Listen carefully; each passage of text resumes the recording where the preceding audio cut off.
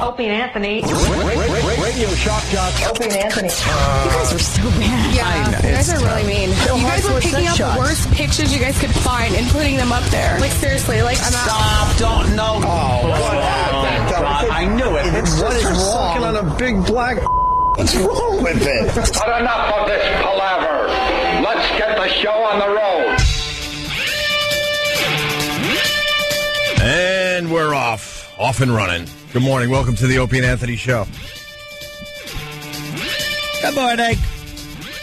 Anthony. It's hump day. Ugh. Yeah, I know.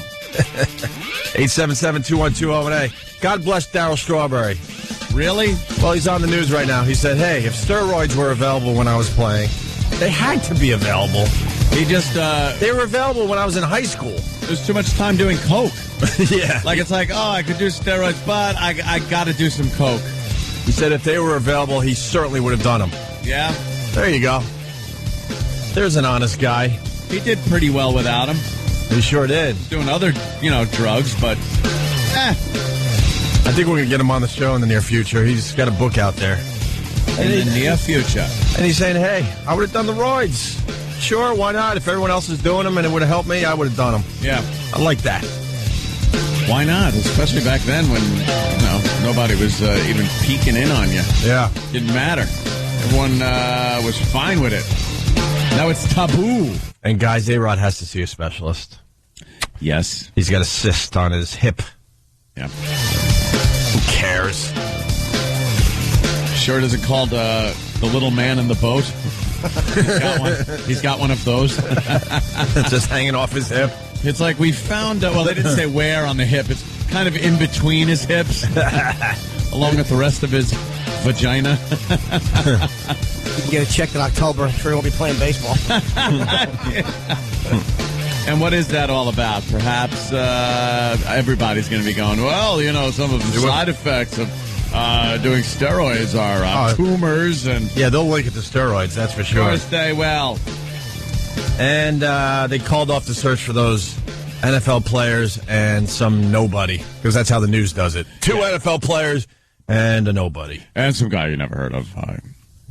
You hear that they're now playing for the Dolphins. Is that the joke? That's the joke going around. Oh, wow. Too soon? Not. See, they're now playing with the Dolphins. Yeah, playing with the Dolphins. That's it. Okay. Yeah. Playing for the Dolphins. I thought that needs a little work. A little bump? All right, I fixed it up. Needs a little work, but playing with the Dolphins, that they're now makes playing sense. with the Dolphins, yes. Okay. Yeah. I'll admit I actually like that one. You like it? Yeah, that is. It's, dude, if one more even though it's morbid, it's cute. Yeah. But if it fits in. Yes. One more person sends me that joke, please, no more. There you go. It's out there. I acknowledge that you've sent it. I only get jokes that I can't forward to anybody. Of course. Or I would never, ever have a career. Of course. Like another political guy. This guy was pretty down on the totem pole as far as politics go. But don't know his name. Doesn't even matter at this point. Just some other guy that decided it was a great idea to forward a joke that he got. Oh, the watermelon guy. No. This is a new guy. A new guy. Chock full of racist material. Talking about equating African-American children with feces. Oh, nice. And, this was like hardcore stuff. Talking about things about the president that the Secret Service would be very interested in. Mm-hmm. And then at the end of every panel, there was this picture of Obama just looking puzzled, like his puzzled face. Right. And then it would start a new kind of panel with more just hardcore racist jokes and another confused face of Obama. And he's had no regrets. He just said, hey, I get these, and I just forwarded them to other people. And he's a politician? Had no clue. What is he, like a dog catcher or something? He's like an assistant to an administrator. He's very low level, but it was high enough where it was like picked up, and the NAACP wants some action. He works at the DMV, is what you're saying. Could even be that. It's just low level, but it's another instance of somebody going like, what website? Uh-oh. Did you see that on your website last night? AryanNation.org, or it was a Stormfront. Yeah. Or one of those. Yeah. You know, you gotta keep an eye on what's happening because I left and right of the mainstream, my friends. And I don't mean just going to CNN or Fox.com. You gotta go to far left and far right websites in order to really get an inkling of what the fringe is up to. That's how you justify it. Because I bet you whatever I got to do, whatever I got to say. I bet you it's 99% to 1%. No, most of you look at the other I side for 1%, just so you can come in here and say that you're, Oh no, looking at all sides. I read a lot of liberal articles. Drudge prints a lot of them, believe it or not, to make them look bad. Yeah. So they pop it up, and I look at Drudge all the time and stuff. And FARC. But this racist cartoon you're talking about, I have no idea what. I haven't seen that. I heard on mainstream. That was on mainstream media. I'll get more info on it as far as who it was. Mainstream media, like what? CNN. CNN had it up on their page? No, they reported it on Headline News. They reported it? Yeah. All right. Yeah. Another guy in trouble, blah, blah, blah. I want to see what that's all about. Yeah, definitely got it. It wasn't from my normal trolling of the websites on the that's what I'm getting at. Far right and far left. That's what I was getting at. Education official resigns over racist email. Was it an education official? Could have been. All right. Yeah. By the way, I said it yesterday. I want to say it again. That boat thing. Yeah. There was only one spot. And that guy got it. Yeah, because how they found him sitting on top of that boat. That boat went over. They all got in life jackets. And then they realized, wow, we can't hold on to this boat. Yeah. And so, you turn into like every man for himself. You don't care if you're all friends. You're panicking. You're 30 to 50 miles out. Yeah. And all of a sudden you're like, wow, we're fighting for the one spot now. I don't care that we went to college together and we're best buds and we were just fishing and drinking beer. Now we're fighting for our lives. Yeah, he got that one, it was kind of a flat spot in front of the motor. Right. Where it wasn't really getting water washing over it. This story has legs because every time they show that boat, I'm like, there's nowhere else to hang on. Yeah. Maybe hang on to the motor a little bit. Maybe 3 guys are going to hold on around that motor. Yeah. The rest of the boat, you can't hold on to that. And it all depends on where you were when it happened because it's not like you could just swim over to it a lot of times. Those waves, that was in some pretty rough water. Right. But you become an animal, I'm thinking, at that point. You're like, I don't care. We've been friends for forever. There's one spot that is going to guarantee survival, and then we're fighting for it now. Yeah. Because just how the guy was sitting up there all nice, almost comfortable, just waiting for them to rescue him. He's up there, and where were the rest of the guys? Gone. So he's going to be sitting up there, and the rest of the guys are going to kind of be in the water? Doesn't make sense. Yeah. This story isn't over, is what I'm saying. Unless you think. I think they're going to start questioning. I'm like, okay, you said that all 4 of you were hanging on to this boat. Well, where were they hanging on? Yeah, you think the story's getting a little fishy? I think the strongest guy won.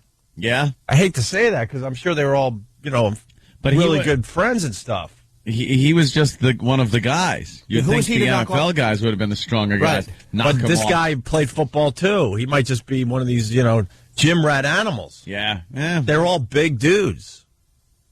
Because look at him just sitting up there. Where else were they supposed to hold on? That is the only place. He's sitting right there. The only place On the bottom of the boat in front of the engine, holding on to the engine, and then... Have you ever been, like, fooling around with a boat and it goes, like, upside down like that, but you're in safer waters, relatively speaking? You can't hold on to anything. No. You really can't hold on to nothing. Especially that fiberglass bottom like that. Right.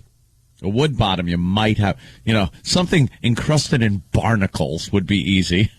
And all of a sudden, 3 guys are not going to be holding on to if they could have that motor. Yeah, something doesn't make sense. But would a couple guys be able to? It looks like a couple guys would be able to hang on to that, even if their bodies were hanging off the boat into the water. Yeah, in the water. That's actually a little bigger than I thought it was. It looks like a guy jet skiing, unless you know what you're looking at. He's just sitting on top. I'm very suspicious. That's all. I have a feeling there was some kind of struggle to get safe. The other guys were like, oh man, and they floated away. I don't think bye. I don't think maybe they were holding on for just a little bit. Yeah. But if you're in the water and you're holding on with your fingertips and that guy's sitting up there nice, what are you going to do? Mm-hmm. Your survival instinct is going to kick in. You're going to turn into an animal and you're going to want that spot, right? Yeah. Seriously. This is 50 miles out, 30 to 50 miles out. You can barely see land. You're panicking. You can't and do see whatever land. it takes to survive. Yeah. But they called off the search. Yeah, they said, we looked. We sent out a bunch of helicopters for...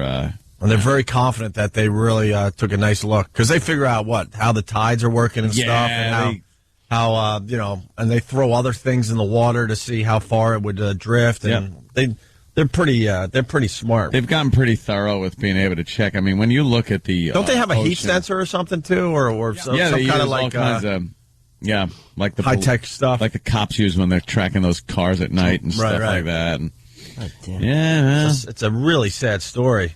But that guy really hasn't talked yet. Well, he said that their boat, none of them had. No, I read the whole story. Yeah, none of them had on life jackets. No, but when the boat flipped. They got him. They dove under the boat and got the jackets out. They just couldn't turn the boat back over. They could, but they all survived it, and they were all clinging for like 8 hours. Wow. And that's what I wonder about. And all of a sudden, 8 hours. I don't know, man. I think those guys float away right away. It would have been like ropes or just something they could have fastened themselves to it a little better. Mm-hmm. Instead of just depending on your grip, especially in the water, you're going to get that hypothermia. Mm-hmm. Your muscles just tell you to go screw yourself. Or maybe the guys in the water, because of the hypothermia, they got weak and let go and started floating away too. Like young Jack, just slithered between or down underneath the icy surface. Mm-hmm. Even though, I guess the water was pretty warm, relatively speaking. But it's the Gulf. Although even they said this was a hypothermia situation. Yeah, even like 75-degree water, you stay in there long enough, you're going to die of hypothermia. Yeah, it was colder than that even. Yeah, it was in the 60s. In the 60s. Yeah, low 60s. I do believe. I'll bite you in the ass pretty quick. So that's poor bastards. That's the first look at what's happening out there. But they called off that search. Tragedy. Oh, it sucks no matter what. All right, we'll take a quick break, and we'll continue. 877-212-0A, see what you guys are all about. The Chicken McNuggets 911 call is great. Yeah, I've been listening to that one. Great. Heard that one a couple of times last night. Got some chuckles. It is great. I love it. It's like, we'll be right there for you. Yeah. Maybe we'll get a movie review from E-Rock. Ooh. Who went and saw Watchmen last night. He did? Yeah, the movie was so good that he decided he needed, get in here really late this morning. Oh, does he see a movie that's really good every day? Yeah, no kidding. He just doesn't want to listen. No, he doesn't. It's like 15 minutes before the show, and he's walking in with his coat on. I'm like, what happened? Oh, the movie ran really late last night. What? How late? It was a 6:30 showing. It was a 6:30 Yes. I go, shut your trap. How long's the movie? And then he wonders why everyone makes fun of him. Well, because he's adult. Exactly, he is. He makes it so easy to make fun of him. He really does. Wait. How late was it? He goes, the movie started at It couldn't have been that late. He had a review that he emailed to everybody at 9:51 p.m. So it wasn't even 10 o'clock, and Caught he was done with the movie and sending out his review. Which means the web of lies. Yeah. Where is he? I'm one of his biggest defenders, but it's whatever. How late was Let it? these guys just keep beating you up, you dope. Opie and Anthony. Stephen S. from Bayshore on the instant feedback. I suppose we'll have to wait for the Larry King interview of that lone survivor to find out what really happened to the other three fishermen. That'll be a treat and a half for everyone. So, what did you catch? Just some inane question about something that shouldn't even be asked. Did you also lose the fish you caught that day? Are you disappointed? What type of sandwiches did you bring along? When I went fishing with Sandy Koufax, who I never really knew, we brought sandwiches and sprinkled some garlic on it and drank Welch's grape juice. That guy's going to be all over the place when he rehydrates. 877-212-0A. Sam just caught a little moment on TV as he was helping out the radio show in the office. What did you find? Teletubbies, you little homo. No. I was watching Good Day New York. Ah. And there was a bit of an awkward moment between the on-air staff, between the sports guy and the anchor. It never happens. Because they're doing this fun thing today where the anchor and Mike Woods, the weatherman who we've made fun of in the past. Who's an animal, by the way. They were seeing the workout. His arms are as big as my thighs. He looks like The Rock. Yeah, he's a monster. I wouldn't mess with him. They were seeing who was taller. Right. So as it turned out, this anchor is taller than Mike Woods. Uh-oh. But then the sports guy came on and did his sports thing and said, by the way, I'm taller than both of you. And then it just degenerated from there. Into this? Fantastic. Yes. And, Reed, I am much taller than you are. You are 6'3". There's no argument about that. You're all giants. But you are also with Mike. You are uglier than I am. I doubt that. Even your wife thinks I'm cuter. Wow. What? Oh, boy. I've never met your wife. Yes, you have. That wasn't nice. No, it wasn't nice. He's not being nice this morning. Really? Duke and I are not nice You to need a each other. timeout. Duke and I Give are him a never nice to each other. timeout. Give him a timeut. You go sit in that chair Mike's all the way hard, over by on the the way. other side of the studio until you can behave to your colleague. Well, I guess I'll be back on Monday. Okay. And if you're heading out the door, you don't have to miss what's coming up here on Good Day New York. That's because it's a good day all day. Don't be so salty, Duke. Don't be so salty. All of us have bigger arms than you. All right. You know, we are all talking about the economy nowadays. Well, Of course she's got to stop it. Of course. They just couldn't stop jabbing at each other, too. Yeah. Yeah, at least I got bigger arms than you. That was the sports guy who was obviously offended when he said the thing about his wife, and he was just trying to maintain his composure, and all he could say was, you need a timeout. Just that, like, little boy barbs, that little old behave. They can't even argue for real and be fun for real. They said, oh, now, you sit down. Oh, I better. Just be real about it. You don't like each other? Be that way. And can a taller thing be absolutely proven? Yeah. Isn't that something that isn't like, subjective? Yeah, or, who's better looking? That's, yeah, that's that's open for subjective, debate, whatever. depending on who. But I'm taller than you. Yeah. No, you're not. No, you're not. All right. How do we can solve that Hey, with a ruler. They were close to a fist fight, but it looks like a few of those guys wanted their jobs. So they didn't want to be the one. And the hole calmed it all down. Well, of course, that's why she's there. Oh, Keep guys, it safe let's for everybody. Move on to the, the low pressure system. Yeah. That was him and Mike Woods yelling at the anchor off screen. Oh, saying really? our arms are both bigger than yours. Wow. What the hell is wrong with these people? I don't know. They're probably right, though, because, Yeah, Mike Woods is an animal. big guy. Yeah, big guy. Where's E-Rock? Petrified to see him out when we were goofing on them really hardcore. Hey, you're Mike Woods. Tin, tin, tin, tin, tin, tin, tin, tin. So you saw Watchmen, and, Here comes and that's the E-Rock. reason you're late today there, E-Rock?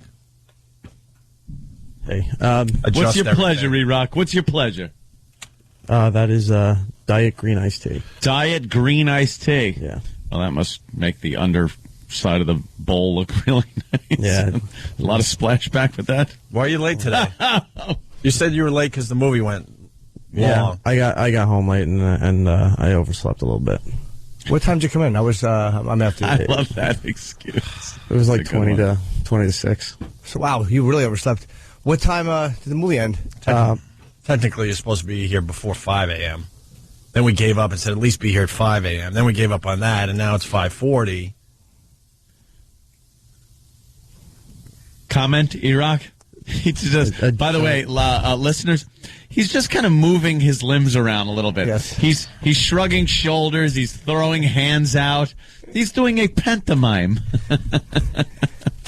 So, what time did the movie end? Like 9:40 or something. Whoa! It's a miracle you're here at all. 9:40. How'd you make it in, kid? Jesus. Easy, slow down. 9:40. After a movie, you got to have a 12-hour, relaxing period. And you know damn well it wasn't 9:40. He's copping to that to make his story look a little better. No, the movie's over 2.5 hours long. It started after 7 o'clock. They did some kind of trivia presentation before the movie. Trivia? Yeah, trivia presentation. Where they were You not drinking or something after the movie? Are you okay? Did you have a stroke? You're really you're slower than normal. What was the trivia answer for who's most likely to get fired? Trivia. Trivia. What time do you get home? I walked in the door after 10:30. After 10:30. So it's really late. When did you give your little movie review online? It was like around 10:50, somewhere in there. Is there a time code on that? 9:51. 9:51. Sorry, 9:50. How did you not 10:50? 9:50. Oh, sorry, right, 9:50. Yeah. That hour difference has made people go to prison and die in a trial. Oh yeah, it was 9:50, so it's not just 10:50. an inconsequential. It's an hour. So he's trying to push everything so it makes sense that he might be late. No. What's the real story? What's the mystery here? Nothing. I left the movie, went back up to 57th to get my car, and then it took a while to find parking where I lived, and then got in after 10:30. Where'd you send the review from? From my phone. Are you too tired to type? No, I wasn't at the time. It's an exhausting evening. You go to the movies, you get the car, you drive. Are you doing a tired thing to try to make us think, well, he's tired? Because I would do that when I would come in late to my sheet metal work. I'd be like, oh, yeah, well, it's tough. And my throat's a little scratchy. No. No? No. You all right? Yeah, I'm fine. All right. Who doesn't just adore Little E-Rock? Well, I don't know. I want to know, like, you got to bed at what time? It was about 11. Okay. Yeah. Wow. Now it's 11, he's in bed. And would you toss and turn a little bit? Thinking of the movie? No. Were you scared? No. I didn't. Were you pretending you were one of the watchmen? No. No, it was a very good movie. That's your review? Oh, all right. It was very violent, overly violent. A lot of gratuitous sex and nudity, and this isn't a movie that you'd think most comic book movies are, for younger people and everything. And this was really gory, and a lot of male genitalia throughout the movie. For no wonder you couldn't sleep. I'll just let me crank one more out. 5 in the morning. He's got no fluid left in his body. And a really good soundtrack. So it was a very good movie. Sounds like you didn't even see the movie. I did. Anyone could say what you just said by reading a couple things online about Watchmen. It's not a chick flick, so obviously there's going to be a lot of violence. No, but there's a lot of more, almost like Pulp Fiction style violence, where they'll just be talking. All of a sudden, in one of the scenes, they corner a guy who abducted a missing little girl, and they couldn't find her, and they found out that he chopped her up and fed him to the dogs in the back of his apartment there. Oh. So they corner him in the kitchen. The guy corners him in the kitchen, and he's talking to him. And then just takes out some cleaver. Yeah. Just starts smashing him right in the forehead over and over and over, and leaves him there. Just walks right out. Well, that sounds like a good movie. I like that. Yeah, and it takes place in alternate 1985. Alternate 1985. Where Richard Nixon is president. I thought where Biff Tannen had a huge casino hotel. And Biffco, yeah. And it's pretty much a group of costume superheroes who've been outlawed for the last 10 years, who are pretty much operating underground. A couple of them work for the government, and they decide that when the world's on the brink of a nuclear war, that they can't just sit back and let the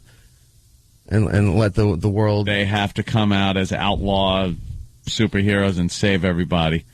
To an extent, yes. What parts did you miss getting popcorn and bonbons? Nothing. No? No. I really don't think you saw the movie. I'm not even joking. This is the worst movie review ever from a guy that loves seeing movies. Well, I never read the books or anything. This is the first time I've ever seen or heard the story. There's a lot of what else did I remember reading about this movie online? And I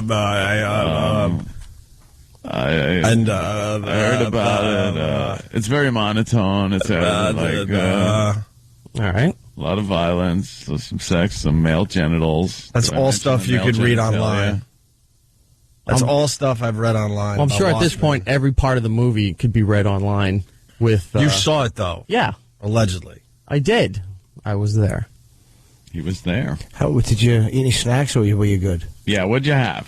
I had. Don't lie, we'll know. I had a large diet soda and a A couple of nachos from the person sitting next to me. A couple of nachos. Mm-hmm. That's all you had. Who was sitting next to you? Not bad. That's all I had. Who was sitting next to you? Some stranger. Just dipped your hand in his nachos. Just got hungry. No, Big Kev was sitting next to me. Oh, Jesus.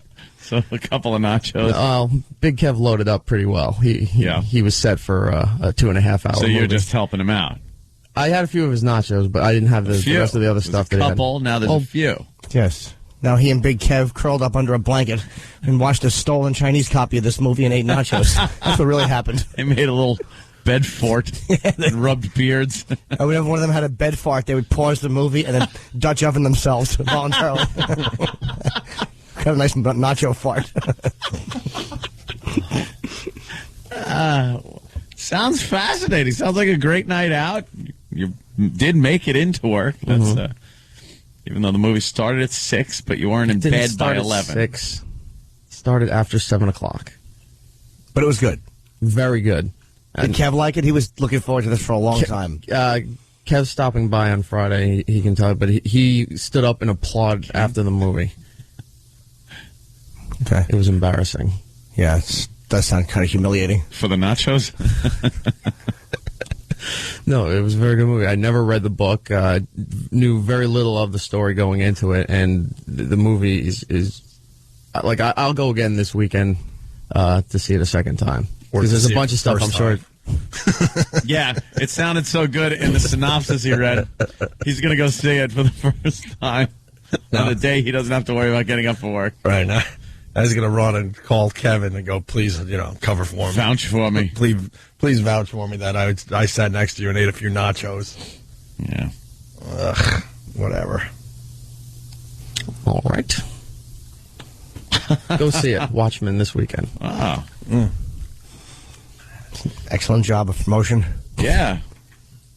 Good. Well worth the movie company or whoever it was sending you. Yeah, they did ask where you guys were. There was somebody there with a list, good, and said you were not coming. Well, I wouldn't mind going if I didn't have to go to a homoerotic thing with just two of the guys. Yeah. I want to bring a broad. I know. I'm already going to watch men. Why? Yeah, why would they do that? I don't and know. say, here you go, you can go, but just guys from the show. It's like, we'd like to maybe have some company, somebody you can lean over to, and instead of grabbing his nachos, maybe, talk to a girl about the movie, rub a leg. Nice. I'm going on a date with Opie and Anthony. I want to go with a chick. Yes. Well, Iraq. There's our exclusive review of Watchmen. Amazing. Well, I don't know. Danny said he heard bad things, in the works. Like people were like, I don't know, it didn't seem like it was going to be that good. The papers are giving it all really good reviews. Yeah, I don't know. That was like some of the early reviews I had been hearing. That it Web wasn't, geeks it wasn't, though, yeah, like, dude, this is going to be, and I not heard gonna be that great. Yeah. Things like that. Who knows, though, I definitely want to see Obviously, it, I mean, just from the stellar review E-Rock just gave it, I mean, who's not running out to see it this Oh, my week? God. I feel like I saw the movie myself. Well, it wasn't all just like comic book nerds and stuff, and most of the audience was people from Hot 97. Oh, good. So overweight. Give me your watch, man. 97. Yeah, there was a lot of talking going on in the theater, a lot of shushing, and then more yelling. And let me tell you another thing. That's turned me off to the screenings. Mm-hmm. I went to one screening for that god-awful effing basketball movie. Semi-pro. Semi-pro. You slept through most of the movie. I did. I was exhausted. Yeah. And that's why I don't go to these things also. I wake up early, I come to the show, I do the show, and then I can't be waiting around and then go to some screening and stay awake. That's my nappy time. I nappy. And, I was exhausted. And I was just in fear for my life the whole time there. I wasn't actually sleeping. I was playing dead. I hear that's how you get away from assaults. Just play dead, and they'll sniff at you and go away. It seemed like there were a lot of, homeless and... Like they were handing out to everyone. You can't bring your girlfriend, but they'll team you up with some stinky homeless guy. Yeah, there was Get some brains, dummies. Yeah, that was a scary audience. I'm with you on that one. Let's get a real review from Kent, the movie guy. Kent, could you help me out? Is this Watchmen movie good or what? You know what? If people are going to like it and people are going to hate it, it is not your typical X-Men. It's not Superman. It's it's really different. It's pretty out there, just like the comic book was. It's going to really appeal to fans of the comics because it's almost the comics word for word except for a few scenes. But those comics aren't very mainstream. Yeah, a little niche-y. It's a little niche-y. I want to ask you, these superheroes. Are they superheroes we know, Iraq or Kent? Question, comment. No. The whole idea is there are people like superheroes, There's a character named Night Owl who's kind of like Batman, he's got all the gadgets and But he's Night Owl 2. He's replacing the original one from the 1940s. Yeah. So he just picked up the gimmick. Night Owl. And what does he look like, Batman? Looks like Pretty much Batman, looks like Batman and a mouse crossed together. Gee. And then do they have, what other superheroes do they have? There's Dr. Manhattan, who is this all-blue guy made of energy, no mass to him, from a failed science experiment. Naked, that guy. Yeah. Always naked? Always naked. He's the one that you always see the genitals. Can't put clothes on energy. He does at some point. Silly. But most of the time he's just floating around, and as he comes into the room, the first thing you see is just a big blue coming right at you from the screen. Penis just coming at you. There's a scene where he's 100 feet tall, totally naked, just working. Oh, yeah, look at that. Yeah, it's got to be, 6 feet long at that point? Oh, my goodness. He's all bag. He really is. Yeah, there's nothing going on down below. It's like every Michelangelo statue. Every guy it was like obviously 10 degrees in every room. He had a model posing. Yeah, it looks like a Da Vinci drawing. If I may quote another stupid artist from the Renaissance period. I'm an idiot. Anything else, Kent? Well, if you guys like The Dark Knight and you like movies like 300, it's kind of an amalgamation of those two type of films. Yeah. And it's good. I also went and saw a movie called I Love You, Man. The comedy coming out in a couple weeks with Paul Rudd. Absolutely hilarious. Yeah, we might have Jason Segel in. He's in that movie, right? That movie is... I haven't laughed that hard in a long time. Yeah, but what kind of comedies did you like recently, just so we know where you're at? I liked Role Models. It's kind of that Superbad type of role models, that whole group of guys. I Love You, Man, it's called, huh? Yeah, I laughed a lot. I didn't think I would. It's actually a pretty good take on a chick flick type of film, but there's a lot of, gratuitous language and just really awkward moments. I love those, Those long, perfect, awkward pauses, and Paul Rudd plays the perfect straight man. It's also got Andy Samberg in it from Saturday Night Live. Right. And he plays a gay guy who's straighter than his brother. And it's absolutely hilarious. Are the pauses awkward? Do they seem realistic, or are they, like The Office had the real wonderful awkward pauses, and then I've seen it try to be mimicked, and it seems like stagey awkward pauses. Paul Rudd's really good at it. There's moments where, his name's Peter, so this guy he's trying to become friends with calls him Pistol Pete, and it's really douchey. And then Peter tries to come back with a nickname and just comes up with the most awful, mumbled-out nicknames that make no sense. He calls him, Broheen out of nowhere. Just the look on his face, everyone in the theater is just... you just get douche chills. Okay. It's really funny. And it's called I Love You, Man. Cool. All right. I Love You, Man. Comes out on the 20th. And you liked Watchmen. Watchmen getting 73% positive reviews on RottenTomatoes.com. Thank you, Ken. And you'll notice, though, it's getting 73% there, but the popular critics, the guys you get in more papers, they're only giving it 14%, and that's why it's getting a really wide variety. Some people, it's not going to be a film that a wide market's going to enjoy. It'll do great in video. Well, I think they're hoping for a blockbuster, though. Yeah, it'll do really good on DVD. The final cut, Kevin Smith actually wrote a blog about it. It's over 3 hours long, the final cut. But the version in theaters is only 2.5, so there's going to be a lot on that DVD and Blu-ray. Okay, cool. Thank you, Kent. No problem, guys. Bye. Wow, Kent really summed it up. Yeah, much better than E-Rock did. And 2 movies, for the love of God. Just got this note. E-Rock's diet counselor says nachos are not allowed on the diet you're on. Whoops.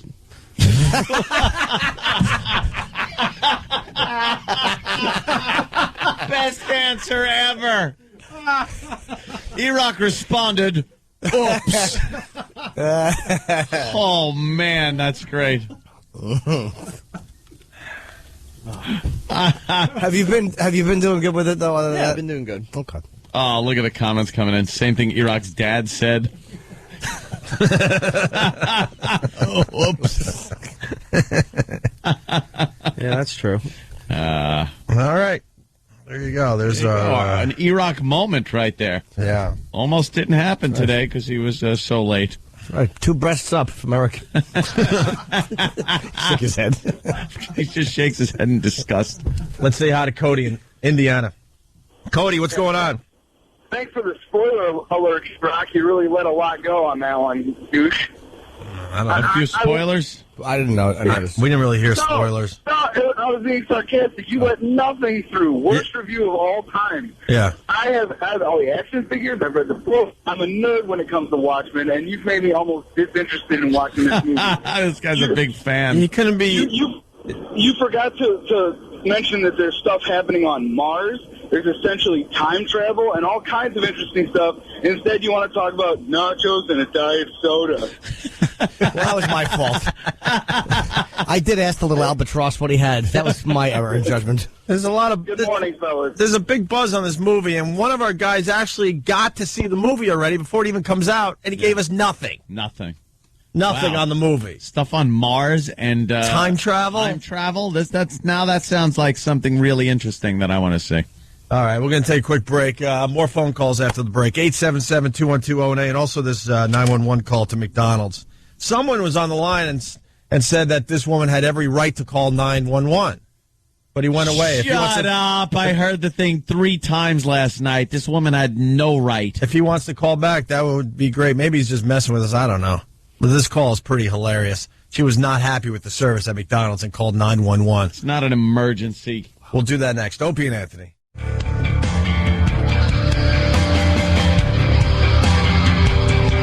It's Opie and Anthony.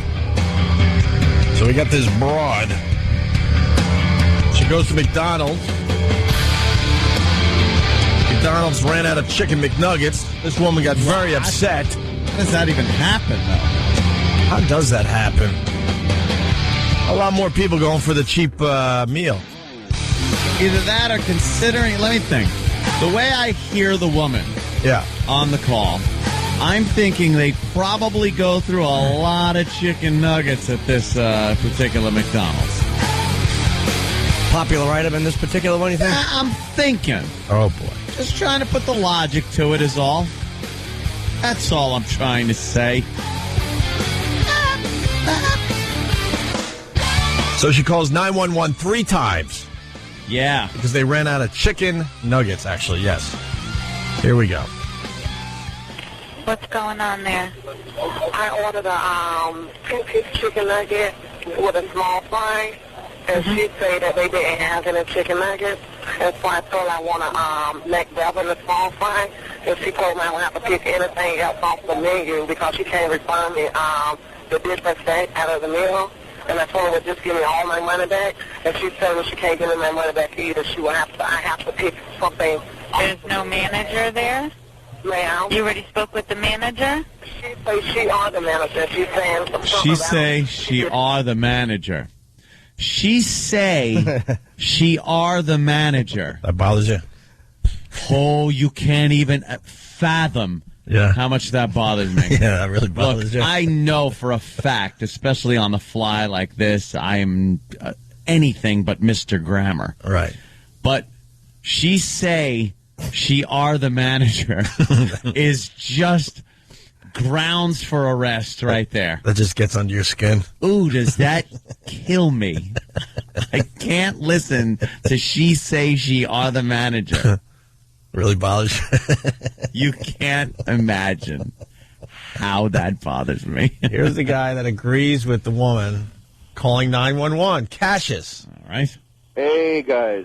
How you doing? Go ahead. What do you got? I'm not even the same guy who I guess was on hold on the last segment. But all right. Yeah, I mean the whole issue is that they refuse to give her money back. It's like what on earth are they thinking? Like That's not a crime, though, sir.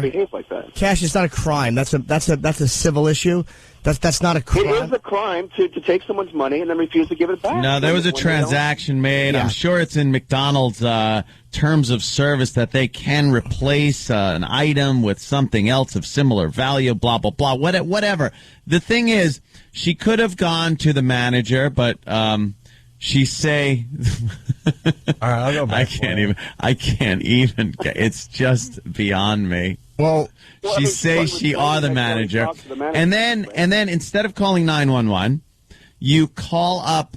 You go above to like the franchise managers of McDonald's, and you say you have a McDonald's franchise. That there's other channels you can go. You're going on the assumption that she would be able to call somebody else outside of the McDonald's. Maybe everything is the corporate headquarters are closed or whatever. I mean, whatever. Then take it up the next day. Do you understand what 911 is for? Do you understand that perhaps some poor son of a bitch clutching his chest has to wait for this effing ignorant bitch to call up about her McNuggets?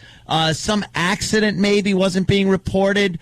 A robbery in progress. They only have one operator. No, I'm not saying. And a lot of times the circuits aren't completely full. I'm saying it's very hypothetical. Of course, probably all of those calls would have gotten through, even with this friggin' dummy calling 911. The fact of the matter is, maybe one day they would need that one line. That one operator that might know, maybe she's talking, and she called 3 times. Maybe she's talking to a very experienced operator that could talk someone through CPR better than another one. There's so many things. Don't laugh, idiot. You friggin' jerk off. What are you laughing at? You're an idiot. Go screw. Laugh at me, you dumb son of a bitch. You're a stupid man. You're stupid. Call 911 on me. So they go and arrest you, you dumb son of a bitch. Why are you getting mad at this guy? He's a dummy. The guy is kind of stupid. He laughs at me because I'm saying, hey, dummy. Give her the money back. You don't even. The money back for you know what? They should have. They should have given her the money back. You're right. But she shouldn't have called 911. And you laugh when I say perhaps one of the 911 operators might know CPR better than another one? Are you stupid? You're a moron. You're an idiot, Cassius. Purely hypothetical. Screw you, you dumb guinea. Hey, wait, Cassius. Yeah, all right, Cassius. Change your name to Mohammed. Hey, Cash, I have a question. What kind of name is that? Would your mother F a black guy and name it Cassius? What happened, Cassius? Where'd you get that name? Racist nonsense. Yeah, I'm a racist. Your name is traditionally an African-American name. Fair point. Yes. I don't even know about that. I'm just saying it is. What happened there? Mommy, are you half black? My dad was a fan of Cassius Clay, so that's all there. That's good. Cassius should have come over his house and beat his testicles so you never could have existed.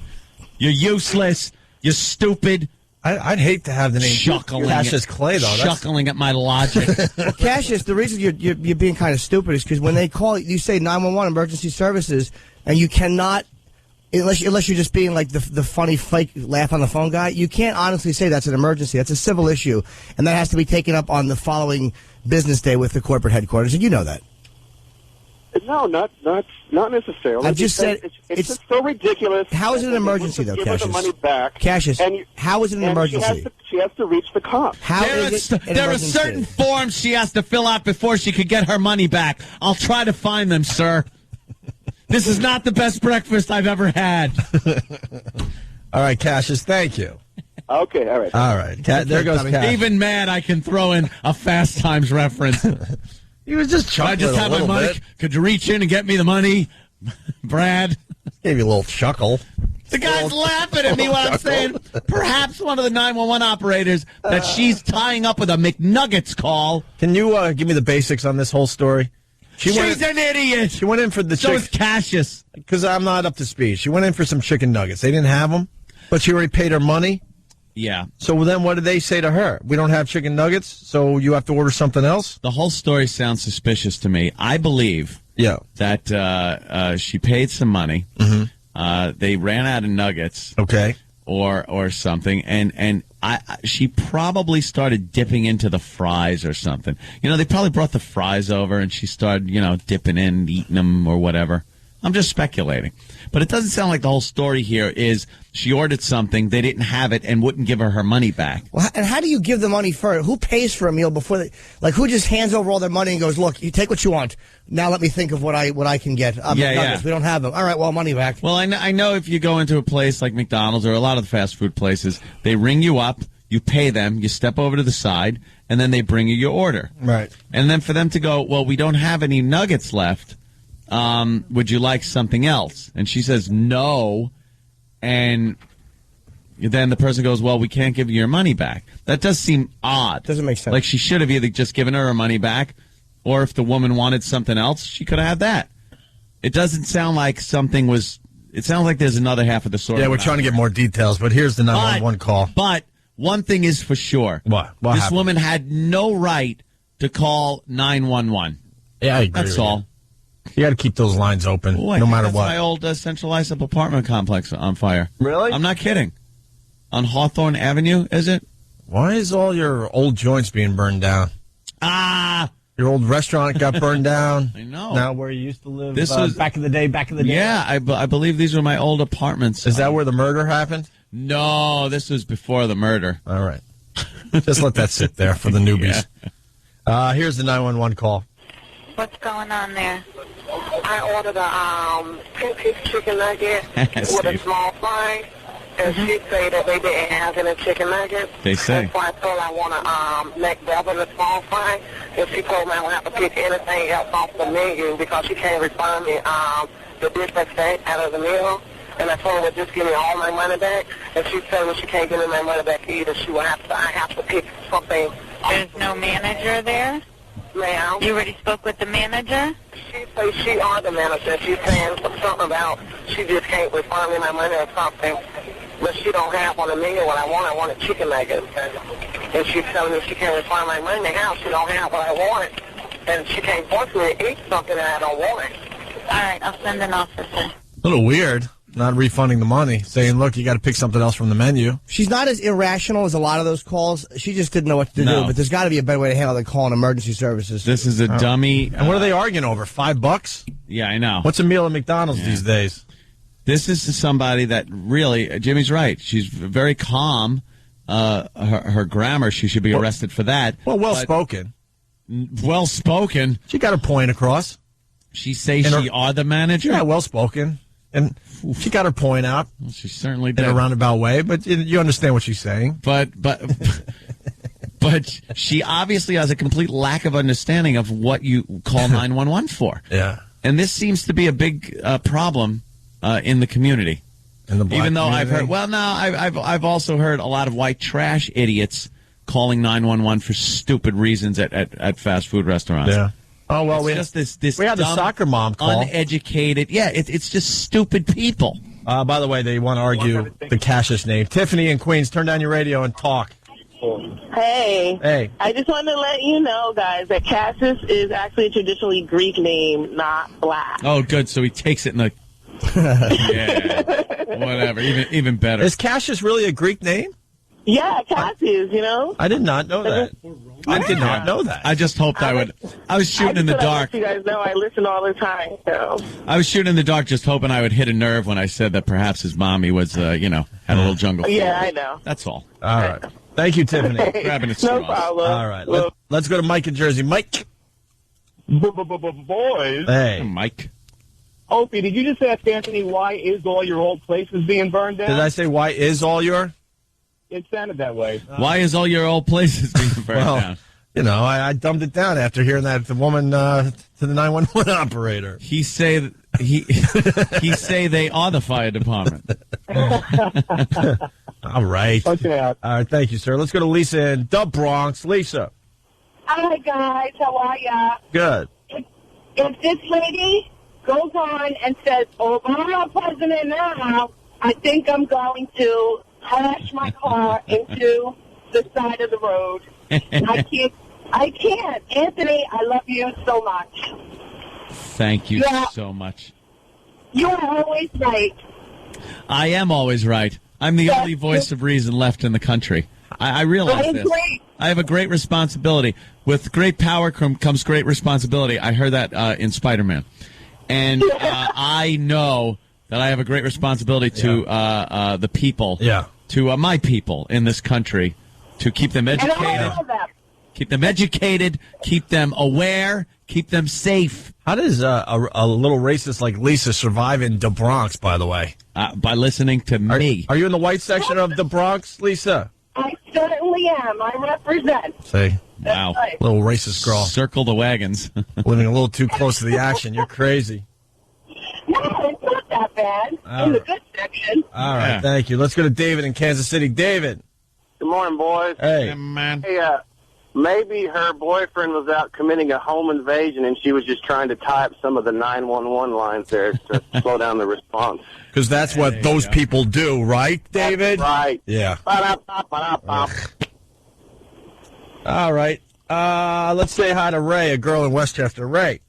You doesn't have to call her Ray. You could call her Ray. Good morning, boys. I'm just calling to defend the woman who called the 911. Okay. And the reason is all she wanted was the police to come to help her settle the dispute. And like most people, I'm sure she didn't know the phone number of her local police department. Yeah. So the only way she had to get in touch with the police was to dial 911.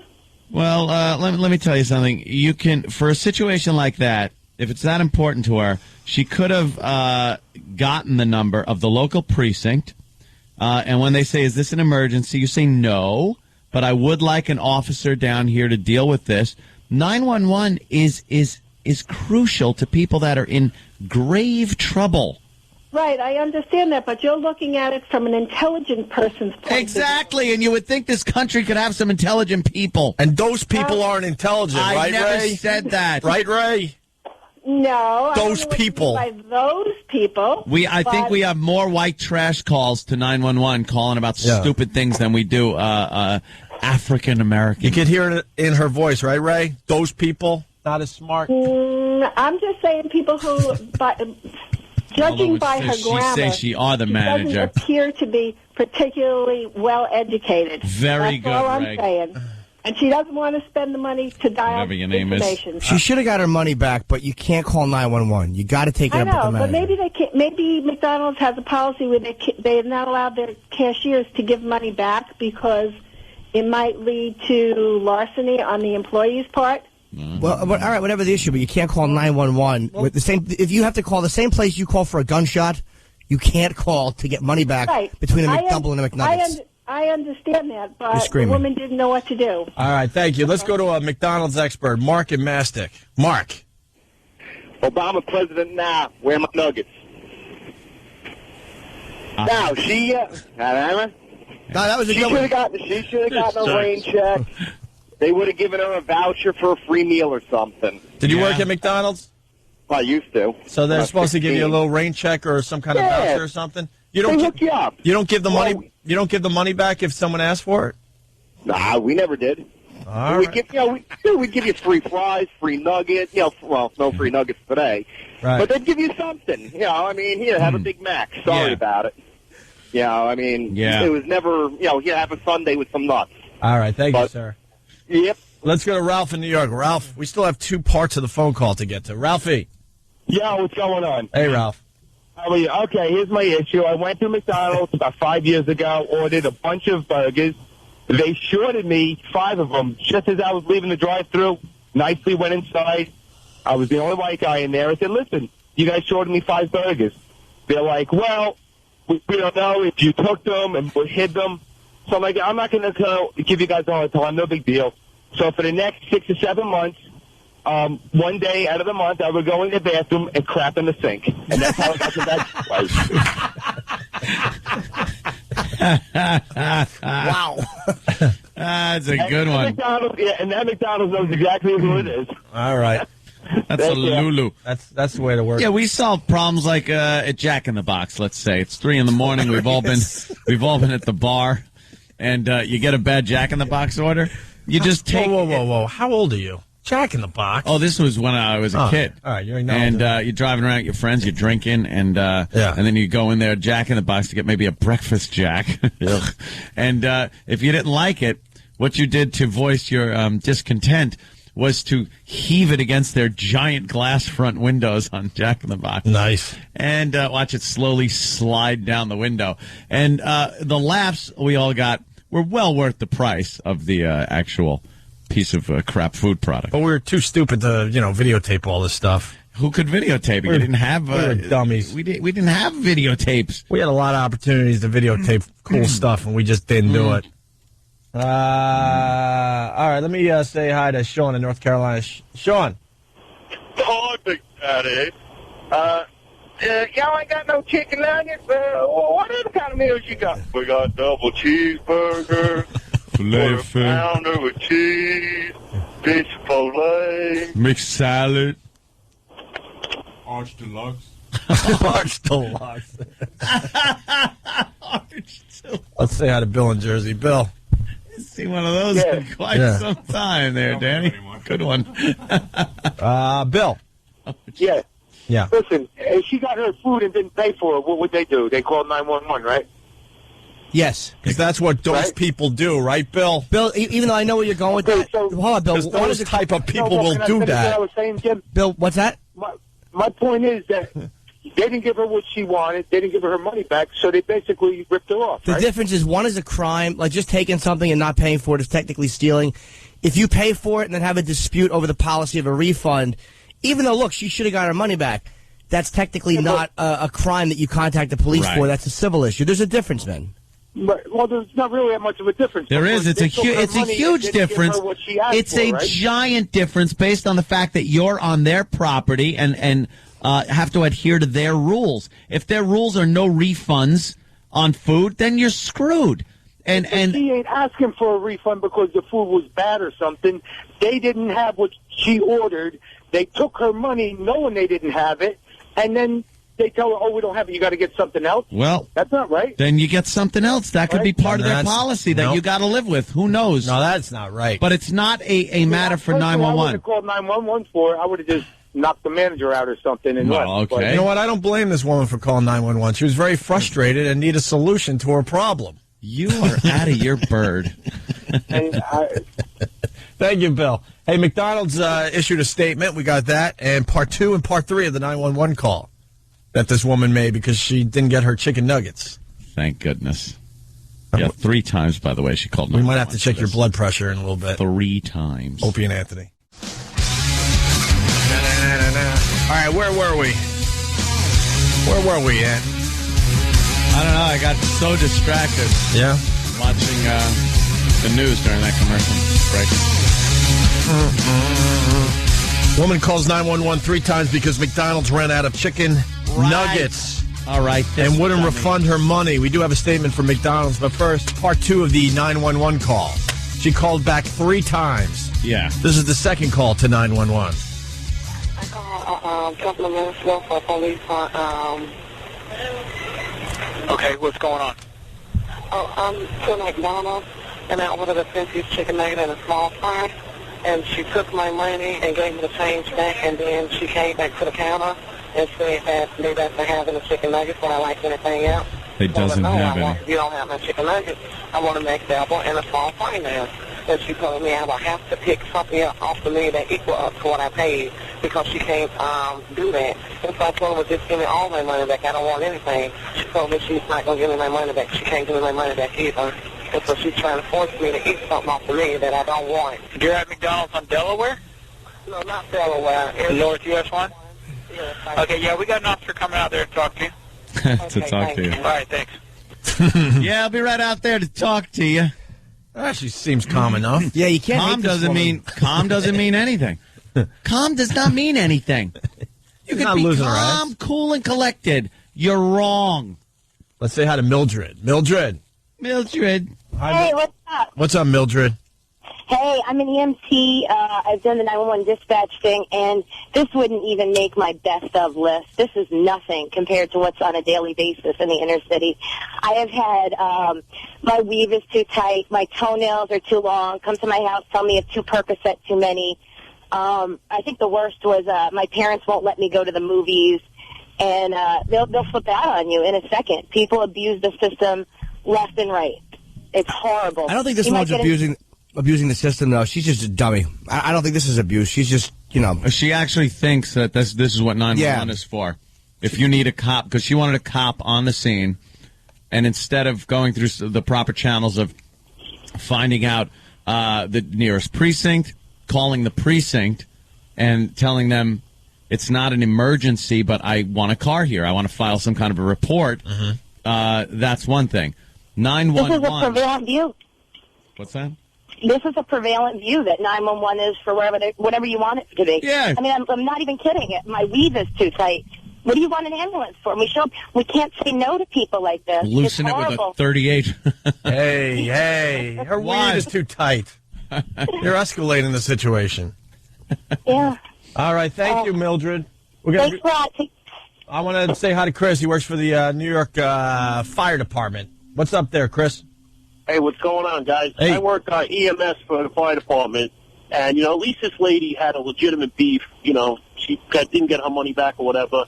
People abuse this system like the other caller was saying. Last night, I got a job to go to a house to reassure a 3-year-old that her father was feeling okay.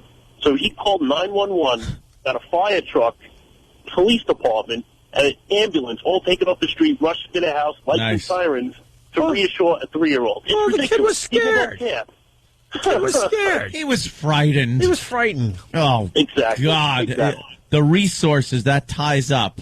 Exactly. And amazing. Put the public at risk, everybody going there, lights and sirens. Right. At least this lady had a beef. All right. Thank you there, Chris. All right, Yeah, guys. she didn't want it, though. She wanted the chicken. Shut up. Let's go to David in Israel. David. Ooh. Good morning, boys. Hey, David. He calls from time to time. How do you listen to us in Israel? Online, obviously? Hopefully not on the bus. A little they explode.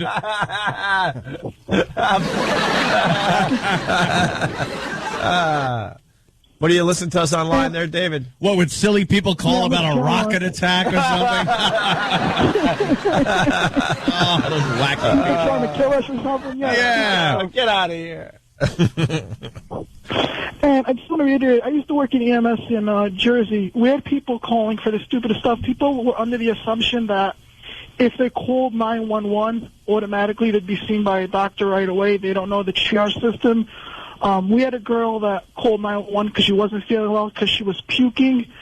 No chance in hell that she was pregnant, even though she was showing, all the symptoms of being a few months pregnant, morning sickness and stuff. And that, takes ambulances off the street. And sometimes you only have a certain amount of crews on it, especially where I worked, where it was volunteer. If the local volunteers were dealing with something stupid like foot pain, then when someone had a heart attack, they had to wait till somebody else in the area could come in and help them out. They could wait. It would just like the Rockets. It just sometimes it used to really eat me, but we had to go because we had no choice, because we're called, that's our duty to show up, and we got to take them to the hospital, and then we're being used for something else. That's great. Yeah, let the hearse get the other guy. It's okay. Hey, Jimmy. Love this guy. Yes, sir. Hey, Jimmy. Yes, sir. Linger longer. Wow. All right. I guess he means stay off Israeli buses. Try to linger longer. Let's go to Tom. Tom's a cop. Tom, how are you, buddy? Hey, good morning, guys. Hi. I got some really good 911 calls. I'm a cop in Suffolk now. I worked in the city for about 5 years. Yeah. Wyandotte, you guys are familiar with that neighborhood. There's one house. It's on Irving Avenue. I won't say the exact number, but they call every day. I've been there before for someone that ate the last 2 eggs in the fridge, someone that smoked the last cigarette from someone else's pack. Now, this house is just full of animals. No one works. They all get SSI, Section 8. Someone else called because the roommate took the bicycle, didn't return it. Let's see, what else? One of the, they get domestic calls, violent domestic calls. Mother versus 8-year-old daughter states the daughter is out of control. It's in speed dial. It's in speed dial. One of the best is probably got to be when I was a city cop over by Port Authority. Had a guy come up to me. He said that wanted me to go lock up a drug deal that was down the block because he tried to buy $20 worth of critter, as he called it, which is crack. Said he sold him $20 worth of critter, turned out to be broken up cashew nuts, and he wanted me to go lock him up for ripping them off. I love him. And he said, I know smoking critter isn't legal per se. He says that per se. Per se. Okay. Yeah, I'll go help you out. I'll go lock him up. So, did the next best thing. I locked him up for attempted possession, made some overtime. Dude, what else would you be doing in Suffolk County? Like a little kid stealing a Playboy from a stationery? Come on. Oh, you know what? You're in Suffolk County. What? Scrape out of trees. You go to wine dance. I mean, you guys listen to stuff. Oh, I know. But come on, the majority of the things you're shoveling teenagers off the highway. We get that, too. All right. Thank you. That, too. Be safe out there, my friend. Let's go to the third part of the 911 call. She called a third time. How can I help you? I'm calling. I get officer from McDonald's on US 1, North US 1 by the bridge. Okay, what's going on there? I just ordered some food. The manager just took my money and won't give me my money back and trying to make me get something off of me that I don't want. I ordered chicken nuggets. They don't have chicken nuggets. And so I told her to refund, give me my money back. And she's telling me I have to pick something other something else off of me. And she's not going to give me my money back. And she don't have the right to take my money. Here come an officer right here. Okay, there you go. She's like, okay, yeah. Oh. She probably licked whatever they brought out. Here, we have this as a replacement. I want my money back. Just those people do that. I didn't say that. I'm just saying. She was very persistent, and she got, she got something done. McDonald's had issued a statement saying their employee escalated the situation and has offered her a free meal gift card and a full refund. Hope you had a nice Arnold. Fast time. Yes.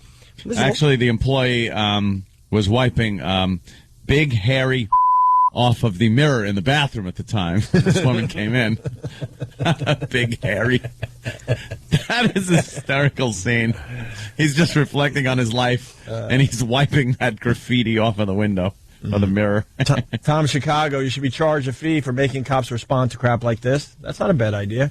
You just got to educate the public on this because too many of these calls come in. Education do people need that 911 is for emergencies? Danny, give me one of our favorite 911 calls. We have a whole batch of these we collect. Jeremy in Cleveland, how are you? Good evening. Good evening, Jeremy. Yeah, I work as a dispatcher here for the police, and this woman called before because her stupid effing cat would not come out from under the bed and eat its food. So she wanted me to send a patrol car to get this stupid cat out. Would you have a 9mm? Oh, well, I get the cat out. Cop car. You I just didn't send the cop car for the dummy. You know what you do? You shoot him with something like a hollow point, and that'll push the cat out from under the bed with each shot. You just make sure you know what your backing is because it'll go right through a cat. It's going to go through him. But it will slowly push him out, especially on a wood floor. It'll push the cat out. Best way to get a cat out from under the bed. Or put the cat in your bong, like that dude did. Yeah, whatever that story is. That guy was... The cat in the bong story. It was terrific. I don't even know. Cat dead? No. Cat is fine. He's finer than ever. Cat got the munchies. Pat in Deer Park, how are you, Pat? Hey, she should have went straight to the top and called the Mayor McCheese. You know, that ain't bad, Pat. I like it. You know what it was? She was really depressed. She was a real grim ass. Ugh. What? Boo. Gary in Westchester. Gary. No good. Boo. Hey, boys. Hey, Gary. They should have handed her a Big Kahuna burger and sent the sorry ass on her way. Big Kahuna burger, right. Yeah. That's that Hawaiian joint. Yeah. Danny found one of our favorite 911 calls, the Burger King. Is this the soccer mom one? I do believe so. This is the Burger King soccer mom minivan. Yeah. Call. Listen to this one, man. It's a little long, so if you want me to just stop it, just let me know. Okay. Sheriff's Department, how can I help you? Yeah, I'm over here at Burger King right here in San Clemente. Mm-hmm. No, not San Clemente. I'm sorry. I live in San Clemente. I'm in Laguna Niguel, I think. That's where I'm at. I'm at a drive-thru right now. I ordered my food 3 times. They're mopping the floor inside, and I understand they're busy. They're not even busy. Okay, I've been the only car here. I asked them 4 different times to make me a Western barbecue burger. Okay, They keep giving me a hamburger with lettuce, tomato, and cheese, onions. And I said, I'm not leaving. I want a Western burger because I just got my kids from Taekwondo. They're hungry. I'm on my way home, and I live in San Clemente. This bitch. Okay. Let me just say something. What? Laguna Niguel. You know this area? Oh, yeah. Rich area? It's a pretty upper crusty, snooty little area. Mm-hmm. It's full of people that, have some money. Yeah. San Clemente, too. Nothing to spit out over there at San Clemente. Used to be the home of the Western White House. Richard M. Nixon. That's true. Used to live in San Clemente. So just hearing this bitch calling 911 about this, that she can't get her Western omelet burger, whatever the hell she's calling for. She's really the antithesis of this other dummy, but it's the same stupidity. Let me ask you something. Yeah. Which caller do you hate more? I'll be quite honest with you. I hate this stupid white bitch more. All right. Absolutely. Absolutely. Dummy. What if one of our kids are on the soccer field as they're practicing soccer and breaks his friggin' neck, and there's no ambulance to go get him or emergency response because you dummy, are calling about a burger. Mm-hmm. Ugh. People are disgusting. She gave me another hamburger. It's wrong. I said 4 times. I said, I want it. She goes, can you go out and park in front? I said, no. I want my hamburger right. So then the lady came to the manager, whoever she is. She came up and she said, you want your money back? And I said, no, I want my hamburger. My kids are hungry, and I have to jump on the toll freeway. I said, I am not leaving this spot. And I said, I will call the police because I want my Western burger done right. Now, is that so hard? Okay, what exactly is it you want us to do for you? I said, I'll do down here. I want them to make me right. Ma'am, we're not going to go down there and enforce your Western bacon cheeseburger. Enforce What it. am I supposed What happened? to do? Oh. This is between you and the manager. We're not going to go enforce how to make a hamburger. Enforce. That's not a criminal issue. Make the burger. Make the burger! Nothing criminal. So I just stand here. So I just sit here and block. You need to calmly and rationally speak to the manager and figure out what to do between you. She did come up, and I said, can I please have my Western burger? She said, I'm not dealing with it. She walked away. Because they're mopping the floor, and it's all full of suds, and they don't want to run. They don't want to go through there. And ma'am, then I suggest you get your money back and go somewhere else.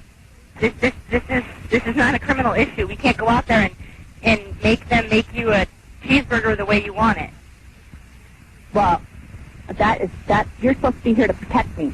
What are we protecting you from? A wrong cheeseburger? No. Is this a harmful cheeseburger or something? I don't understand what you want us to do. Well, just come down here. I'm not leaving. No, ma'am, I'm not sending the deputies down there over a cheeseburger. You need to go in there and act like an adult and either get your money back and go home. She's not acting like an adult herself. I'm sitting here in my car. I just want them to make my kid a Western burger. Now, this is what I suggest. I suggest you get your money back from the manager and you go on your way home. Okay. Okay? Bye-bye. Do you know how many other places? Yeah, it's not like, that's a great one. It's not like this is a 1 in a million restaurant or something she's looking to go to. She could probably drive around the block and find another one. It's a woman that has never been told no. Right. She gets her way wherever she goes. A spoiled, entitled bitch. Absolutely. From San Clemente. Is in Laguna Niguel, probably shopping at these little outdoor boutiques. Right. And then has her stupid kids that are hungry. And they're not even really hungry. She's probably hungry.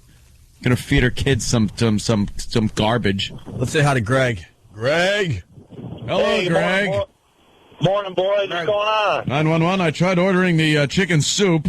I couldn't get any. My dog is very, very sad because I'm very thin. Holy cow. Wow, I had no idea where you're going. Well, I know. Until Jimmy knew. I knew I had to keep going. You should have said my dog Tiger. I would have known immediately. Ah, yes, Tiger. I just checked it off the list. Ah, good. One every day. Brady dead AIDS. Joke. Got it. Go ahead, sir. We filled our quota for today. Go ahead, Greg. All right, yeah, I work in Jersey, and we got this one woman who orders out every day. She's practically a shut-in. Well, one day her Pizza Hut was about 20 minutes late, and she called 911 because she thought they were getting held up. That's why she thought they were late. She actually wasted a 911 call for that. All right, she was dumb, And this lady in Florida didn't do the right thing, but they weren't belligerent. I mean, maybe she was. This lady in San Clemente was belligerent, like you want to knock her teeth out. You're supposed to protect me. You want to just punch her in the face through the minivan window. That you're supposed to protect me line is like, from what? The wrong burger? A Western burger. Yeah. Nice. I think a lot of people just don't understand what 911 is for, because it happens too much, it seems. Emergency. When you call 911, it shouldn't be like, hey, if you keep this up, I'm calling 911. Right. When you call 911, it's, oh, my God, call 911. Yeah. That's when you call 911. That's a perfect way to look at it. Holy Jesus, call 911. Right. If it starts with holy Jesus or oh, my God. If it starts with, if you see something and your first thought is, oh, my God. Oh, God, what do I do? 911. The only thing that pops in your head. Right. It shouldn't start with, hey, you know something? If you keep up these shenanigans, I'm going to call 911. Right. Never. So you turn the corner somewhere in Manhattan. You see like a man on the street clutching his chest, flopping on the sidewalk. Oh, my God. Call 911. Here's what you should hear while you're calling 911. Right.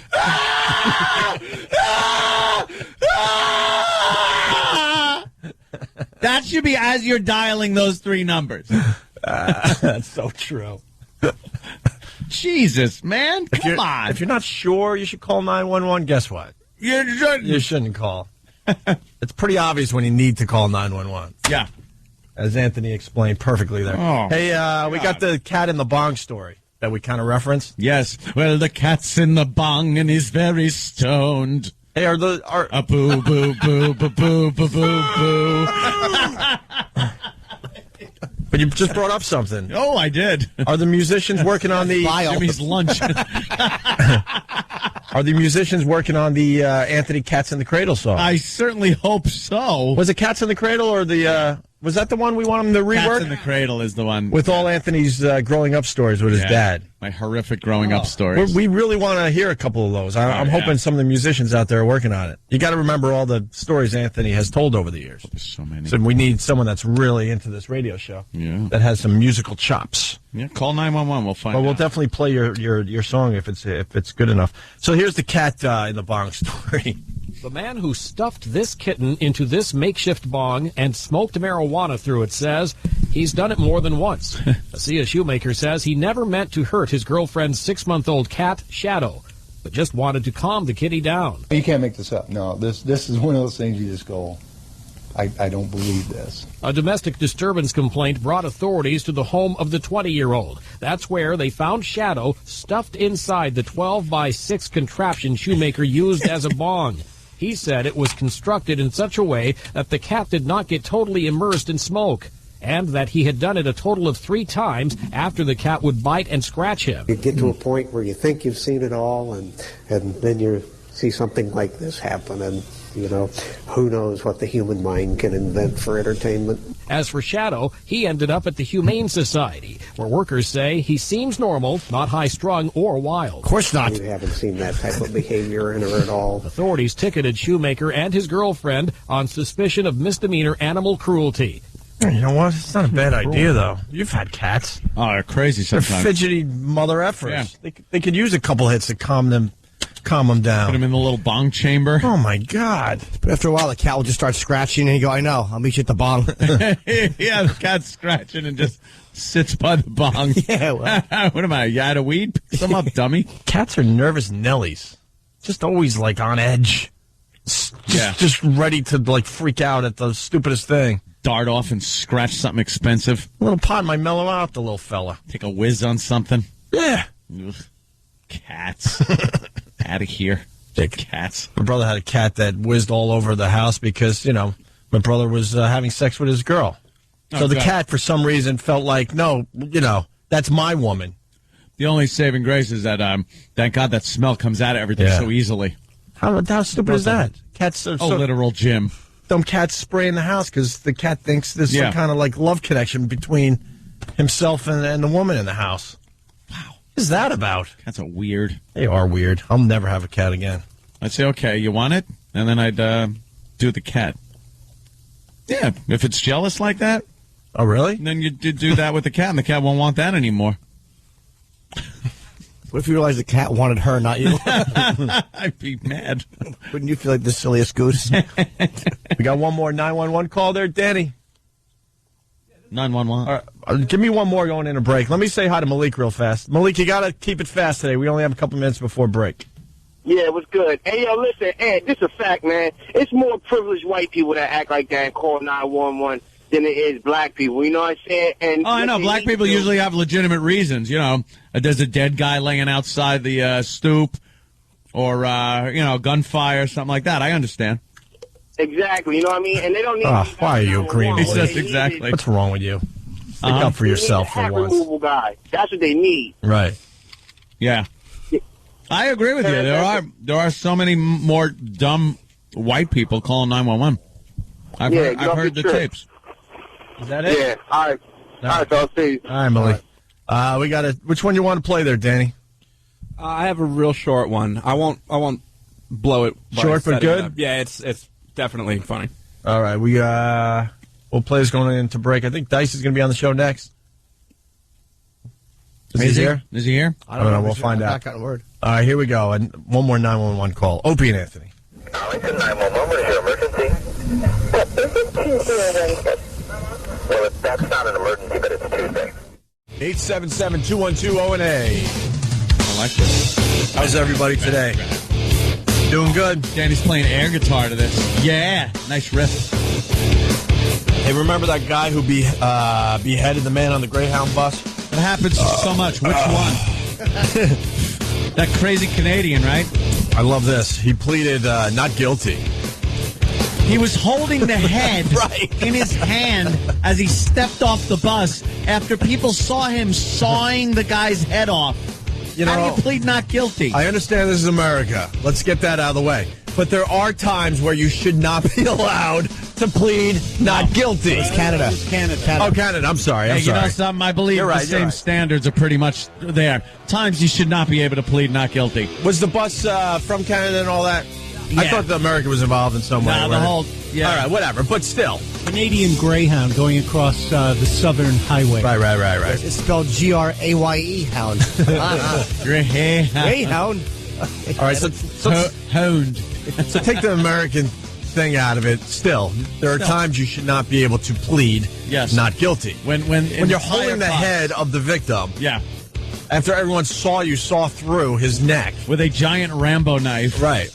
And then you're holding it up at the window like, hey, look what I just did. How do you plead not guilty? You should be able to plead, I'm guilty, but. Yeah. Guilty with an explanation. Right. I've seen that in traffic court, which is hysterical because that's not a plea. Uh-huh. You can't that's not a plea. The second you say guilty, you're guilty. And then it's the judge's discretion. Guilty with an explanation is the dumbest thing you can say. Because it could just be guilty. I did it because I felt like doing it. There's my explanation. There's my explanation. Yeah. It's like, I'm guilty, but with an explanation. And I've seen judges go, there's no such plea. Mm-hmm. What's your plea? Mm-hmm. Like, they don't want to hear your story. Then plead not guilty. Try to use your explanation to get out of it. Right. There's no explanation. If you're guilty, you're guilty. What do you want, a victim's... one of those victims' comments where they give a speech, and he was speeding past me. I've been bitching about that CD player. It just goes to the next track. Wow. Quit it now. We don't need the audio, right? So he's pleading not guilty on that one. Yeah. What? Is there... What? There was some really interesting stuff in the story. I don't know if it's on that audio, but about the evidence. All right, then. The evidence. Yeah. Valuable evidence. Get the evidence in the car, Junior. Put the head back in the car. Daddy, my hat blew off. My head blew off. I hope that guy's goddamn head was in it. Could be the funniest line in movie history. Oh, yeah. Daddy, my hat blew off. I hope your goddamn head was in it. Daddy. My hat blew off. Stupid daddy. So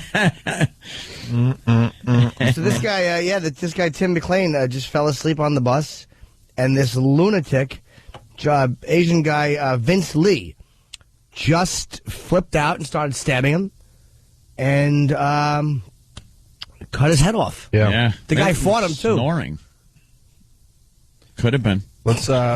Let's get the latest on the story here. Family members of a Canadian... This idiot again. Can we use another reporter for our show? Family members. AP guy? This guy bores the hell out of everyone. Listen to the He puts everyone to sleep. Enunciates. That family. It was family members. Family. Who says family? He said it perfectly. This is like NPR family members type stuff. This is like an NPR delivery. Blah, blah, blah, blah, blah. We need some excitement because this is a beheading story. Family members of a Canadian carnival worker brutally murdered on a Greyhound bus last summer heard disturbing details about the man charged with the crime. According to a statement read in court on Tuesday, Vince Lee told police he was guilty, said he was sorry, then begged officers to kill him when he was arrested for beheading Tim McLean. But in court, Lee pleaded not guilty to second-degree murder. His lawyers say they're not disputing the fact that their client killed McLean, but they argue he was mentally ill and not criminally responsible. A psychiatrist told the court the Chinese immigrant is schizophrenic, and he believes God told him to commit the crime. 36 people were aboard the bus when Lee stabbed the 22-year-old victim several times, apparently for no reason, as they rode along a highway in western Canada. After those passengers escaped, Lee allegedly showed McLean's severed head to them as they stood outside the bus. An officer who was on the scene says he's got a delivery like he's not going to make it to the end of the story. Like he's going to be snoring before he gets to the end here. Blah, blah, blah. Head to them as they stood outside the bus. An officer who was on the scene says he saw the suspect hacking off pieces of the body and eating them.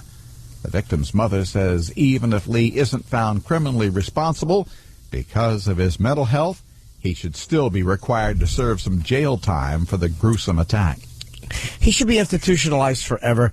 Like, obviously he's nuts. You don't really have to argue that. You know, you don't slice off a guy and eat him on the bus, regardless of how long your trip has been or how many stops they didn't take.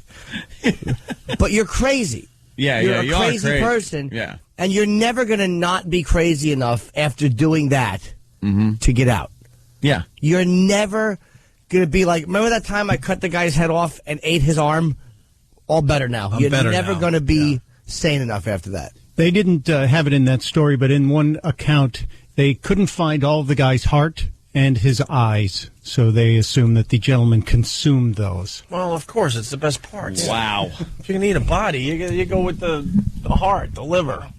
It's nuts. The eyeballs, they pop in your mouth. All right. That guy was a bore. How do you make a story like that boring?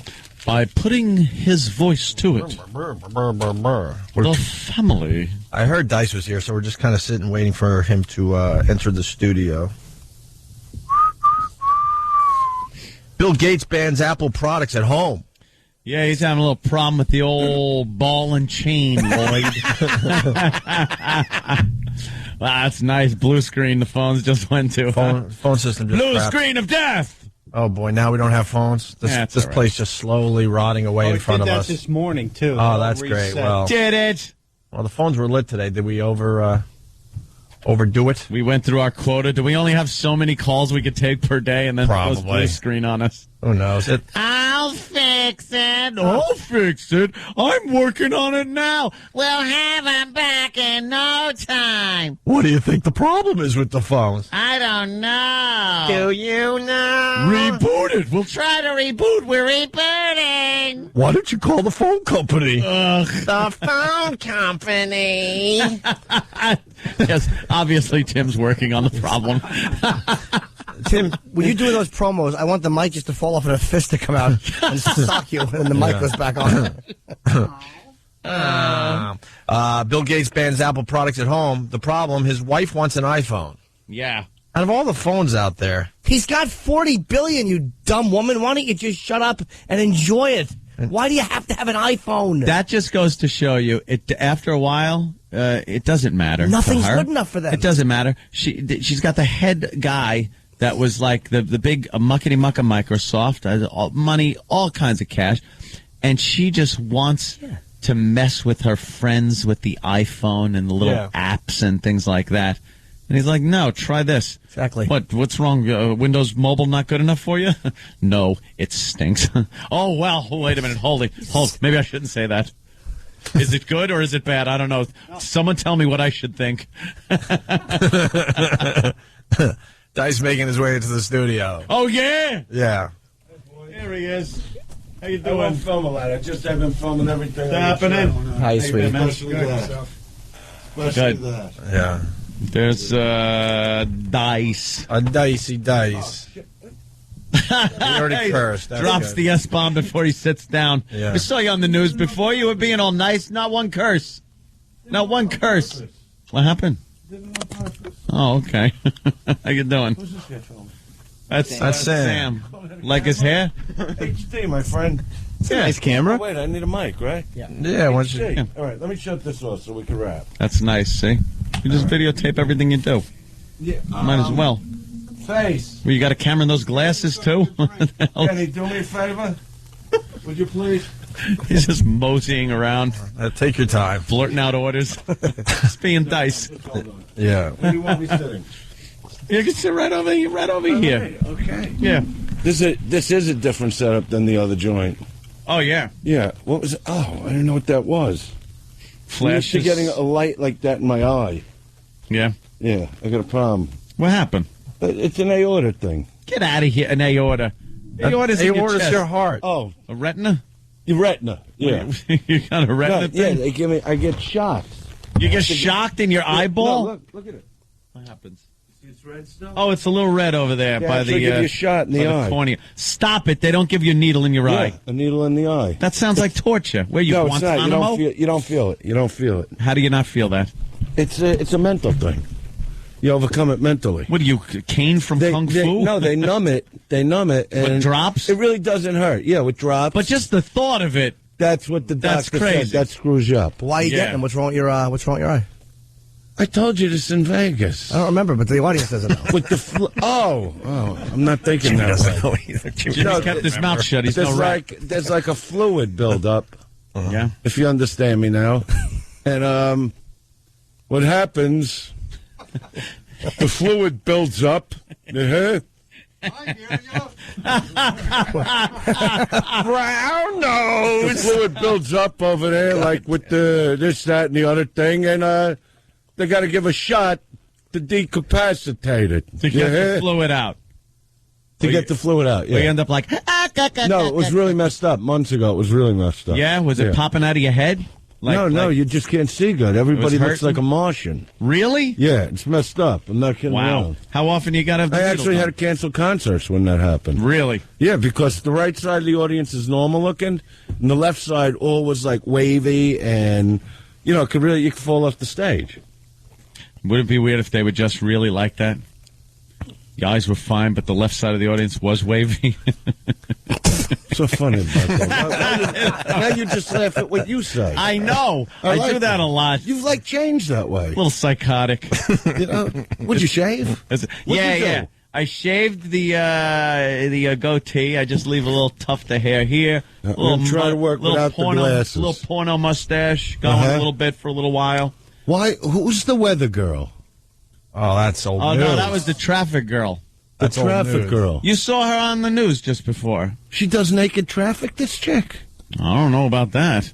She's the one that was with the I guess you guys had some kind of Dice impression poem thing going on over there. You know what?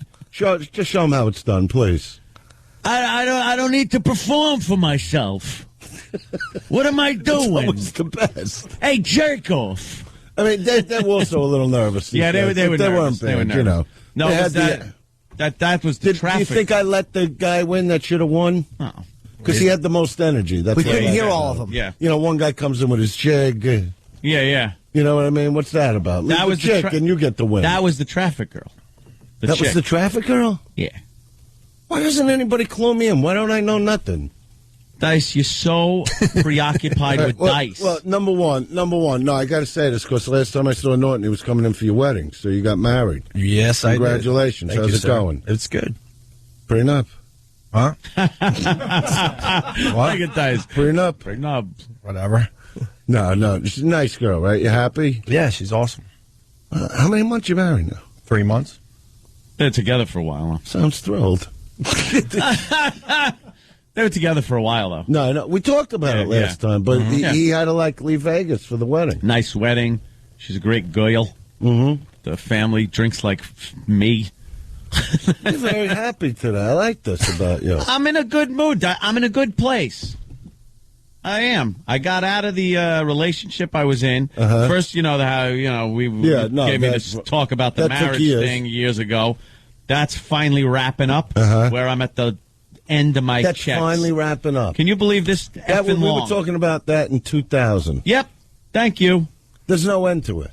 No end. Even when you think it's wrapped up, that's when it begins. That'll get me so annoyed. But right now, I'm looking at 2 more handy-dandy payments, and I'm done. All right. And what about your social life? Then I had the girlfriend that I was with. Who was the girl you were showing me on the screen that time that you were dating? Who, the one on that was probably her that you That was just saw. probably the That one was you Jill, just saw. the traffic girl. The traffic girls all over town. Yeah. And you don't care? That don't bother you, right? I used to go out with her. I don't know. Oh, you don't go out with her? No, Traffic girls over. There was a big boudel happened. A big boudel happened at my house at a party. And don't worry, I'm prepared. I'm not, I know this is a different show, and, I got to watch the... The language? The language. So, I was going out with the traffic girl for a while. But then this other girl apparently was in my closet at my house when the traffic girl knocked on my bedroom door. And she opened up the closet door, and lo and behold, there's another girl there. Come on, don't look more mysterious. You know how That's this a good works. story. No, but it's called a midlife crisis. Personality. He's living his life now. It's a different personality I'm watching. Personality. Mean you got to get a personal. He's living his life now. Yeah, having fun. Yeah. Well, finally I'm glad decided. to hear how happy. You know what? I liked you better when you were miserable. So did I. I think a lot of the He's very fans did, happy. But you know something, though? By 11... You put me in a good mood, which is getting me angry. Oh, good. I'm glad I could help. What happened on The Apprentice? You get kicked off the first week. You were making good TV there. Those dummies. Why would they... But we know that. We know that. You watch the show, right? You would have been on there, and the ratings would have gone through the roof. I was the entertainment, and I knew that. You were the loose cannon in there that was different than all the other goddamn same... You know what gets me? What they cut out. There was such great comedy cut out. And when they went to showing the cupcake sales, show that for like a minute. You know what I mean? They showed it for 20 minutes. There was so much stuff between me and Tom Green. Yeah. Just great stuff. Underwear shopping and Macy's for a half hour. I mean, it was. See, I want to see. But I guess that would have been funny because he actually said it. He goes, Dice, I never ever spent this kind of time in an underwear section anywhere. Well, is it the underwear with the men on the cover all it's half different dressed, kinds. or Fruit of the Loom? But you don't. No Fruit of the Loom. No. You get the special stuff. I was talking about getting the special stuff that gives them a trill. But you got it. But then all the pictures on those boxes are all naked guys. They're these buff guys with the little thing. Yeah, but I don't care. It's like about looking at a porn section, though. It's like looking at gay why pornography. Do you get so involved in that? I just want to buy underwear. I don't want to go to the counter with gay pornography. No, but what are they supposed to have on the cover? These big underwear fat with a animals? mannequin. Not even a mannequin. No, just show the underpants. The thing. Calvin Klein started that whole thing. So they did. Throw a little faggot Tito and some panties. That's what they do. And then what's worse is that other store, the one where you got to carry around Abercrombie and Fitch. You got to carry around a whole bag. I don't go in with that an 8x10 billboard of a naked gay man. That's a store I don't believe in. No, no, it just doesn't work. Why? You don't like the club music? You know what? That I do love. I love the boys in there, but the clothes don't fit the club music. Hey, Donald Trump doesn't know funny. That's why all that stuff was cut out. He's a businessman. You know what it was? It was all about making the show more businesslike. I've been talking about this for a while now, but they really cut out the stuff that the public would have eaten up, and that's what I hate about any film show. He's too serious, because they film hundreds of hours. And when you see me get mad on the show, when I get up and I go into my rant about what I've done, all that stuff, that was a reason that led to that. That was a definite reason. They didn't show it. No, they didn't show it because what happened is right from the beginning. Did you see the whole show? Yeah, and tell them your favorite part. Oh, my favorite part? Yeah, was The Apprentice, when Celebrity Apprentice, starring Andrew Dice Clay. Right when I clicked on it on the guide, yeah, and then hit DVR this program. Yeah. That was my favorite part. See, I still got to watch the whole thing. You don't know what a DVR is? No, it's like a digital VCR. What's wrong with you? VCR. You can watch TV when you want. What do you take a dirigible to your gigs? It's a DVR. I'm sorry, I don't have it's that. like when you get your cable box and you can record things. I got a cable box. Yeah, you can record things. I don't know how to do it. You don't know how to pause. Let me tell you, I got what three if you remotes. Gotta take a leak when I you're, got three remotes, and only one, for some reason, knows how to turn the TV on. Everyone's remotes, got an on button. You know, everyone now has one seriously, remote. One universal remote. No, I don't know. I tried to set that up. Get a guy. Get a guy. You don't do it yourself. You get a I don't have guy. the patience for that stuff. If I miss it, I miss it. If I miss it, I miss it. That's it. I don't care. I don't want to go back in time. No. And especially seeing something I got fired off of. You know what I mean? Let me keep replaying that part. But Dice, you did it to yourself because you were supposed to. Being the first to get fired is special. Yeah, anybody really. could be fired. They're middle guy is that not really. nothing. They're stupid because Herschel Walker's not going to give them good TV. Herschel's who should. But you did it to yourself because the whole first episode was making cupcakes, and you're in the kitchen and decide you don't want to make the cupcakes. I'm like, oh great, they're going to have to get rid of him now because he's not even doing the basics. Know me for a while, right? I'm going to stand there and make cupcakes. But you could have made it your own way, I guess. No, but that was the reason. What? There was a reason. You didn't want to look bad. I was rebelling against the cupcake. I understand that, but that also means that you're not going to be on the show too long. The guy that owned the cutlery school, whatever it is, he let me keep the stick that you roll the dough with. Nobody got that. You should have put 3 tablespoons of goo. It's amazing. You say that. If I say that, they're going to beat me. No, you can say that. You can say goo. You can say goo. No, but he refused to make the cupcakes, and that was the first problem. I felt right from the start that there was a little problem when I came in there. When there's always a problem. The one clip they showed on TV a million times where you go, and you're Donnie Trump. That was edited because then there was an awkward silence, and they had a shot of you looking all weird. Donnie Trump. Do that. That's when I was doing the impressions. Yeah. Like banging chicks in different impressions. Hey, can you move your legs back a little? That they keep in there. Alone. Yeah, imperfectly.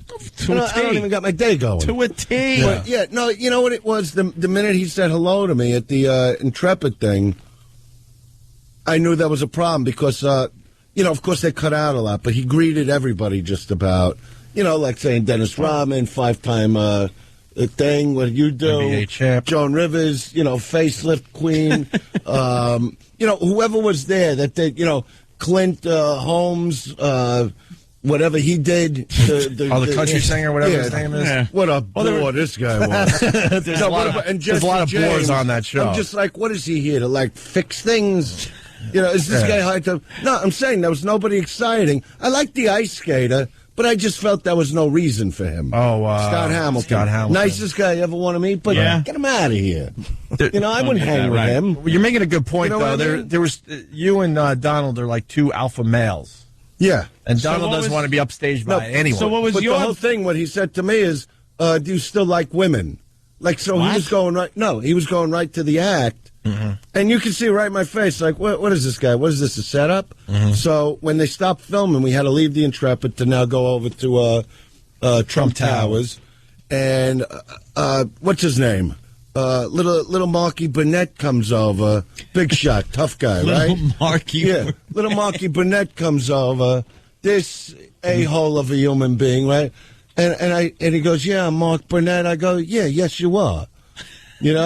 I go, let me ask you something. What was that all about upstairs? He goes, what are you talking about? I go, everybody he gave his kudos to, about who they are. I go, but to me, do you still like women? I go, you setting me up? I go, because I'm telling you now, if you set me up, let me go now, because it won't be worth what happens. I go, the aftermath of this will be awful. I go, not just for Donnie, for you. And he starts walking away, and I'm telling you, I was angry. Tom Green was watching the whole thing. So I grabbed this guy's arm, because he's walking away, like he's somebody. I said, look at me when I talk to you. I said, I'm telling you something. I ain't looking for no TV show, development deal. I don't need one of your shows where I'm going to live in the woods and eat penguins and ferrets. You know what I mean? I'm not looking for that, okay? I'm not that desperate to be on TV, so I don't care. I'm being nice with my language now. I said, I don't care about you or what you do. I go, but if you mess with me, I'll dig so deep into your mind, you'll never, ever get over it. That's what I do. You know, and he goes, we wouldn't. I said, let me go to the boardroom right now and just quit. Tell Donnie the same thing. Oh, please don't do that. So I just decided at that moment, if they're setting me up, well, just make it funny. Right. You know, and then the minute I show up, like you saw, forget about breakfast. Some bagels and butter. Who don't have that? This guy's supposed to carry a lot of cash around. How don't you grab one of the chicks working for you, go downstairs and buy some bagels for these guys? He was obsessed with the bagels, Anna. No, because and the lack of. Normally when I wake up, Opie, serious. I don't eat a lot during the day. Yeah. So if I have something, it's like just a bagel. It makes sense that you guys go back to the Trump Towers. There should be a little food for you guys. Yeah, not even like a whole bagels and butter, not even cream cheese. Not everybody loves cream cheese. Not looking for a big spread, just something. You know, this is a world where cheese is so important. You ever see anything like this? You never meet one chick that ever goes, cheese is bad for you. They never say, oh, cheese is good for you. Really? Where's the leg I used to like? Is it under all that crap surrounding it? All those dents that looks like a Mack truck's been banging into it for hours on end? And you want to tell me, I broke up with a chick over Cheez-Its. Over cheese? Cheez-Its. Cheez-Its. Oh, I'm laying in bed, right? Here she comes with the bun, with no makeup. It's like Marilyn Monroe walked into the bathroom. And Marilyn Manson walked out. And she lays down, you know, I'm watching TV. And I don't like people near me when I'm watching TV. So it's like bad enough. She's in the room, you know. So now she lays down there, and the crunch of the Cheez-It. And I'm looking at it. I said, let me see. Packed with cheese. I go, packed with you. I go, that's what you are. You're packed with cheese. Now pack your bags and go home. Get out of my house. You understand? Get out of my house. Over Cheez-Its? Yeah, I can't deal with that kind of thing. I won't deal with it. They smell from the cheese. They want to kiss you after she shoved 100 cheeses in down the mouth her of their feet. You can't tell the difference. Little fat neck wanted to choke her to death for eating those things. I think smothering you could get away with. Yeah, you probably can. In a court of law, like you go to the judge, hey, how did I know? I woke up. I was asleep. How did I know I'm laying on top of her for 3 hours? I mean, I felt something moving, but I figured maybe she's trying to hug me or something. You know what I mean? I'm sorry. You know, what am I going to tell you? You probably could. I'll never do it again. I won't sleep with pillows anymore. Right? Let me out of here. You saw, huh? So Trump, a box of cheese. I'm going to go back to The Apprentice for a second. Okay. So Trump thought you were going to quit. And he didn't like that. No, well, what happened, see, this is it. And he got at you a little bit going, are you quitting on me? Yeah, he played that card, right? So, because he knew he was going to fire me. See, that's what I'm saying. Right. You know, I knew it, right? But what happened was the other guys, I mean, even Rodman, and they don't show him in the baking area, but he did a lot of work. He was making the stuff. He was mixing the batter. You know, I was standing around. I didn't want to put on the stupid hat. Right. Bad enough what my hair looks like. I'm going to put on the hat. So I look like a jerk off for they all had the chef hat. For Donnie, so he could have a couple layers. Yeah. You know what I mean? So, and the lady in there, she was nice, Margaret, whatever her name was. You know, she's going, oh, you got to wear the hat. You know, it's a health thing. I go, who's looking? It's cupcakes. You know What's what with I mean? you and hats? No, so she says, the hat. So what happened is I figured I would try to do what I can do to draw people to the site, which is go on the air, go on radio, right? But what happened in the big boardroom where they sit there like you're on trial for friggin' murder, you know, and he's going, you know, you didn't do the work. I'm going, you know what? These guys really did the work, and these guys really... You got to understand, when these people come to do this show, they really want to win. This is how desperate they are to stay on TV. I'm going to be the apprentice. I don't even know what that means. I don't even know what that word means. You know, I'm going to be the apprentice. Good. What do you get, a cape? Yeah, you know what I mean? You get a scholarship? What do you think, Donnie's really going to give you a $10 million a year job? What are you, an idiot? No, I'm going to be focused. Even Tom Green, who I'm friends with, he goes, Dice, I think I could do this. I go, do whatever you want. I want to get out of here. I'm up 5:30 in the morning with some chick sticking a pencil in my eye to put some makeup on. I go, I'm a night bird. I want to go to sleep 5:30 in the morning. You know what I mean? See, the first week, though, you just kick out some dullard. You don't kick out Dice, who's bringing some good TV. Forget about Robin. Herschel Walker is a bore fest. Herschel was the team leader. They normally fought. Melissa, what has she ever about done? Country Bumpkins? Melissa. Oh, she was on the other side, though. The Joker. Oh. Huh? You see that face? Yeah, she's already doing a lot of plastic surgery. The next time she goes for surgery, she should say, take it off the ground 2 feet up. So I stopped kicking myself in the chin. She wanted to open her mouth about me. You know what? Let me tell you something. I'm real good with Joan Rivers. If she would have said anything to me, I would have shut my mouth. Because I think she's a great comic. She's been through a lot. You know, so I decided if she messes with me, it's Joan Rivers. First person to ever put me on a talk show. Keep your mouth shut. And then her daughter, I don't even know what she does. No one You does. know what I mean? She's I his understood it years ago. You know, this is my daughter. She's 18 years. Now she's like 76 and a half years old. Yeah, what happened? How'd they You know match what I mean? With ages? her face pulled up. I'm saying, like Jack Nicholson's Joker. The illegitimate son of the Joker is what she looks like. Not even a girl. You know, and wants to open her mouth when they go, who should be fired? They didn't work with us. They didn't know what was going on in our sector. Yeah. You know what I mean? And she goes, Dice, why? Why, you pig? Why me? Why, you ugly pig? No matter what you do, no matter how you shorten that nose and bring up your chin to a human friggin' level, you know what I mean? Why? Why am I getting fired? Because you know Paulie Shore? Oh, you think it was personal, something like that? It was personal. Yeah. It's always personal. Yeah. Hey, who wins? And I don't want to get mad. It's early in the morning. Who wins The Apprentice? Let's blow it up. You want to know? I don't know. Come on. I was gone. You got to know. They want me to come back to do the last episode. So I don't know. Nobody knows. Did you have to write a contract? Sign your name away? Come on. No, but who gets kicked off next? Let's make some news. You want to today. know something? Let's make news. You know, like you got to know some stuff. I really don't know. Who cares about that show? Let's go. You know, I could tell you who don't win. Who don't win? You know what I mean, right? Yeah, I like it. You know Dalton what doesn't. He goes, you know what I mean, right? All right, who don't it win? Who don't win? Who don't? That's right. No, he said don't it. I like it. No, it was don't. I heard don't it. Who win. don't win? Who like not? That's right. Who does not win? Don't. Come on, let's make lot news of today. them. Like who? Throw some names out. I don't know if I'm allowed. Who cares? You're Dice. Remember? Let's blow up I know Donnie's spot Tom today. Green has a good run. Tom Green has a good run. It though, because Tom Green is a funny guy, but he's also a smart guy, and he really showed up to win. He actually told me we were in the underwear section. Yeah. Right?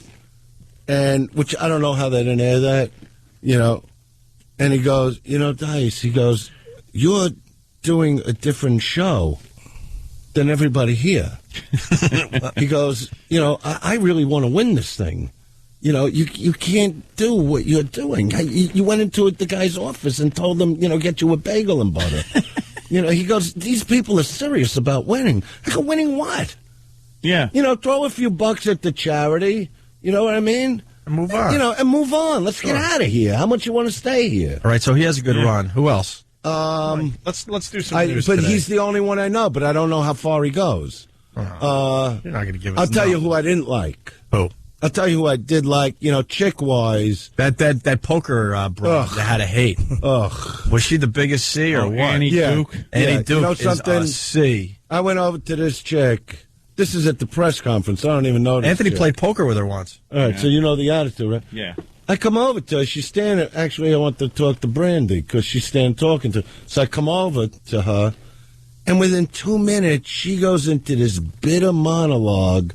I don't even know this chick. Yeah. About the ex-husband and how many kids, and he did that. I'm like, honey, I'm not a therapist here. I just want to say, you know, welcome to the show. Yeah.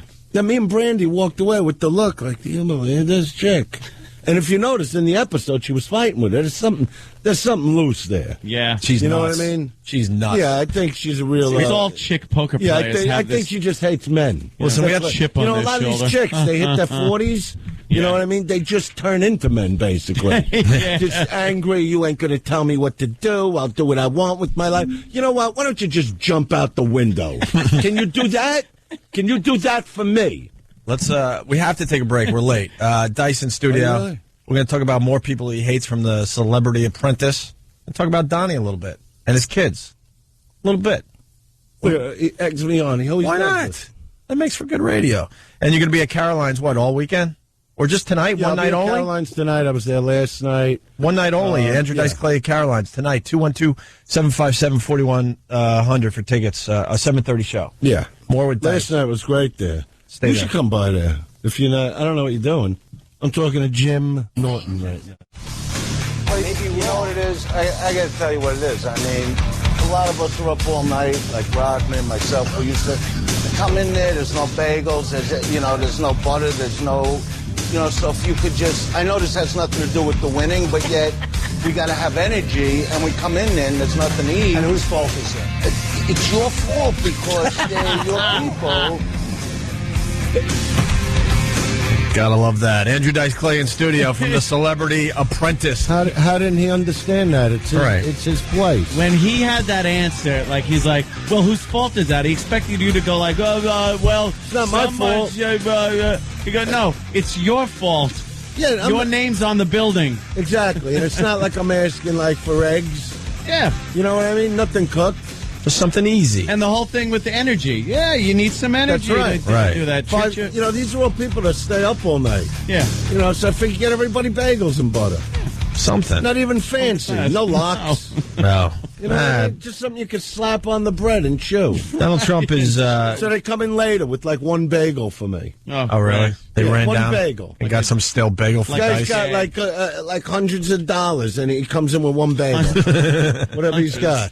But you're right. He's an alpha male. Trump's an alpha male. Oh, yeah. He couldn't handle a position where he was going to get teased or have someone talk to him like that. Yeah, he really doesn't like that. I got to say it again. And I don't get that. You know. Let me say this again. He's a really good businessman, obviously, but he doesn't know good TV. He's stupid to get rid of you. Well, I don't want to sort of sit there and watch Herschel Walker unless some of those multiple personalities pop out. Because I've heard the stories that he might have a little multiple personality problem. Did you see any of that? If you push his buttons. You see any of that? No, but he would talk about it. Really? Yeah, he would talk about like his skills and all that. He wasn't a bad guy. I didn't really have a hard time with Herschel. He seemed like a very nice guy. He just should have been fired. Yeah, nice guy doesn't mean good TV. If you're the leader of a team and you fail to win the task, you go. Right. That's what was getting me. And this is what you said about Melissa and Joan Rivers. We're a very competitive family, and, I've survived this many years. What's going on here? Joan's doing a show. Melissa's doing a show. Did they ever cut the umbilical cord? Melissa's like 56 years old already. You know what I mean? Let it go. Bravo. Bravo. And I was telling Dice, being Joan Rivers' daughter and not even have a hint of a funny bone in your body is just amazing to me. She is not funny in the least. No. How does that happen? I don't know what she does. No one really knows what she does except follow her mother around. Right. And it's with nice the red to be close with family, but you got to pull away at some point. You know what I mean? Yeah, when she was 18, is a mother standing there when she's getting a hot beef injection? Oh! Do you know what I mean? There's a time to walk away. Yeah. Mom, please go out of my room. He's undressed now. Go out of the room. Yeah, when she was, 18 or something like that. Her mother-daughter thing. She's overprotective of the daughter. I don't mind the mother-daughter thing personally. No, that's fine. But in that respect, it's good to help her out a little bit in the beginning. You find two slobs in Reno who's looking. 40 years old, this still is clinging my to daughter. Mom. Oh yeah, bring her over. I want to say hello. Hey, this is a good question. Pete on Long Island has something. Pete, go ahead. He watched Celebrity Apprentice. Go ahead, Pete. Guys, I got one question for you. When you questioned Donnie Trump, and one you called him Donnie Trump, and two, you told him that it was his fault he had bagels, and they had to bleep something out because that awkwardness was just there was something bleeped out. I just want to know what actually was said. What did he say to you? Something had to have been said. Well, he really did. What they did, they just cut out him staring at me for 30 seconds because he couldn't believe what I was asking him. But I really meant it. I'm sitting there, I'm starving. We're up since 5:30. We just went and shot one thing on the Intrepid, and what are you laughing? The boat. Yeah. Yeah. Listen, you have so when I asked him, I said, I interrupted him. And I said, look, I got to tell you here, we come in here, whatever I said about the bagel, and he just was staring at me. I'm like, what did I do? If it was my place, I would have got bagels. I would have got everything. Yoo-hoos. Oh, man, you totally self-destruct. You should have stayed on that show. You should have done what you had to do, because you were the only reason why that show's going to get ratings this year. Everyone else on there is a Well, yeah, I got to figure they know by now they made a big mistake because, I've been asked here who should win, whatever, who did. I really couldn't care less about anybody on that show at all. You had the attitude that you don't care, you don't need anything, and like you said, everyone else there just trying to suck up. Well, that's one of the things of him. Like he brought out, the team play. I go, what team? This is a television show. What team? Well, not really. This is a goof, right? You get gigantic ratings. You bring on people that have done amazing things with their life that, the general public could watch and enjoy. At least he's smart enough not to do a show where you're bringing on your neighbor. You know what I mean? That people go, who's that? Who's that? Oh, that's Joe from next door. I don't want to see those shows. You know what I mean? So at least he does now the Celebrity Apprentice, that they're, colorful people. I can't help it if I got more personality than everybody in the building. You definitely got more personality. Personality? I mean, I got to get personal. Hey, does this mean you're not going to do Celebrity Survivor? Yeah, is that one? Your buddy? Yeah, where you go in the woods and eat bugs. Oh, no. Believe me, I told him, and you had to see the look in his face. Like, how dare you talk to me? And I'm like, who are you? Like, what have you really ever done? You got a show on the air, and good for you. Now walk away. Walk away. No, because I was really getting mad at him because he wanted to make like he's too big to be talked to, and he ain't too big to me. You know what I mean? He's just not. This guy don't put money on my table. He didn't help build my career, and they certainly didn't help with, Survivor that I just did. Apprentice, Surviving Apprentice. That should be the next one. Oh, there's some similarities. Same guy, too. Yeah, but I mean, I'm Mark Burnett. Yeah, are you? Just look at it and give him a smack. He kind of invented the reality show genre there, Tice. So what? You know what? I'm really not into the reality show genre. You know what I mean? I'm really not. Yeah. I just don't even understand. Like this show, at least you got Donald Trump. He's a successful, hardware guy, whatever, the buildings, No, he's done a lot. He even fixed my sister's roof. I needed a favor years ago. Oh, nice. There you go. No, I'm not kidding. He did that. Yeah. The entire building. I went to have a meeting with him, right? And he thought it was about the gig I was doing, but it was about a building in Brooklyn that he owns. And she was on the 6th floor, and the lady on the 5th floor had a leak. And I told him about it. I'm going, maybe you can help me out with this, And he's going, you're kidding, right? And I said, I'm really not. He took the address. Next day, there were trucks outside the building. They did the entire roof. That was a very cool thing. Wow. And so that's why when I saw him, I was happy to see him. I thought, all right, cool guy. Pals. And he gave me the handshake, where you grab the forearm, too? Mm-hmm. I went in to give him a little hug, Yeah. And I'm what's going on? I knew there was something wrong right there and then. If you... And I liked the guy. I loved the guy. If you don't hold my arm. If your sister's be on happy the 6th you get floor, to talk to me. I know, I heard that but too. If your sister's on the 6th floor and there's a leak on the 5th floor... Well, that's the thing. They didn't know where the leak was coming from, and the lady on the 5th floor kept coming to complain to my sister. Thinking it was your sister. Yeah, but it wasn't. So why would you redo the roof? Leaked on. Because it was coming from the roof through the wall into the vent system. Right, gotcha. Right. Let's go to the boardroom. So yeah, I don't really have a problem with Trump. I just don't like what he said. Let's go to the boardroom. I mean? Speaking of Trump, this is you and Trump facing off in the boardroom. I don't want to be in a place where people think I'm not doing what I'm supposed to do, even though I know I am. So are you quitting? Yeah, are you a quitter? No, I am somebody that... if you quit right now, you know what's going to happen to you? If you quit right now, for the rest of your life, you're going to be known as a quitter. I don't think you want that. No, I'm somebody that... I know, but do you think you want that? Over the years, there's been 3 people that quit. And those 3 people are considered like losers. Well, I think quitting is stupid. I don't care if you want to quit. You make my job a lot easier, to be honest with you. It's not about quitting. It is about quitting, Andrew. If you quit, you quit. You're a loser. You're right. So I'm not quitting. You're right. You're right. Yeah, so I won't quit. But I knew where he was going with it. Maybe we got off on the wrong But that's what I'm saying. My reason, he didn't really let me explain fully why I was willing to take the bullet for the team. Right. That's what it was about. Like, I knew where he was going. I knew that I'm leaving that building the end of the day fired. And I'm going, okay, all these other guys really want to win this thing. Mm-hmm. So you know what? I'll take it. Let me leave. I'll go home. Mm-hmm. But he wanted to give it that sound of like I couldn't hack being on his little sitcom show, whatever. You know, and that's, you know, and they play the dramatic music. It's really nonsense. You know, and he does it real serious, you know, because he wants another 8 seasons. Yeah. I can't stand the reality show, by the way. I can't stand the formula to it. They're all the same. The bad edits that you know are edits. The dramatic they were putting music, stuff back and forth. I filmed before I left for the airport. They put at the beginning. Yeah. Like they had me say that thing about the umbilical cord. Mm-hmm. Okay, I was already fired, okay? So before I left, they go, can we interview you? And that's where I said the thing about Melissa Rivers because of what she said about me in the boardroom, that they should fire me. So, you know, I gave her a little dig, right? But what they did in the edit, they put it right up front, like that's how I was feeling at that moment. At the beginning. Yeah, I mean, that's why I don't like these shows. They manipulate the footage to make themselves look good. It's not real reality. To be honest, the way the whole real big fight started, why I wanted to quit, this guy sitting there going, you made a career out of demeaning women.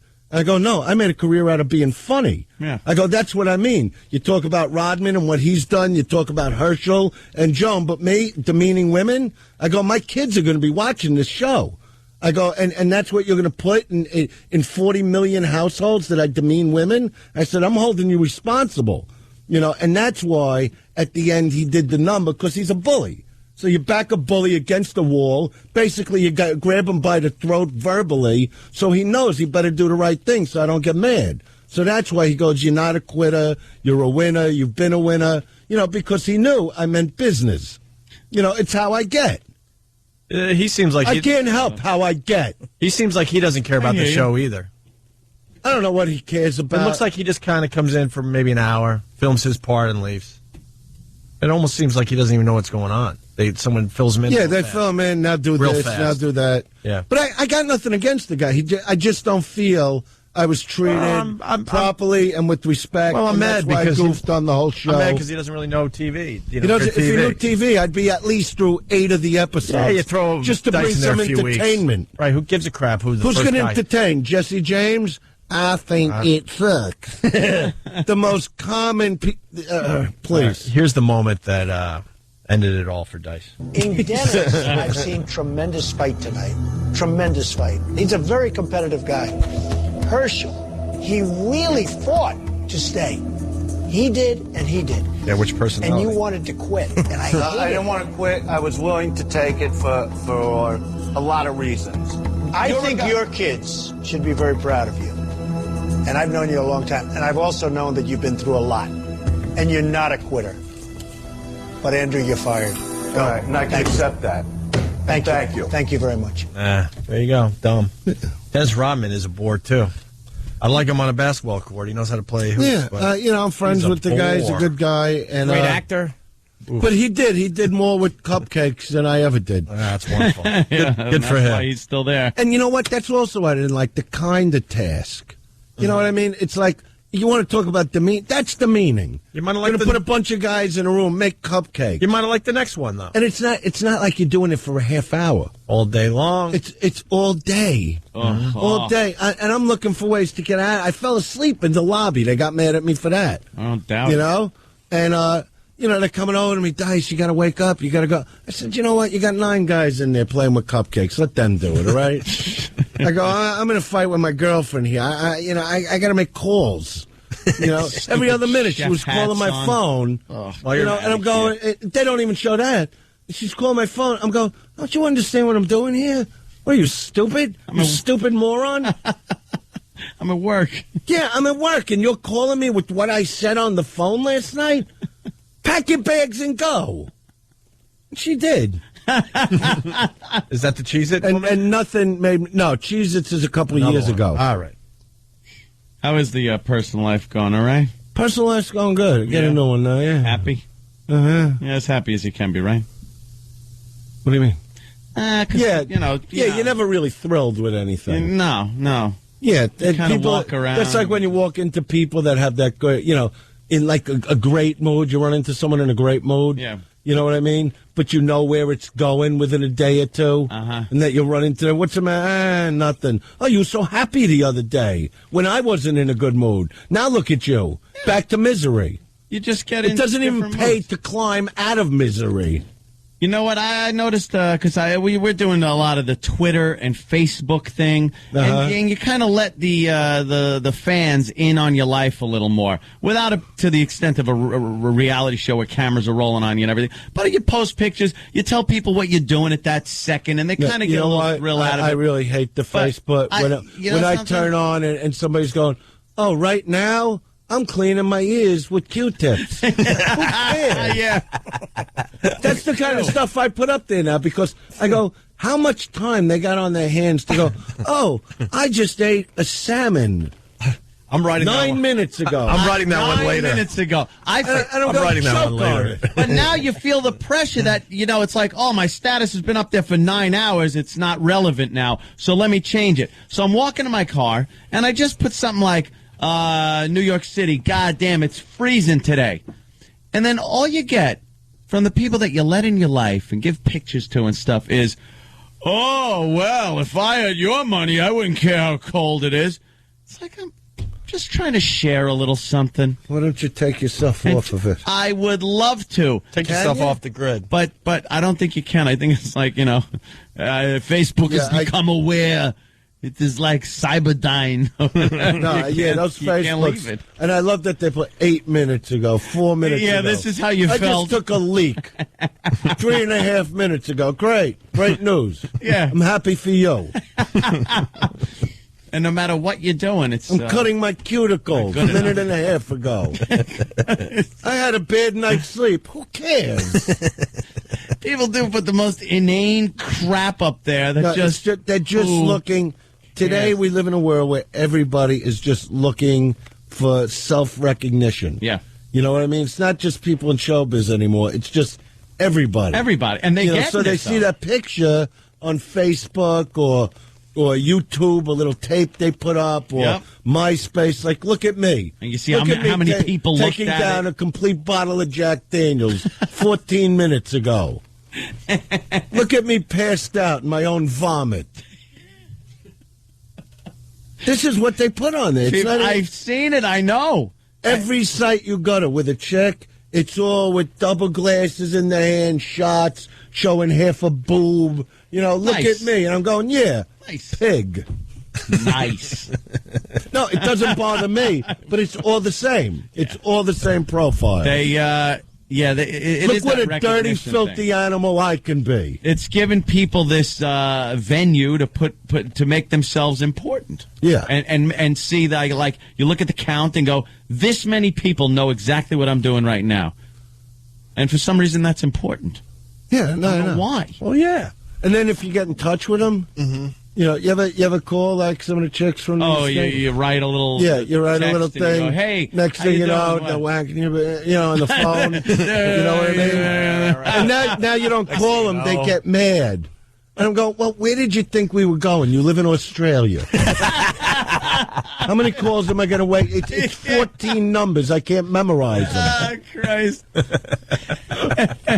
you know what I mean? That's all it's good for. Yeah. Bag whack. Can you say that? Yeah, whatever. Somebody's here. No, I'm really trying to watch. That's all good. Yeah. Well, working fine. We got to get out of here. Okay, that's funny. Yeah. You know what? I'm Opie Radio on Twitter, and I'm going to be cleaning my my ears later. That's my update later this afternoon for real. That is so perfect because that's exactly what you read sometimes. Like, he's updated his stat. You read, so and so updated his status too, and you read it and go, I could care less about what you're doing. Yeah, but you're kind of reading it. I think we're gonna get bored with it because it's new. And I think people could care less what I'm writing on there. Absolutely. It works both ways. I'm kicking back, drinking a beer. Yeah. That's pretty much my standard one I put there all the time. Click. That's my default status. Wait. Somebody sent me a picture. Like Facebook, somebody sent me a picture yesterday of you passed out on the couch. Was that a recent one? That was last night. That was yesterday after the I love when they do the update of photos. Yeah. You know, You know, like if it's a real nice girl and she hasn't been getting action, all of a sudden, here comes the photo with half a hair covering one eye now. Yeah. You know what I mean? Like, look at me. I've gone slut. I'm all sexy now. Yeah, look at me. Please, somebody text me now. Dark makeup on, but she's looking up at the camera like that. That's the one thing I like. You text a lot? You do that? Yeah, all the time. It's the one thing I like about texting, how relationships never end anymore. No matter how volatile the ending of a relationship, you can't break up anymore. That is amazing. You are absolutely No, I'm telling you, right. During Christmas, I got a You're text. right. I got a text from a girl. I haven't seen her in 2 years. Just thinking about you. Because, you know, they don't have to call. It doesn't have to. There's no call. So I'm looking at this thing, and I'm going, you know what? And I start to, I was just thinking about you, too. 2 days later, she's under the Christmas tree doing what she knows how to do. The next day, I have a fight with her. I go, see, it didn't work. You got to go. You remember this part, the fighting? Bye-bye. No, it never ends. They either email you, oh, I get a song on my email. Oh, this song reminds me of you. Oh, it's unbelievable. You can't end a relationship. That is so goddamn And cheating, you almost have to cheat, no matter who you're with. Like, you could be in a restaurant with your chick, your wife, whatever, and you get the and you look, and you're all serious. Like, honey, let me just text this back. Order something to eat. You slob. I'm going to drop her off by midnight. By 12, yeah, he won't call again. I told him, don't bother me when I'm out with my wife. God. No, but that's what it is right today. In front of them. Right in front of him, and nothing makes me happier than that. Unbelievable. No, think about it. Just think about it. You know you're out with the person you despise, but you're friggin' stuck there. You know, and it's like, I can't believe this guy. He's always, let me just send this to him. Before texting, you never would have taken the call. You'd have maybe looked and hung up, put it in your pocket. No, you make like it's business. That's what everybody does. When they go home with the computer, oh, honey, I almost forgot. You know what? Go lay down. I'll be in 5 minutes because you know she's going to sleep like the animal after 14 double martinis, right? And you're on your email texting in your orgasm. You know what I mean? You know, I'm you know. And now with the Skype, have you Skyped? Oh, Jim, look who I'm talking to. He's texting now. I've never Skyped before, but I like Facebook and MySpace. I like a lot. No, let me tell you. I know what something. Skyping is. Skype is like pal talk. It's everywhere now. When you could get, you know, let's say you start talking to some chick, right? So all of a sudden, this is what happened to me. So all of a sudden, this girl says to me, she goes, "How come we never Skype?" I go, "Is that something new people are doing to each other?" You know, I thought it was a sexual thing. She goes, "No, you can talk to me like real time." And this is something, Club Soda could vouch for this. I used to talk. If I could see chicks on TV talking to me and just get it done and then shut the remote when I'm finished with her, what would be better? You know, I'd never leave the house. So the girl, all of a sudden, there she is. My son set it up for me. My 14-year-old. Oh, nice. He set up the account. He's pimping for you. And all of a sudden, there she is in a room with these balloons hanging. You know what I mean? And, you know, it all starts nice. Oh, I can't believe what that I could see you. You know, this and that. Now it's, you know, you're like, wait, give me one second. Now you'd lock the door to the office. She's going to do me a favor. Would you show me what you look like a little? Come on. No, I'm a little embarrassed. Just stand up. Pick your ass up. Do me a favor. It's the greatest thing in the world. And then just at that moment of ecstasy, click. Got no goodbye. No End of relationship. And then you always get like the text coming to you. Did you shut it? I don't know what happened to my computer. I'll call you. Take care. Computer froze. God bless. Froze. Always blame the. Yeah, it's the best. Yeah. Computer froze. Yeah. Oh, my God, yeah. Yeah, God bless. Take care of yourself. There you go. Dice is going to be at Caroline's tonight. One show only, 7:30. One show. Jimmy might show up. Yeah, I heard you guys talking a little bit. It's an early show, so I can. Yeah, Jimmy might show up to the Dice Show at Caroline's tonight. 212-757-4100 for tickets if you want to get them in advance, right? Yeah. And first contestant kicked off Celebrity Apprentice. That's too bad. It's too bad. I don't know. I look at it like an accomplishment. Yeah. Come on. How long? You would have gave some good TV. You know what? I would have, but in that situation and knowing like Donald's personnel, How long did you think I could last? The truth. Did you think I'd do a run on there? You made it farther than I thought you would. I thought I was going to get thrown off like in the middle.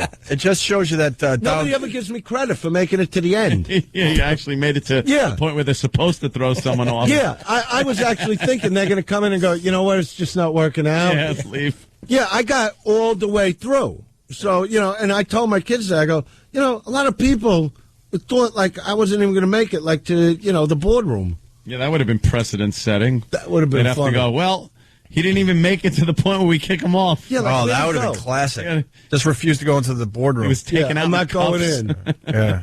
And you know what? I'm not watching anymore. I would have watched until you. And the only reason I even came in, there's this candy store where I get like the broken chocolate. Yeah. You know that place? No. It's right broken chocolate. Yeah, they're like the dark chocolate. So my kids like that. So I figured it's worth the flight to get broken chocolate. To get the broken chocolate and bring back a couple bags the way they do it. I don't think we made news today, though. What else do you know about this show? Let's go. Let's blow it up a little bit, Dice. You're good like that. I like the girl golfer. Oh, yeah. But she was a bore, too. Yeah, but who cares? You know what? What happened? Girl golfer. That's a black joke. I like Khloe Kardashian. That's who I like. Can't even front on retro. Yeah, Khloe. See, Khloe? I had some fun stuff go on with her. Yeah, but she's the ugliest of the daughters. You know what? I like that Courtney more than Kim. She's curvy. She's and on top of that, she's funny. Is she? Yeah, and they didn't show anything of her in this other than one shot where they got the camera low. Oh, really? Yeah. Yeah, she was on the street, and you saw that butt sticking out 2.5 feet. Almost like an upskirt? I like it. Everybody likes something different with chicks. I do like them thicker. Mm-hmm. All right. You know what I mean? Nice little fat thighs. One leg up. Let's go. One leg up. Because I figure they get exercise while you're doing this action to them. Sure. Keep your leg up. Now you turn them on the other side. Next leg up. Next leg up. See, they don't even realize they're exercising. You're like a workout coach. Exactly. But they don't realize what I'm doing. Yeah.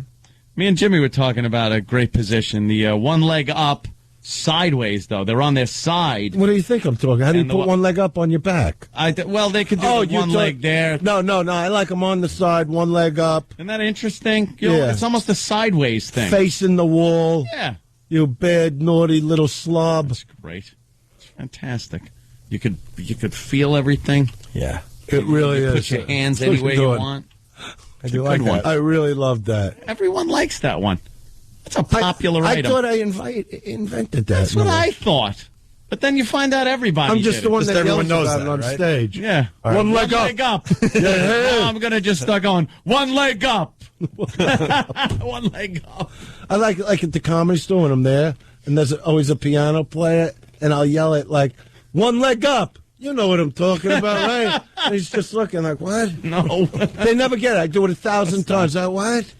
It's the same look I gave when you used to go, Bosco, you bet. Sure. And I'd be like, what? You bet. See? All right, we gotta which way? Bosco or you bet? You bet. You bet. we got to get out of here. We're really late. Okay. Andrew Dice, good seeing you guys. Yeah, Andrew Dice Clay, Caroline's tonight at 7:30. And I got one. I'm going to San Francisco for Cobb's. Ann Coulter's calling in a little later. And Monday night, she's debating Bill Maher at Radio City Music Hall, which I will be going to. Oh, wow. They're doing a series of political debates. I hope she smashes him. She's a viper, man. Yeah. So that should be really interesting. Very cool. All right, we're out. See you tomorrow.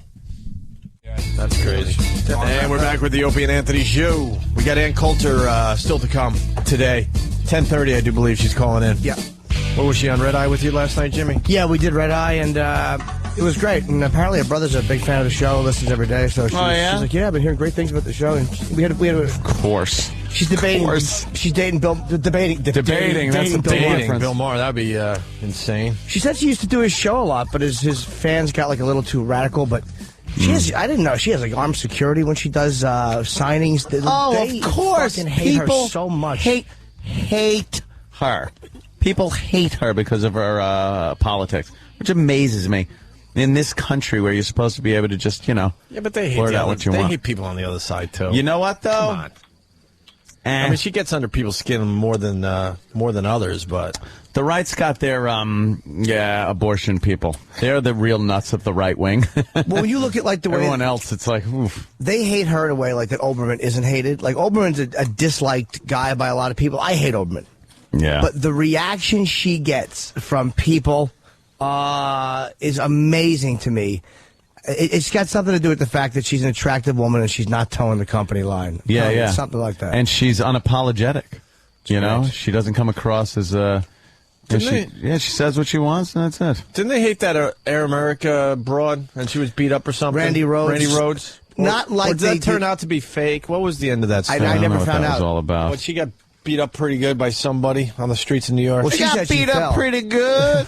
What? She said she fell. It was almost like, and then I heard she got beat up by a black guy. She said she didn't want to the story changed. There was alcohol involved. Yeah, maybe that's a little different. Got a little suspect. Well, we'll talk to her in about 45, 50 minutes. So, but Randy Rhodes never got the type of the visceral reaction, the pie throwing that they're dying to throw a pie at and call. It's like it's just so silly. Ugh, please. All right. Thank you, Travis. I want to inform all my friends, tell them to go to what happened? The NRA.org site and just voice your opinions. Because a lot of things are coming down as far as legislation against our Second Amendment, and you know how important that is to me. That's all. No big, long speech today. Just go there. NRA.org. Go there and do your part. And do your part. Yep. What's that hat mean? I've been trying to figure it out all day. It's a triangle with what, a sword in it? Yeah, it's a white supremacist hat. That no, I'm kidding.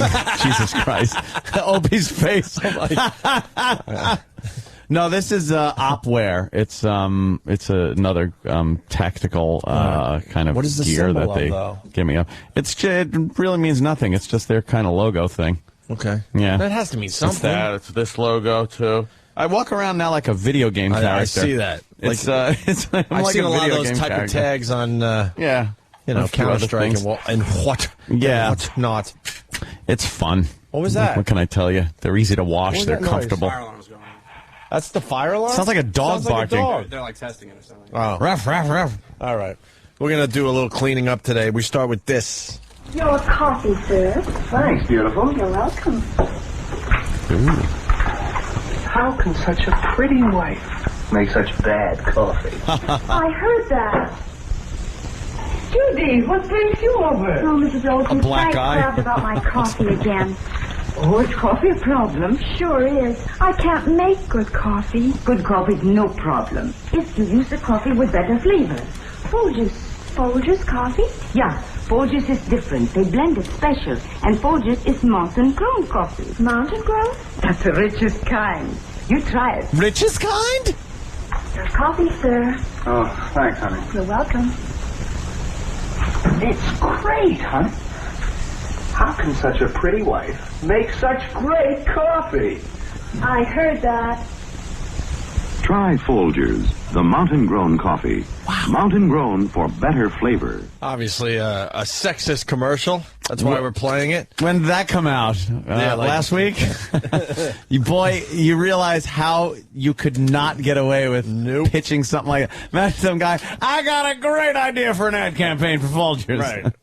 But you know what's so funny, though? Like, obviously, you hear something like that or watch it on YouTube, and you say, well, they could never get away with something like that now. Yeah. But, I've never seen a commercial for Mop and Glow where it's some husky guy mopping the floor in his apartment. Yeah, there are roles in commercials. There are definitely roles. There are the women still do the cleaning. They're doing that, and the guy is much. the idiot in the commercial trying to barbecue and blowing himself up. More guy being the idiot than women still cleaning in commercials. No, you watch during daytime television, they still it's have the women, always mopping it, and they still have the women doing all that? Oh, yeah, the broom is coming to the door singing love songs, and she's telling them the broom to go fuck itself because she's got the mop now. Because she got a Swiffer. The Swiffer. Well, they romanticize it a bit. And then Mr.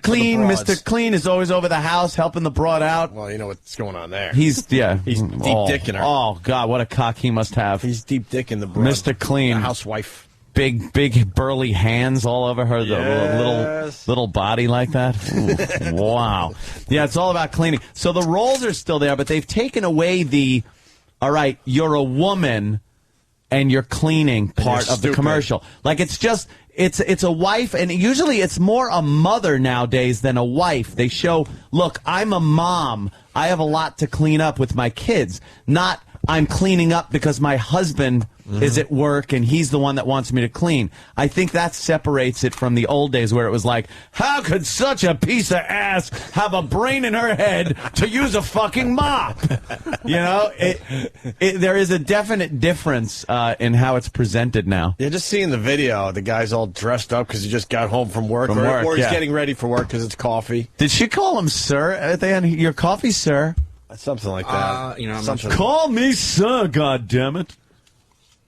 It was definitely it might have been like she was joking, but it was kind of your coffee, sir. I do like the fact that the dumb broad was worried about the coffee. I like that when women it's like that's all she has to worry about in that empty dome on her shoulders. E-brain. That fucking brontosaurus brain. Make sure the coffee's fresh. She actually went out to somebody and inquired, how do I fix this? I don't know what to do. My husband doesn't like the coffee I make. Like the coffee I make. This is the biggest problem I have right now. And what coffee was it? Folgers? Ugh. All that coffee sucks. Folgers. Hey, can we play our favorite coffee commercial? You've just lost the Folgers account. Oh, wow. Exactly. It had nothing to do with us. It was Abigail being splattered all over the fucking grate. Oh, God. That fucking grate. Just her blood dripping through it. Like a coffee filter. Yeah. Which was ironic because the last thing she said was, this is great. Would have been ironic if they would have put a little filter over the grate. A little cup under it. Yes. Can we play our favorite coffee bit? It's not a commercial. Yeah. It's the PSA. That's a Canadian PSA. Didn't they ban us from playing this for a while for some dumb They ban reason? us? No, they didn't. They banned Canada. What's going on? They did. Yes, thank you. How about that? Why did they ban us from playing this? Sexist? Because they were expanding into Canada, and they didn't want us playing. Are you on the air or in my ear? On the air. Okay, because sometimes I don't know. Because E-Rock babbles in my ear and at the worst time sometimes. At the night when you're trying to sleep? Please. You just hear his voice in your head? Please. They banned us. Why? Because we were getting into Canada, and Canada's sensitive about this PSA? Yeah. Whatever the FCC is in Canada, they had a big problem with this, and XM didn't want to deal with them. The thing is, it was made in Canada as a PSA. They deemed it a little too extreme. Yeah. It's a domestic violence PSA. They deemed it a little too extreme, and it never made the air. But we were just kind of reporting on it and goofing on it. We had fun with that. Oh, hell yeah. There was a whole series. Yeah. Canada is full of PSAs, apparently. Right. Like, they have PSAs for everything. Workplace safety, smoking things. Like everything is a PSA up there. And this was one of them for domestic violence. The whole gist is you're smacking your wife around at home, and there's no difference than smacking her around like in public. Like, you wouldn't do this in public. So why are you doing it at home? You're missing. I mean, she's just a waitress. She doesn't know this dude. Yeah. So no, what you wouldn't get away with. I think beating women, you just wouldn't get away with it. Right here. So why would you get away with it at home? That's not the message. No. What's the message is be careful when serving coffee because spillage is going to cause a problem. And it goes fucking third-degree burns to your tits. Hey, you know what? A clumsy coffee server will pay the price. That was the message I got. Let's get into this because I know this is going to take about 15 minutes because this is one of our favorites of all time. Got to walk around with 2 fucking bad wigs on each tit because they're burned so badly. Jesus. Little pink, hairy titty wigs. Here it is. She spilled my coffee. I'm sorry, sir. You fucking... Oh, I wanted to stop before... whatever. You're still tired from your Watchmen premiere. It's hard to get butter on his fingers. Yeah, butter's soft. I just love, it's like, to her, oh, no big deal. Like, oh, I'm sorry. Yeah, because she comes up. You know, it sucks, but I'm sorry. It happens. It's at a restaurant, and he's with his kids. Right. He's with his kids, and she's like, oh, I'm sorry, sir. Like a little squeak in her voice. And she's ready to clean it up. And probably the meal's going to be on the restaurant. She's going to do the right thing, but this guy snaps immediately. Oh, he loses it. But she doesn't even spill it on him. She spills it in the saucer And he kind of says to his kids and no one in particular, like, she spilled my coffee. Yeah, not even acknowledging her. It's like, well, we know what has to happen now. Yes. It's like he can't believe the injustice.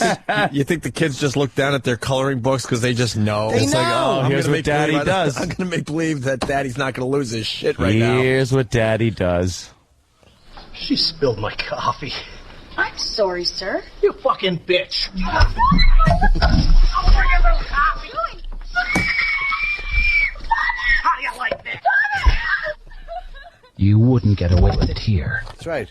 You shouldn't get away with it at home. That's right. Don't spill it here. Don't spill it at home. But he get away with it at home. You should get away with it here. The worst part of the commercial, he did get away with it at the restaurant. Yeah, well, He beat the shit out of her.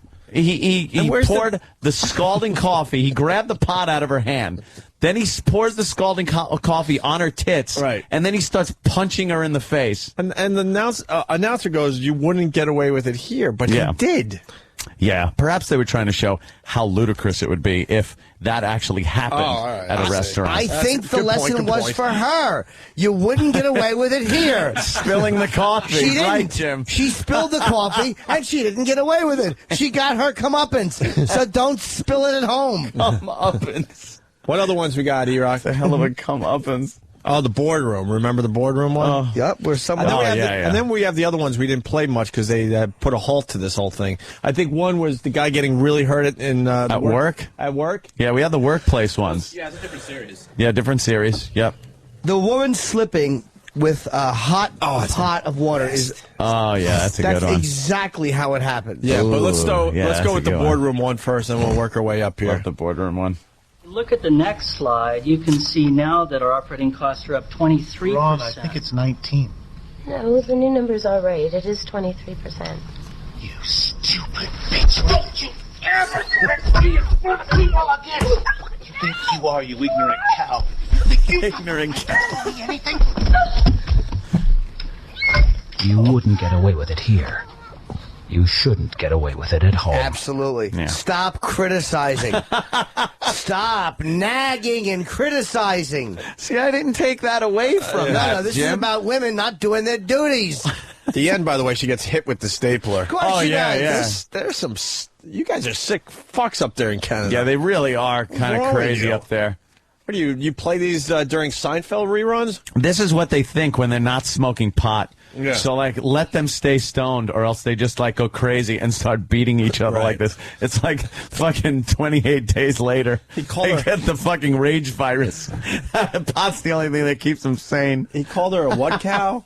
Stupid cow? Stupid cow. Absolutely. Fucking stupid cow. Perking up in a meeting, you bitch. Has that insult ever been used? Oh, well, apparently it works very well right before a beating. Works well with fists. Look at this. Is this the one we just saw? Yeah. He's sorry, we're saying look at this on the radio. He grabs her by the hair and he's wrestling bashing her face off the desk. Yeah. It's wonderful. No one else in the boardroom is doing anything. Well, they heard what she said. Yeah. Here's the stapler. And then he just throws at her. He throws her to the floor, wails the stapler at her, and then straightens his tie. Exactly. Because he's got to look good for the rest of the meeting. Sure he does. Yeah. What's the next one? The chef. God, I love This is the those. chef with the boiling water? This is horrific. Yeah. This is one of the work work safety. ones. Yeah, work safety seems to be a big thing in Canada, so they do a lot of public service announcements for that. Apparently, again, because they're all at work stoned to the bejesus belt. Right. So they have to have these work safety little PSAs. This is the boiling water. She's in a kitchen atmosphere at a restaurant. It looks like a fine restaurant. Yeah, it looks great. She's, I guess, picks up some water and wowie kazowie. Yep. What a mistake. The old slipperoo. Yeah. All right, let's play this one. I'm the sous chef here. With any luck, I should be head chef by next year. I've got this amazing fiance, Oh, boy. who I won't be marrying this weekend Why? Why? What happened? because I'm about to be in a terrible accident. Then leave, dummy. But really, I should have cleaned up the grease over there, and they should never put the deep fryer so close.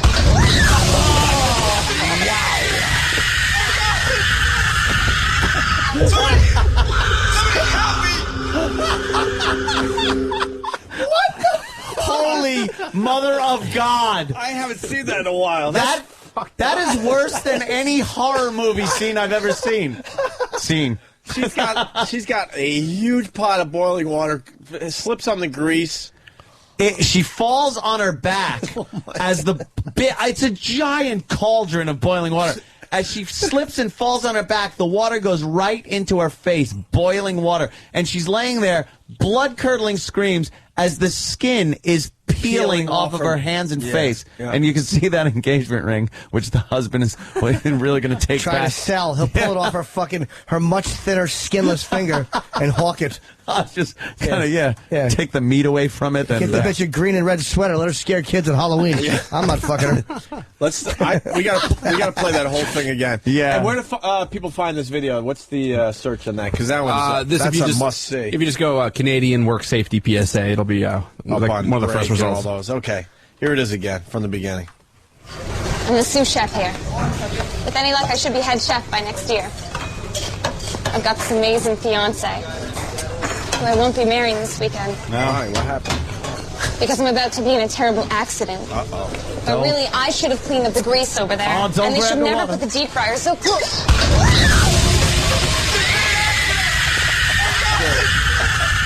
That's so hard to watch. It's done perfectly. I mean, that is directed. My favorite part is amazingly. The stupid guy going, "There's been an accident." No shit, Sherlock. Call 911. All lines are jammed. Some woman wants her and she's not getting it. Wow, that is I forgot how horrid that is. That's one of the best film things I've ever seen. That was really bad. That and the lady, you got to do the lady on the ladder too. Yeah, we will. John in Pittsburgh. And 2 Girls, 1 Cup is good too. John in Pittsburgh points out she hits her head off the counter too. We forgot about that part. To boot. She needs that to boot. Yeah, she hits the back of her head, the boiling water all over her face, and then it starts kind of a fire because it hits the stove too. God, was she a clumsy bitch. You can still get married if that veil never comes off. As it's taped to the side of her head. Oh, God. Oh, you may now kiss the bride. Oh, God. I would. I don't want to kiss her fucking gums. Oh, asshole lips. Tell her to hit the bricks. Fucking. The garbage makes that telltale sound that there's a bunch of now no longer needed sunglasses in them. Hey, Tim, what do you got, buddy? Oh, guys, you're killing me. I haven't heard that in such a long time that there's the cringe from that girl's scream. Oh, yeah. It just drives me nuts. And I know we're watching it on radio, but she probably looks like the guy in RoboCop who goes into that freaking nuclear waste. Oh, yeah. And his face is like... They filmed it. God. They filmed it beautifully, man. Jimmy, happy very birthday, believable. Thank you. Yeah, it was really well shot. It looks like this woman really falls and gets fucking scalding water on her fucking face. Yeah. All right, the next one is this the one with the ladder, I think? This is the one, I believe it's a forklift accident, but we could do the ladder one next if you want. No, I don't care. Which one you got? I'll do forklift. I don't remember the forklift. The warehouse one. I don't remember this one. We'll play it together and then be reminded here. Oh. Hey, Jim, you take care of that skid? Danny's showing the different one. Hold on, start over. We don't know what's going on. We're syncing here. up the video so we could the hold this along. Whole thing's a make mess. It make sense on it's radio. All falling apart. Stop with the ladder one. I know. It's deceiving on the page here. Well, why don't you click on the other one? Because it might. Well, what if I get a virus? I don't want to get a virus, you know. Well, apparently not. All right, here we go. All right, ready, E-Rock? Here we go. Hit it. Hey, Jim, you take care of that skid?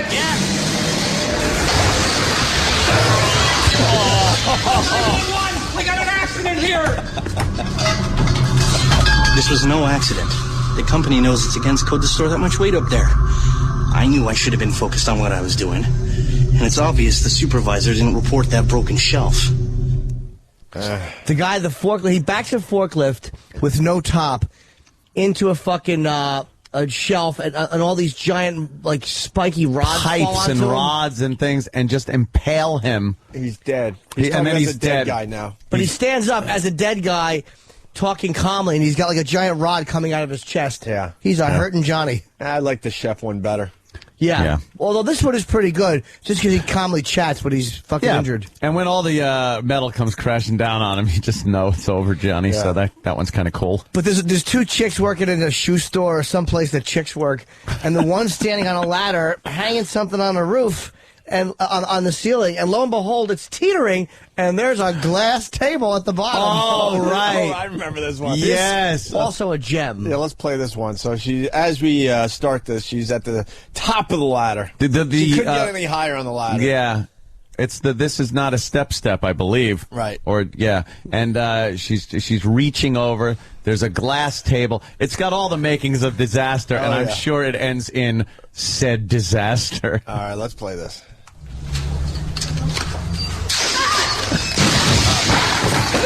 Somebody help!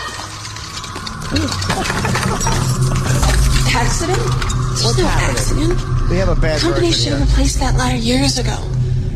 I knew I shouldn't have reached over like that. Hold on, this is a YouTube. And why isn't there a strict policy about two people doing a job like this?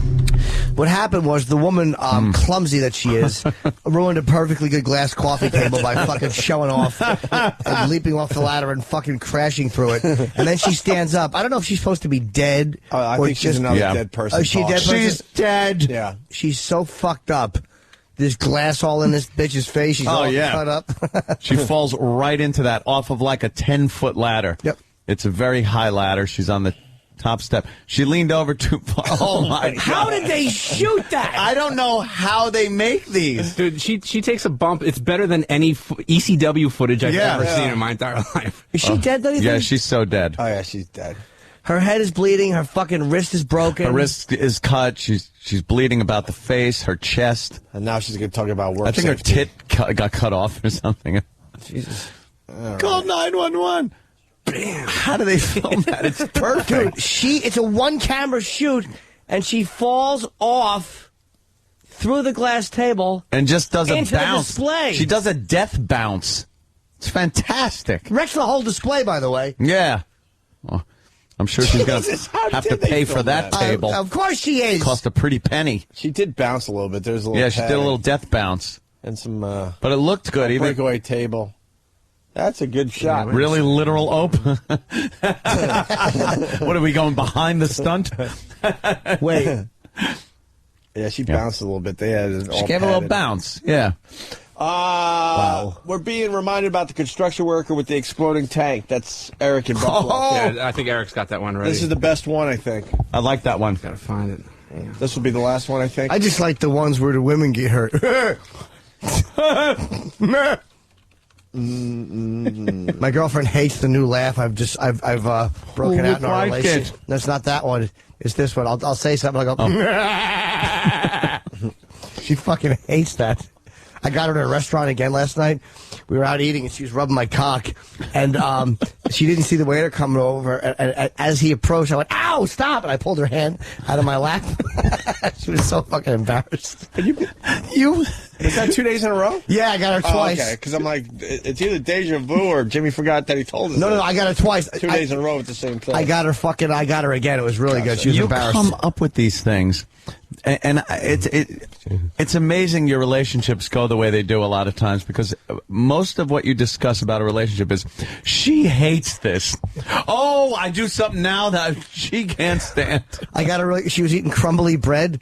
So I took all the crumbs that were on it and I just scooped them onto the table in front of her, and she didn't see it. And then I called the waiter over. I'm like, "Do you have one of those little things?" She spilled it all over the place. You are an asshole. It's just funny. It really is. It just embarrasses her. It's so childish. Oh.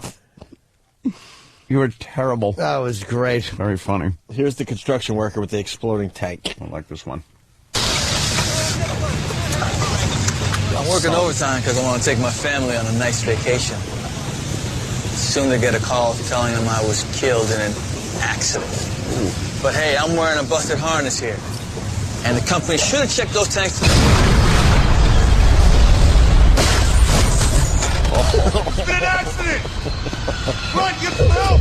He gets blown out of the fucking window or off the building, off the construction site. Yeah, 5-6 floors. Big, huge fireball knocks him off the building. Then he falls and hits a nice truck that happens to be going by at that exact Twice, moment. by the way. He hits the roof of the truck, bounces, and then hits the hood of the truck. Yeah. And then it runs over him. All right. I'm eating. Yeah, let's take a quick break so we can eat some food. We'll continue in just a bit. We're going to have Ann Coulter call in about 10 minutes. I'm hearing something about intern David. Yeah. I hear the moans out there, trust me. But we'll throw him on for a couple minutes. Is that why they get mad? Because they want him on longer and they're afraid his appearances have been too short? Yeah, that's exactly it. There's certainly a love-hate relationship with David and our audience. I think it's Some people hate. love him, and there's a bunch certainly that hate him. And I think the solution is to have him on for shorter periods of time. Sit down, David. We might go a little too long with David. I love David. David, do you even know why you're in here? No, I don't know. Can't be good though, right? No, it can't be. You're starting to learn a little bit. That I have no idea what I'm in here for. Sam says he didn't say anything to you guys, so. Oh, yeah, Sam, you want to tell everybody why you brought David in here, and we'll get David's reaction. Well, I guess there's a story that's been going around the office about David looking at Facebook. Yeah. As we established that David likes to check his Facebook while he's at work. You still like your Facebook, right? Oh, all the time. I check it. He never gives an answer. It's like, I check it. But you like it, right? You like to see who's checking you out, and you like to check out the pictures and update your Facebook. Correct, yes. All right. Correct. You're like everybody else out there. Correct. Yes, that's Mundo. We're all Facebooking and doing everything else here. Yes, that's right. All right? Yes. Staying connected with the peeps, yo. Yes, the fans, yes. Right, well, okay. The fans. Yes. The fans of you. You have fans, right? Yeah. Jesus. Do you? Yes. Yeah. He's got a lot of fans. He's got hundreds of people that friend him, and he doesn't even know who they are. Yeah. No, that's weird. How many friends you got on Facebook? 930. Wow. Look at you. Yeah. They love you, right? They do, yes. What's your name on Facebook? We'll get that over 1,000 today. David Fried. Fried. Yes, correct. Wouldn't that be fried? Yes, it would be, yes. You don't want Fried. Don't call him Fried. They made fun of him in school. I'm sorry. Did they make fun of you in school for fried? All the time, yes. What would That's they how say? it's spelled. That's probably It is spelled something like that, that yeah. was bitter irony. Yeah. It's spelled like that. Oh, that was terrible. I'm with you. They'd make fun of They should the have changed their last name. David Fried. Yeah. With the They history did of make their fun of that, yes, all the time, yes. That's crazy. Exactly. I mean, what the hell are they thinking? So they imply you did drugs and said David's fried? No, they didn't imply I did drugs, no. I did drugs. What would they say about fried? not. What kind of They stuff? would say, like, oh, fried chicken, oh, you're fried chicken, fried eggs and stuff. You're fried chicken? What an insult. Yeah, they said that all the time. Damn those people. Fried bacon? No. They didn't say that. Fried milk? No, they said fried chicken all the time. Fried chicken. Yeah, that is the worst thing you could call All right, anybody. You're right. So let's move this along, Sam. So anyways. We've...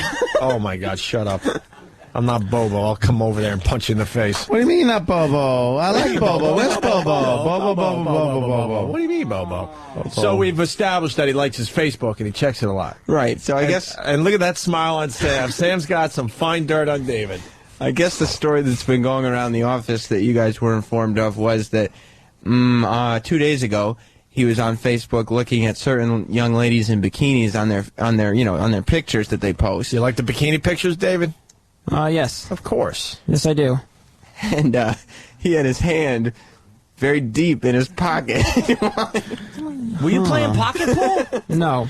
So you had your hand deep in your pocket. Were you pinching your cock? Were you squeezing it a little bit? No. And it just appeared like it. I don't know. Itching your thigh, maybe. Sometimes that happens. Yeah. Do we have any other witnesses to this? Well, Kenny was there, too. Clubby? Yeah. Oh, wow. Clubby doesn't Squeezing lie. it for him. No. The thing that is kind of evidence of it was that I took my phone out to take a picture of him. He wouldn't take his hand out of his pocket. And I took my phone out, and he immediately grabbed his notebook and put it over his crotch. Is that true, David? That is true, yes. To cover it and inform me it was not appropriate to take pictures of people's crotches in the workplace. Did you have a boner? Did you have a little bit of a boner? Maybe.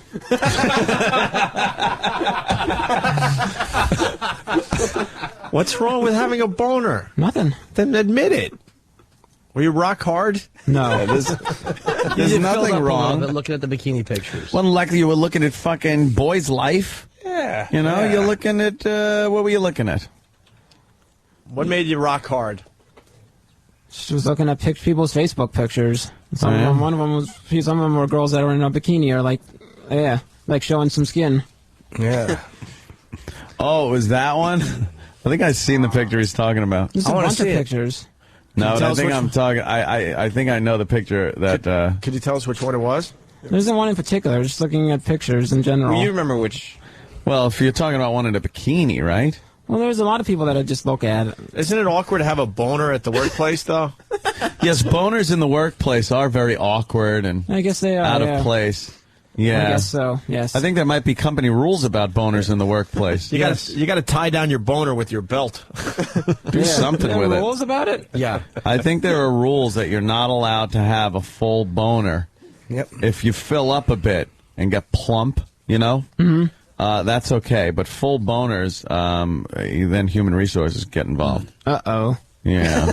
All right. So, indeed. What were you going to do with your boner? I mean, you got Yeah. this boner, you're looking at some pretty hot bikini pictures, and you're at the workplace. That's no good. How is this going to end, you think? Maybe go to the bathroom or something?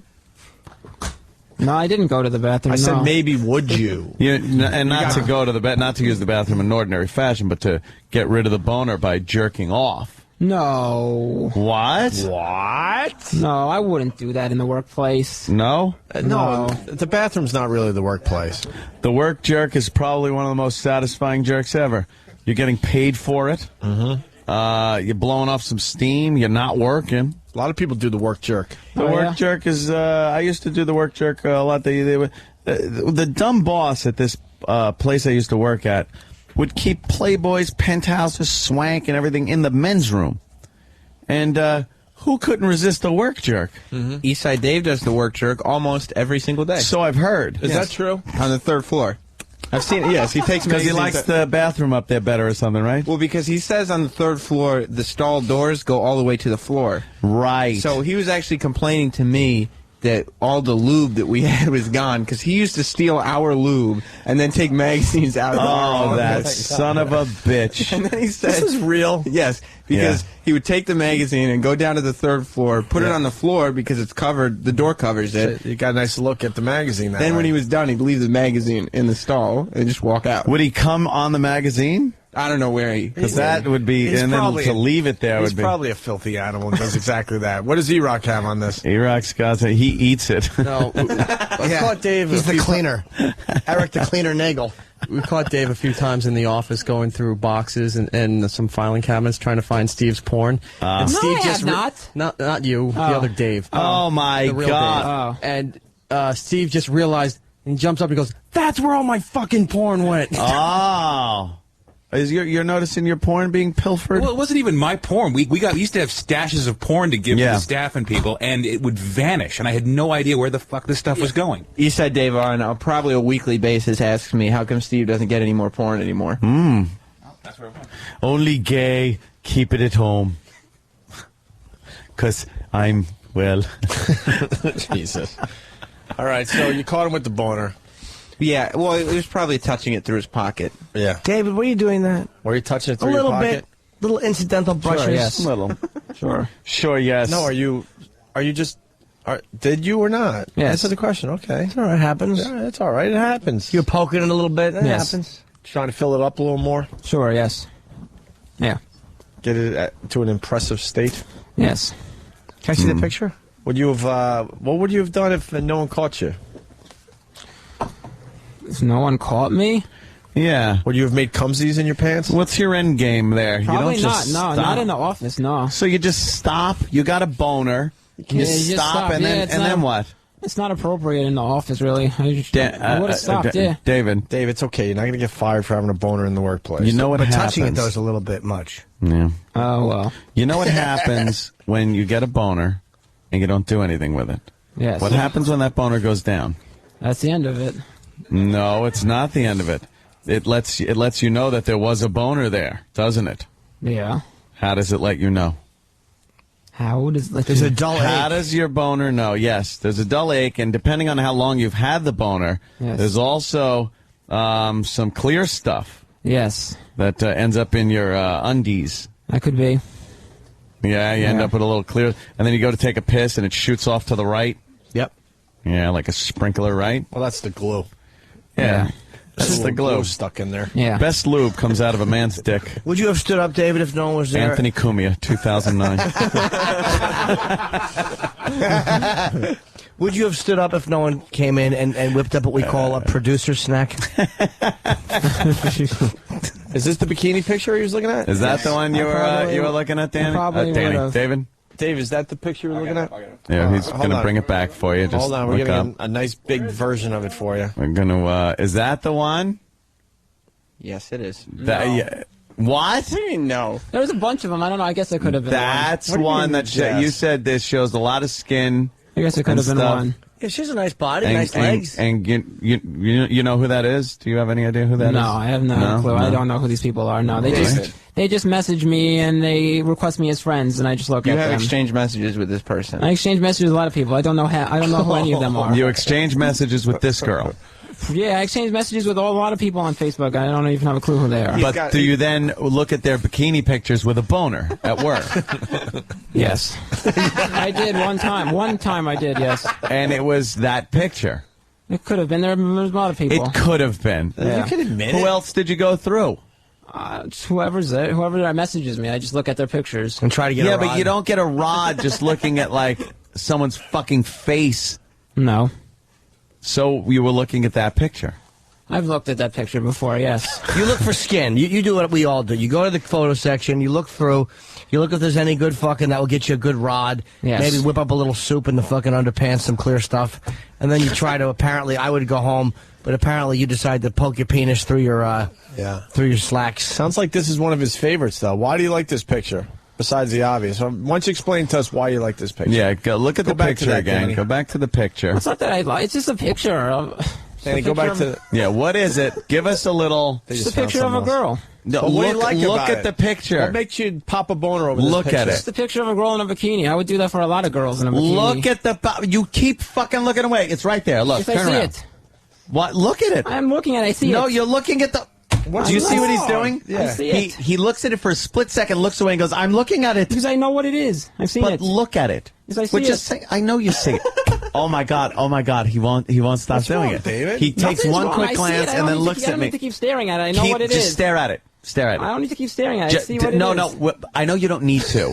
Just keep staring at it. What's the point of that? Because there's no point of this whole fucking show. Of course not. So just look at the. Ooh. I'm onto something. I think he pops boners so easily that Yeah, he's that's really what I'm thinking. paranoid that he might Just pop a look boner at in front it. of all of us. Now, is it that little bulge where the snatch is Where the penis in the goes? bikini? Is it the legs?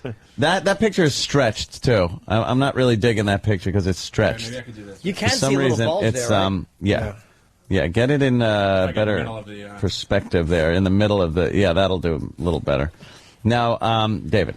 Yes. Is it the tits?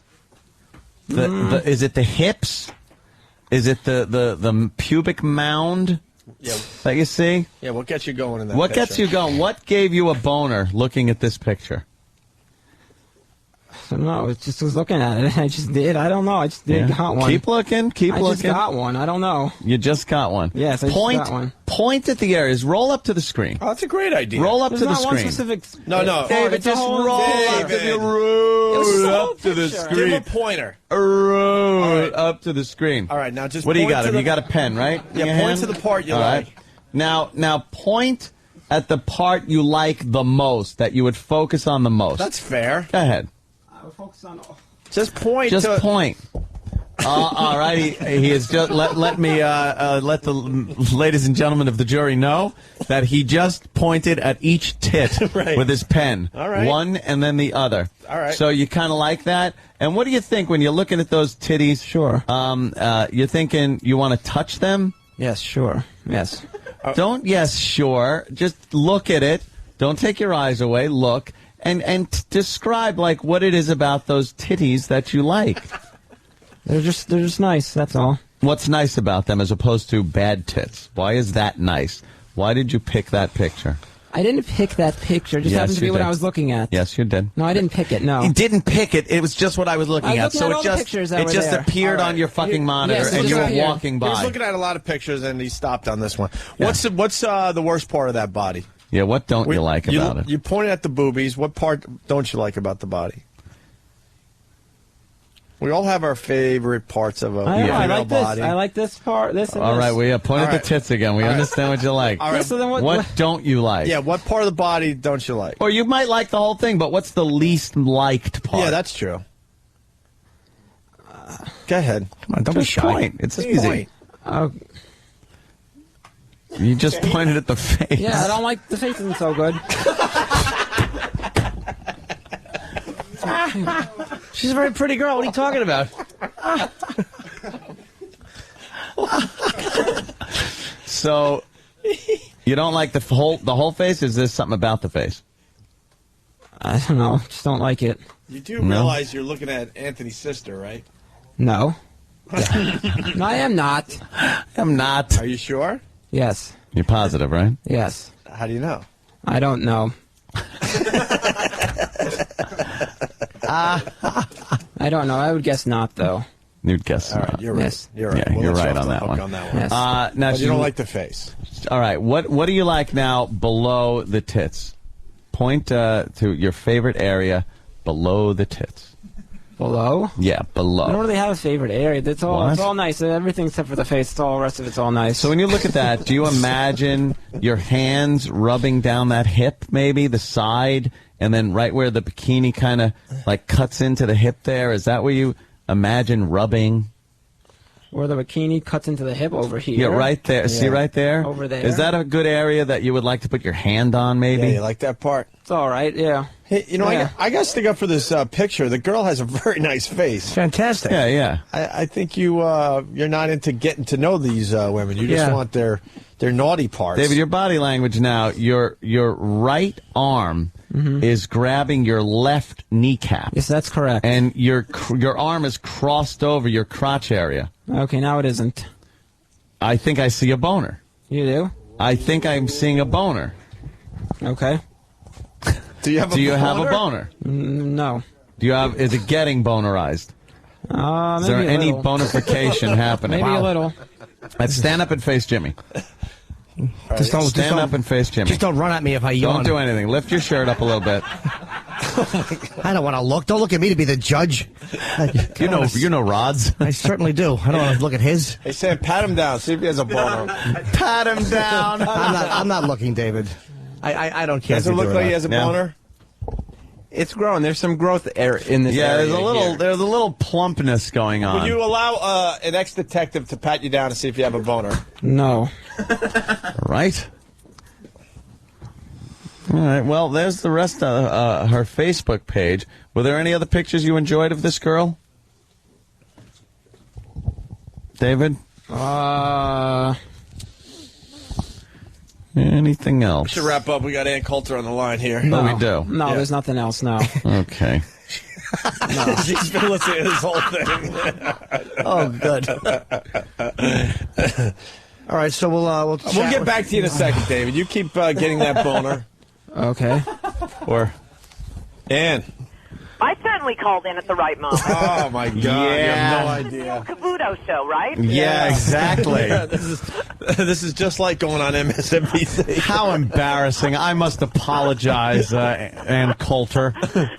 Are you aware you're going out on radio? Sometimes we completely forget, and we get caught up in what goes on with these interns and guys. Well, we got this intern, David, and he pops boners very easily when he sees pictures of women. Yeah. You know, there's some aspects of the male mind I think should remain a mystery. Yeah, you're probably right. He's all embarrassed God. now because we caught him pretty much getting close to doing the work jerk. Yeah, I picked up the general. Okay, you got the it. All right. conversation. Yeah. So, of course, we have to exploit that a little bit, you know. And by the way, Jimmy Norton, I like that they call you Jimmy. They do. When my brother Jimmy was going on and on and on, he listens to this show every morning, about how hilarious and quick you are. He did say he caught you once on HBO, and your actual stand-up act was, I believe the word he used was filthy. Yeah, it's rather raw. Rather raw. I'm a much nicer boy in person. On that stage, I'm a rotten little man, but in person, I'm a sweetie. Yes, you are. Yeah, I've sometimes it's really dirty. The special was shot. That was a lot of stuff that was in my personal life. And then the next hour I had, a lot of it was about politics and about the election. Depends on where I'm at in my life. Sometimes it's very dirty. Other times it's just a lot of political stuff and whatever. And these days, with the new administration, it's both at the same time. Yeah, I did the Obama stuff. All the election stuff had to go, but the Obama stuff I can still talk about.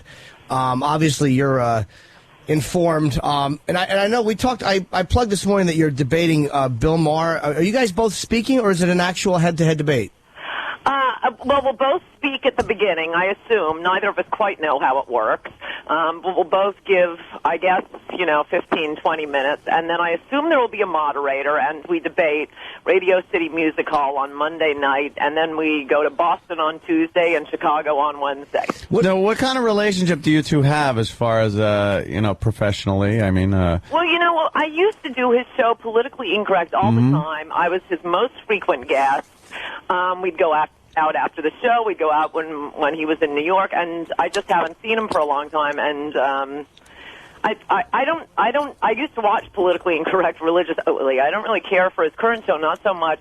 Well, I haven't watched in such a long time. I can't even say much about him, though I think he's very funny, and I always really liked him. But it's his audience I can't stand. Ugh. Have they gotten too radical, you think? Are they like they irrationally left? It's the crazymoveon.org crowd. Remember, he got kicked off ABC for what appeared to be, and I think it was unfair to Bill, as I told him I had a notebook of all the things he said on Politically Incorrect that he should have been kicked off for. And this wasn't it, but it sounded like he was dissing American troops and saying nice things about the terrorists a few weeks after 9/11. That wasn't true, and not to rehash the details, but that's the way it came across. That's why he got fired. People who liked that ended up in his new audience. Yeah, they love him. Ugh. It's hard to watch when they cheer for these things that are just like, oh my God, could you shut up? Right, and Jimmy must appreciate this more than I do even, and it drives me out of my mind. You can see Bill up there setting up a joke, but the audience ruins it because they must cheer at certain names and they must boo at other names. Because they think they're part of these dumb audiences think they're part of the creative process. And it drives me nuts when they think they need to agree ideologically in order to enjoy the joke, which I never do. Like, Paul Mooney's a black comic. He's fairly radical. He's a good reference point. Fairly. But, I mean, I agree with very little of what he says. And he really gives it to white people good. But you know what? He's a really funny comic, so I enjoy watching him. I don't need to agree to enjoy what he does. Right. So when you're setting something up and they're like, oh, hey, yeah, it's like, you idiots understand there's timing involved here? Yes. And they don't. Yes, and you can see Maher wincing when his retarded audience applauds. No. Comedians don't want applause. Applause means you said, you're Whoopi Goldberg. Laughter, that's like a sneeze. You can't help laughing. Yeah, and you know what? One thing I loved about George Carlin is the longer he went on, the more they would applaud at what he was setting up. And George would just kind of, okay, and he would put his hand up, and you could see he didn't want it. He wanted to make the point, or he wanted the laughs, but he wasn't looking for, like, the cheap slut applause that a lot of comics try to go for by saying something poignant. Right. So I think Bill Maher has roughly the same opinion of his audience that I do, but what can you do? Now, so that's why I want your listeners to come to the show. Besides the audience, you and Bill in particular, do you have a differing point of views enough where the debate could get heated? I don't think either of us are particularly the heated type.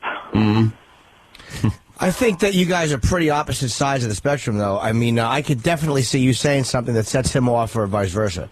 Oh, yes. I think there's very little we will disagree on. Agree on, you mean? Right, agree on, but I don't think we'll. We also, neither one of us, I think, is very likely to become offended, to use the feminist word. Well, no, that's good. But I would like to see two people disagree on things like that. Cause, at this point, I'm not sure there's anything we agree on. It's so, politics is so odd because it's debated so much, but you're never changing anyone's mind. That's not true. Well, 99.9% of the time, you're never changing anyone's mind. Oh, I don't think that's true at all. Especially with young people and college students. I meet loads of college students and recent college graduates who've changed their mind. I was giving a speech up at Syracuse a few years ago, and at dinner, and this happens frequently, at dinner one of the kids, although this was a little odd, one of the kids starts, laughingly telling me about everything that goes on at the green meetings on campus and the idiotic things they were planning, and he was giving me so many details. I finally said to him, "What are you, like the college Republican secret mole in the Green Party?" And he said, "Oh, no, I used to be a Green." And I said, ask him what happened to him, and he said he had come to see a speech of mine 2 years ago, soon after 9/11, and he said nobody else was making any sense. You were the only person who made sense. I meet a lot of college kids who change their minds, and young people who've read a book and become conservative. Yeah. Are people taken back? I'm sorry. No, I was just going to say that's. It seems very rare though when you're debating something. I guess with people who you can kind of that are a little more malleable, you get a little more luck. When people are stuck in their ways and you try to just argue points with them and they're spewing out the same crap, it just gets frustrating. That's true. That's why I tend not to listen to people I'm arguing with. Yeah. It's very frustrating when you listen. Whose idea was the Bill Maher debate? Did you approach him, or did he approach you? And what was it like? Because, I mean, you've pretty much gone out. I mean, I saw you really gave Matt Lauer a nice beating, which was nice. And I like Joy Behar, but I thought on Larry King, I thought you did a really great job of knocking down every point she made. I mean, thank you. I loved that interview, and I've always liked her, too. It was that was good. You seem like a tough person because you have, whether people agree with you or not, you have your facts lined up, and you're always able to defend your point. So what sparked this whole Bill Maher? I think it was the Speakers Bureau that dreamed it up, because the Speakers Bureau approached me, and they came up with the idea, and I must say it's a great idea. Most of the potential sparring partners that people have come up with for me, I have not thought, oh, that's a good idea. I mean, James Carville, Snooze Fest, Al Sharpton, Witty, but you're kind of talking past each other. Yeah. Let's see, and of course the whole Tawana Brawley thing. Al Franken, obnoxious and unfunny. Bill Maher will actually be fun, I think. Who would you say is one of the tougher people you've had to debate against? I was supposed to be, and I'm brokenhearted over this. This isn't exactly a debate, but it was the only interviewer I was ever intimidated by. I went down to Washington last weekend for CPAC, but got there early for a book notes interview on C-SPAN. And my interviewer, I don't know if you've seen these things on C-SPAN, they have sort of unusual pairings of interviewee and interviewer, was going to be Phyllis Schlafly. And I realized as it was approaching, this is the first interviewer I think I've had where I know the interviewer is smarter than I am. And even though we're simpatico on many things, she's just a very smart woman. I write about her in Slander. It's stunning, especially the way she's been dismissed as if all she does is cook brownies. She's written, dozens of books, most of them serious, solid books on foreign policy and military weapons systems. In any event, she's much older than she looks, and she broke her hip the day before. Oh, wow. The interview, and they just pulled in somebody else to do the interview. So I was disappointed about that. And as for the best, Maher, I would say, is one of the better ones, mostly because he's funny and smart and quick on his feet. He's not as much of a political junkie, but he's witty, and being funny counts for a lot. Was there anybody you thought was going to be tough that just turned out to be a complete horse's ass, or that was just completely inept?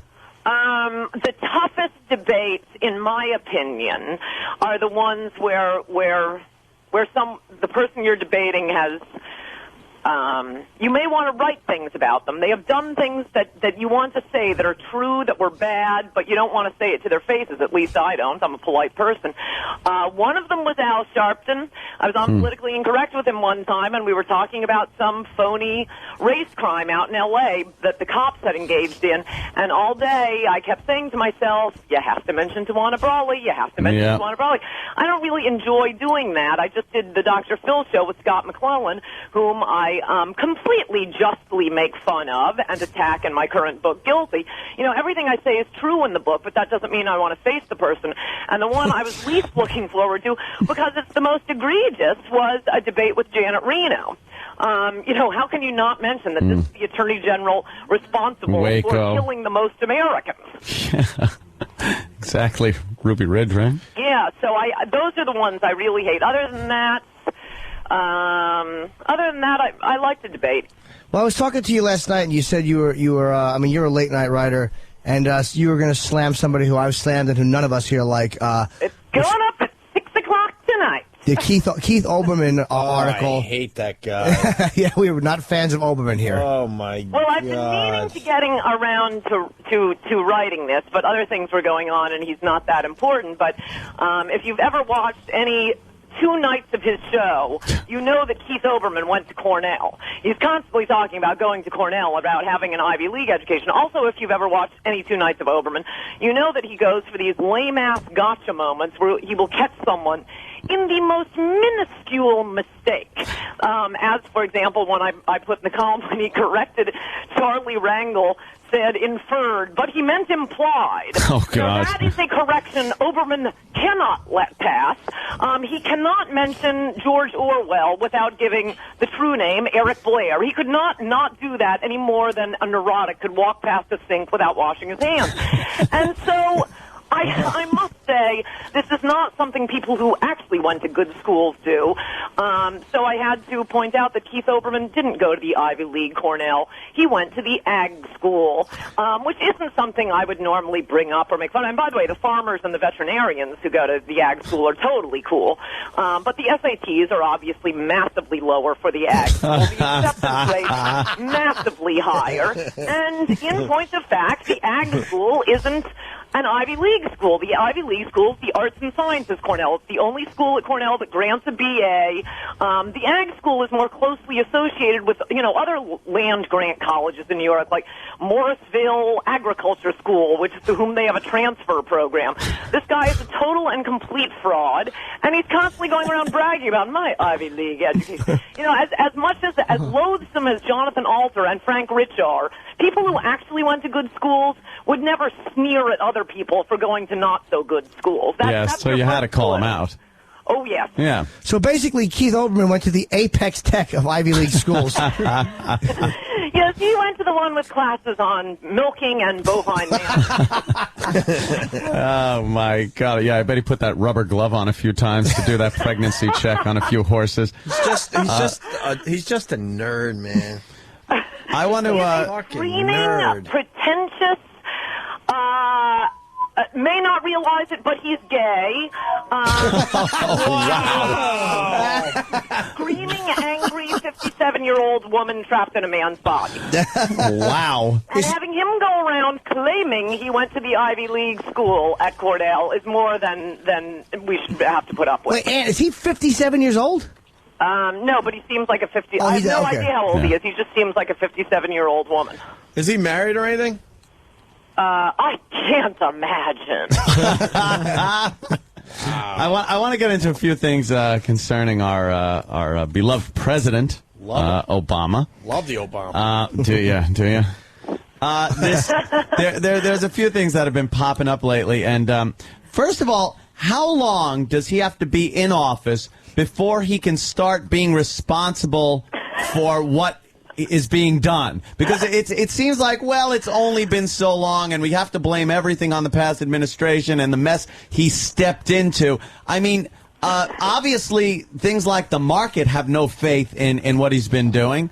Right. When will he have to start accepting responsibility that he is the president, and when things aren't going well, it's now his fault and his problem? That is a great question. I think around the year 2020. 2020? All right. Yeah, I just wanted some kind of ballpark figure there. And what do you think about this this letter written to Russia about let's make a deal about the missile shield over Europe in exchange for helping out with Iran and their nuclear technology, and then Russia pretty much saying, we don't haggle like that. I think it made him look silly and weak, weaker than everybody thought he even was internationally. And it kind of shows his foreign policy. That is a giant mistake, and I barely read about it. Yeah, it's almost as if we elected a completely inexperienced president. Almost. Way over his head. Wow, you would think that if it, you would think that. Let me ask a question. Let me play devil's advocate here, because is it possible? Because again, he reached out to Ahmadinejad and also now Russia. It's reaching out to everybody, but I mean both except to us. Yeah. It's reaching into my pocket. That's where he's reaching. Typically, Iran and Russia have not been close U.S. allies. Is it possible that it was dumb to reach out to them, but both of them are seeing this as an opportunity to make what could be, like they say Kennedy possibly cut a deal with Khrushchev on many years ago. Yeah, but look how far that had to go before he cut a deal. This guy writes a letter pretty much giving away Europe's security, or this at least the guise of security. If you look at what Reagan did, he scared the crap out of the Russians with this Star Wars system that made Russia pretty much break themselves defending against something that didn't even exist. So what you got to do is let them think you're building this shield for Europe against missiles, because, believe me, Russia's been very concerned about that. Don't tip your hand and say, we'll give it to you if you help us with Iran. It's such poor foreign policy. But is it possible that Iran and Russia basically have used this as just an opportunity, instead of doing the right thing, to just kind of use it to make the U.S. look weak? He should have known that they would do that then. They're known as people that don't treat us fairly when it comes to negotiating. We shouldn't be involved in Europe's defense anyway. Europe has done nothing but show ingratitude. We have Muslim now. Yeah, exactly. This is stunningly bad. I mean, Bush reached out to Russia, but you don't lead by offering the opponents everything they could possibly want. Yeah. And by the way, despite Hollywood movies to the contrary, I write about this in my current book, Guilty. Kennedy's meeting with Khrushchev was one of the great foreign policy disasters of our time. As has been described now, 20, 30 years later, because the press was covering for him at the time, as they're going to be covering for Obama. When he met with Khrushchev, he was batted around by Khrushchev. Khrushchev was belligerent and angry, and Kennedy didn't know what to say. Kennedy was completely shaken and white-faced. Khrushchev was on the top of his game, and in his autobiography he wrote, "This was wonderful. I realized that the Americans were being led by a weak and useless president." And when Kennedy came out to meet with an exclusive interview with James Reston of the New York Times, shaking, pale, the whole staff was demoralized and depressed.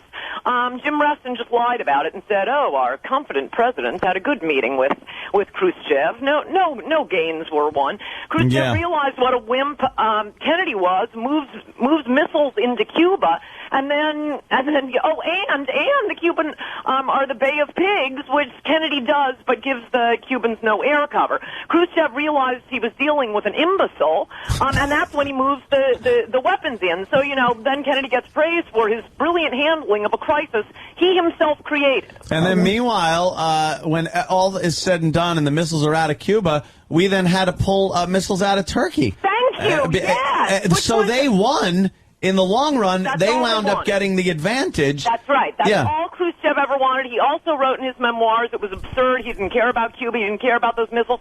He just wanted our missiles pulled out of Hungary. Yep, and that's exactly what happened. So, unbelievable. And that's what we have again. And once again, we'll have our watchdog media, watchdog for the people, acting as guard dog for the government. And Barney Frank talking about cutting the budget for the military. Again, such a Democratic thing to do that just takes any bite out of whatever tiger is left of the United States.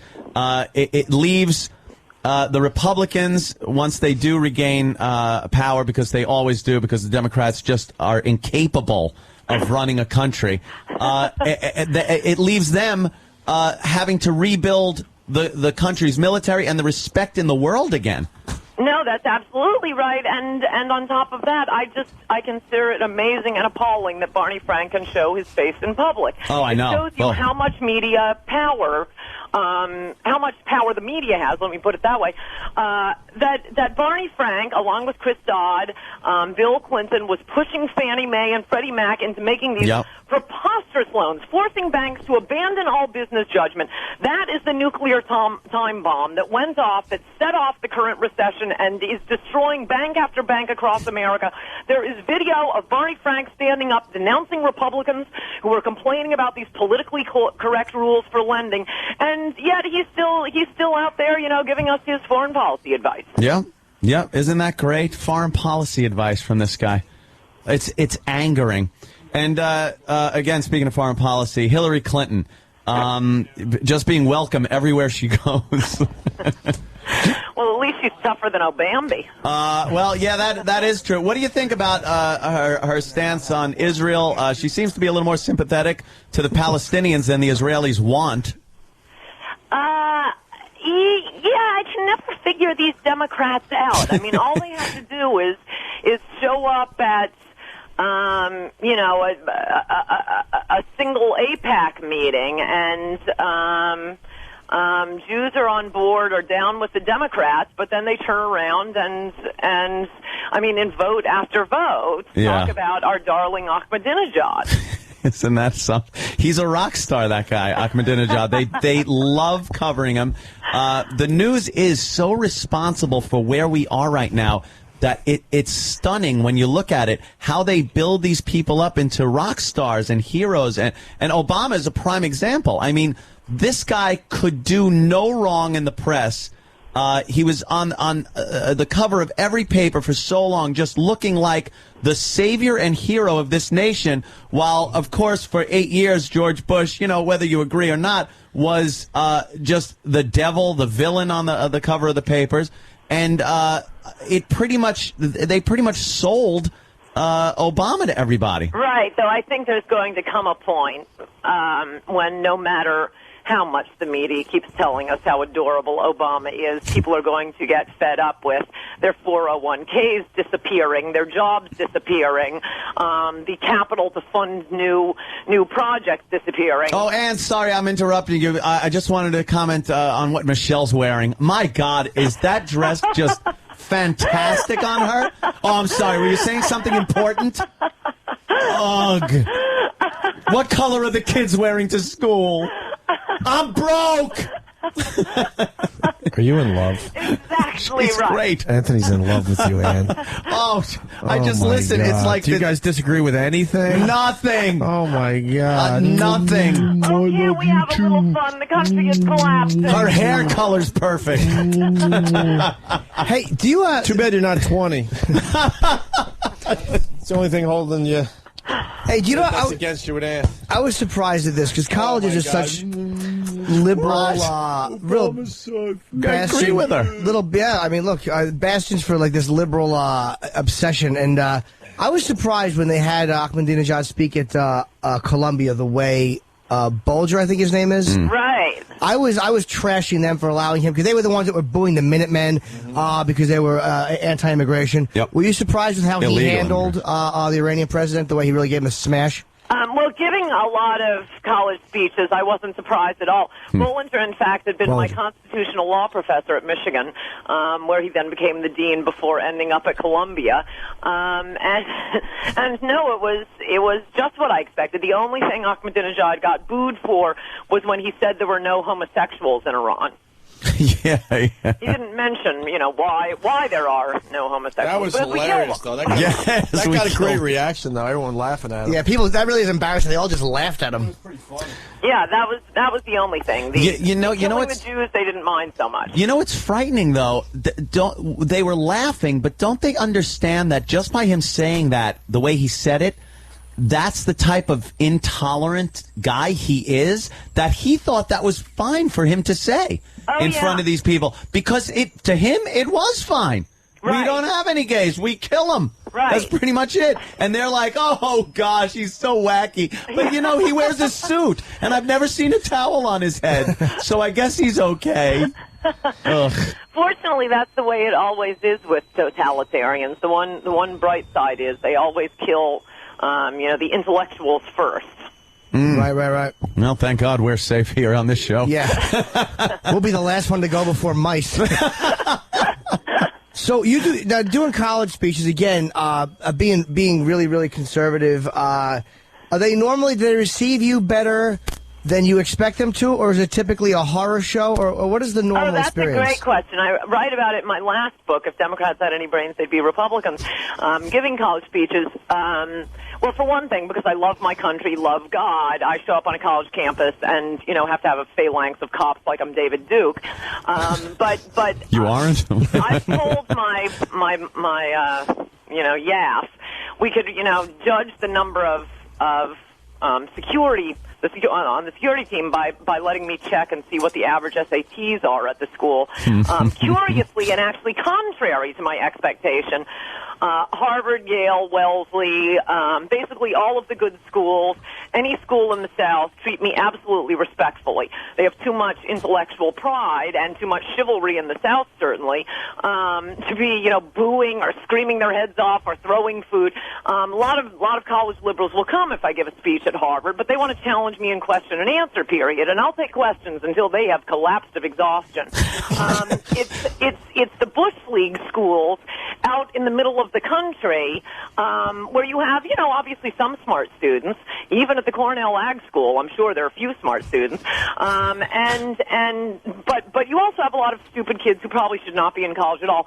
They're ginned up by their professors, or for short, former members of the Weather Underground, and Ward Churchill, and they are just in a feral rage. They would ask a question during question and answer, but they can't think of one. But they can throw food and engage in violence to try to impress their professors. Wonderful. So basically, they're just acting like, because they can't do the battle intellectually, they're just kind of kicking and screaming like petulant children. Yeah. Yes. Oh, and to give you another example, I just got back from L.A. About something you asked me about earlier. And when I was doing a radio show, a young entertainment guy came in. He was probably in his late 20s, working for one of the big studios in Hollywood, and we were talking he wanted to meet me and get his book signed. And we were chatting during the breaks, and, he's very right-wing. And I started making fun of college liberals. And he just incidentally remarked, oh, yeah, I used to be one of those. I was up at, I think it was the University of Oregon. He said he was standing out with a bullhorn protesting the war in Afghanistan. Afghanistan. Even Michael Moore pretended to support that one. So he was some crazy liberal with a bullhorn on a college campus.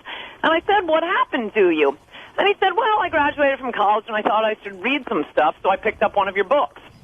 And now he's read them all, and now he's a total right-winger.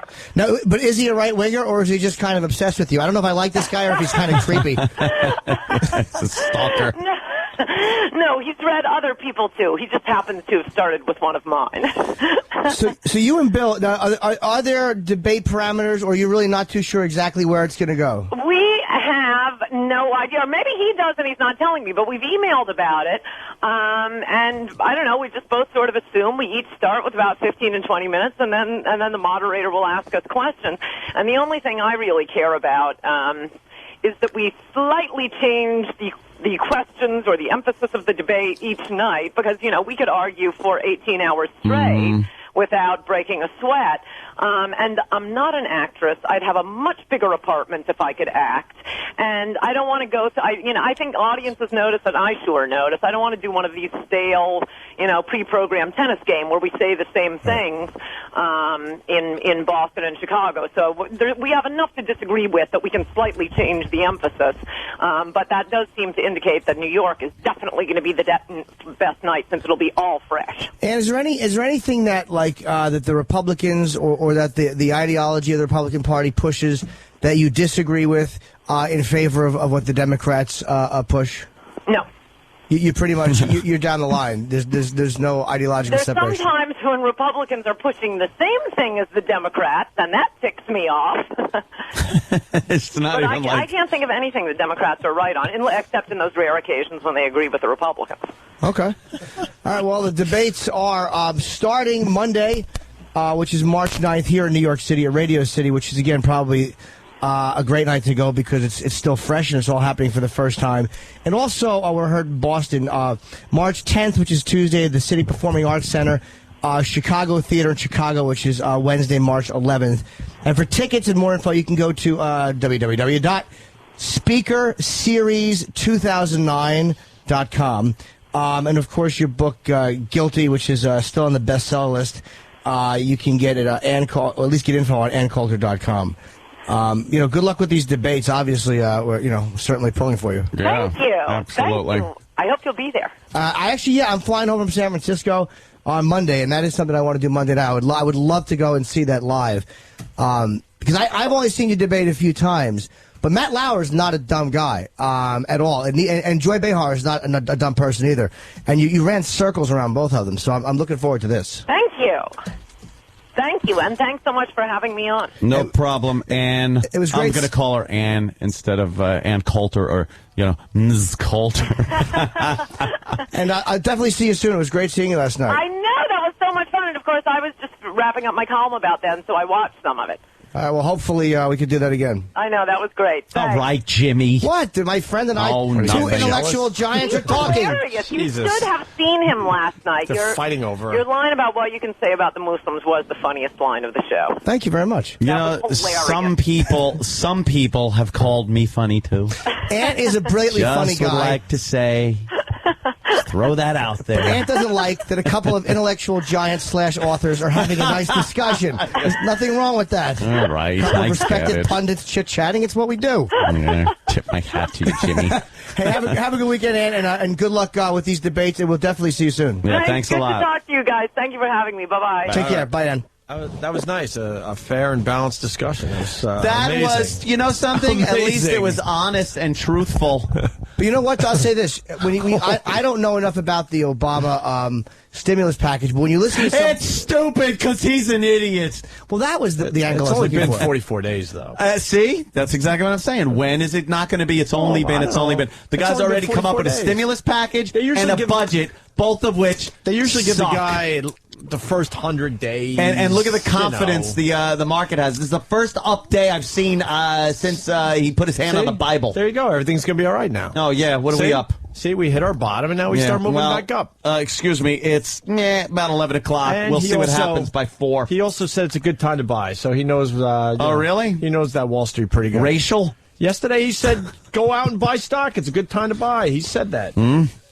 I don't know why he's saying that. That's a little crazy, but she does defend her points well. I mean, it's like at least you're talking to a person who's informed. Like she doesn't agree with anything the Democrats do. No, some people are hardcore across the. There are party loyalists who are. She's far more conservative than I am. Yeah, I'm not even as hardcore as that. But there are people who completely agree with the Democrats and completely agree. With the right, they're just way too far to the one side for me. Let's play who likes her best, Anthony or Jimmy. Anthony was pretty smitten. Well, I like the way. Well, of course, but I like the way she, she's got moxie, and I like a lot of her politics. Some of it, if she's just like she said, straight across the line, Republican conservative. I'm not, I'm not a pro-life person. I'm not against gays being married. That's fine. Any other issues like that? And believe me, those two issues aren't that big a deal. They're huge politically. But as far as how this country is run and stuff, it's been fine letting women get abortions. And, gays getting married, who gives a flying fuck? It doesn't matter to me. Mm-hmm. But other things, crime, gun control, things like that, for me, I'm staunchly Republican and staunchly conservative on. Other things, I'm a little more liberal. Other things, you dip a little. Yeah. Do a little dipping. Yeah. All right. Now, I think the thing I like about her is she was surprisingly nice. Like, it was amazing to me. There was nothing arrogant about her when you meet her. There's no. It'd be funny if she just punched you in the face when she first saw you. Well, she's very mean. She spit on me, actually. She said, "Quiet, boy." And Voss came over. Dr. Laura. Dr. Laura. He did. He called her. He called her Laura Ingraham. Yeah, Laura Ingraham. It was just very funny. That dummy. What a dolt. And Bonnie just said, "If you didn't know, why would you say anything?" Yeah. He goes, "Well, I didn't know." It's like, why not call it like, just say, hey, President Clinton. But I like anybody who's able to defend their points, at least make a good argument. Because the Khrushchev thing, I didn't know that. So it's like, all right, that makes sense. If it's wrong, somebody has to be far more knowledgeable than I am to debate it, because I didn't know. All right. Yeah, that's a great story. I need the early out today. I got somewhere to go. Does you? Yeah, I got to go. I got to be somewhere. All righty, let's see. You guys could continue with fucking David and his boner or something. Well, I got a text from the person who... Oh, did you? Did you? I certainly did. Yeah, what did David? A person say? Well, talking to the young lady who said, oh, shit, I just woke up to David bitching me out on Facebook. What the crap is going on with bikinis and nerd angst? That's pretty funny. She would like to know what the issue is. What's the issue with David? The issue? Yes, she was a little hurt by what you said. But what are you talking about? Remember when you posted on her Facebook and called her a bitch? Oh, I did do that, yes. You remember? Why'd you call her a bitch? Because she went ahead, like, we conversed via email on Facebook, and then she proceeded to post our email conversations on Whackbag for everybody to read. Well, did you say anything embarrassing? No, it wasn't embarrassing. It's like, it's just the point is that it's no one's business. It's a personal... Just so everybody's on the same page, David, you should tell them what you wrote to her. Yeah, I will. But the point is that it's not everyone's business. Like, the whole world doesn't have to know. None of your beeswax, right? The whole world doesn't have to know what we're talking about. And she went ahead and posted it on Whackbag. It's no one's business. Not everybody knows about it. The whole world. The whole world. And I had the girl from the past saying, "Well, I heard you said this to this girl." Ooh, ooh, ooh. Marianne, the married girl. Yeah, Marianne. Right, I remember Marianne now. I still talk to her all the time, and she goes, "Why are you telling this girl emailing these things to this girl? What about me? I thought you were with me. Why are you talking to other women now?" Ooh. How does she know you're talking to other women? Because this girl that we're just talking about posted on Whackbag that I talked to her, and so she read it on Whackbag. That's private. Why would she do that? Everybody in the world knows now. Yeah, now everyone in the world knows. Marianne is upset. You should find out what David wrote to the Bikini Girl. What did you write to Bikini Girl? She's upset, Marianne, that I talked to other girls. What did you write What to did you write to Bikini Girl? I wrote that I checked out her website, and that I think she did a good job. That she does a good job with her website, and that I was sorry that I couldn't come to the funniest listener night. I apologize for that, but I heard that she was very, very funny, and then I asked her if she could please send nude pics. Wait, that was your email? Holy shit! That was the email. On advice. You asked for nude pics. On advice from other people. On advice from two other colleagues. On advice from two other colleagues. Let me guess who one was. You can guess, sure. Sam Roberts. Ding ding ding. Ding ding ding ding. He was encouraged to write. I checked out your website. Brilliant. You're really talented. I'm sorry I couldn't make it out to the funniest listener contest. Yes, which is what I just said. I heard you did really well. Please send nude pics. Please send nude pics. Worded by you, I'm sure. Well, that's yes. You know, you and, did it work out for you? Was the other one Travis? No, it was Daniel. Travis. No, Derek. Derek. It wasn't Daniel. No, Derek doesn't go over there. Kenny. Hey. Yeah. Kenny. Yes, Kenny and Sam. Yes, the duo. The duo. Yes. All All right. right, so can I see the nude pics? Yeah, where are they? I didn't get any. Oh, maybe they're stuck Listen in to the what email. she said to me. She said to me, I appreciate the other nice comments that you say about me. Unfortunately, I don't have any nude pics left. I gave them all away. The only nude pics I have left are a fat E-Rock. Oh, man. And then because you got a fat she's a graphic artist, so she drew a lot of nude pics of herself, but she gave away. But she has nude pics that she drew a fat E-Rock.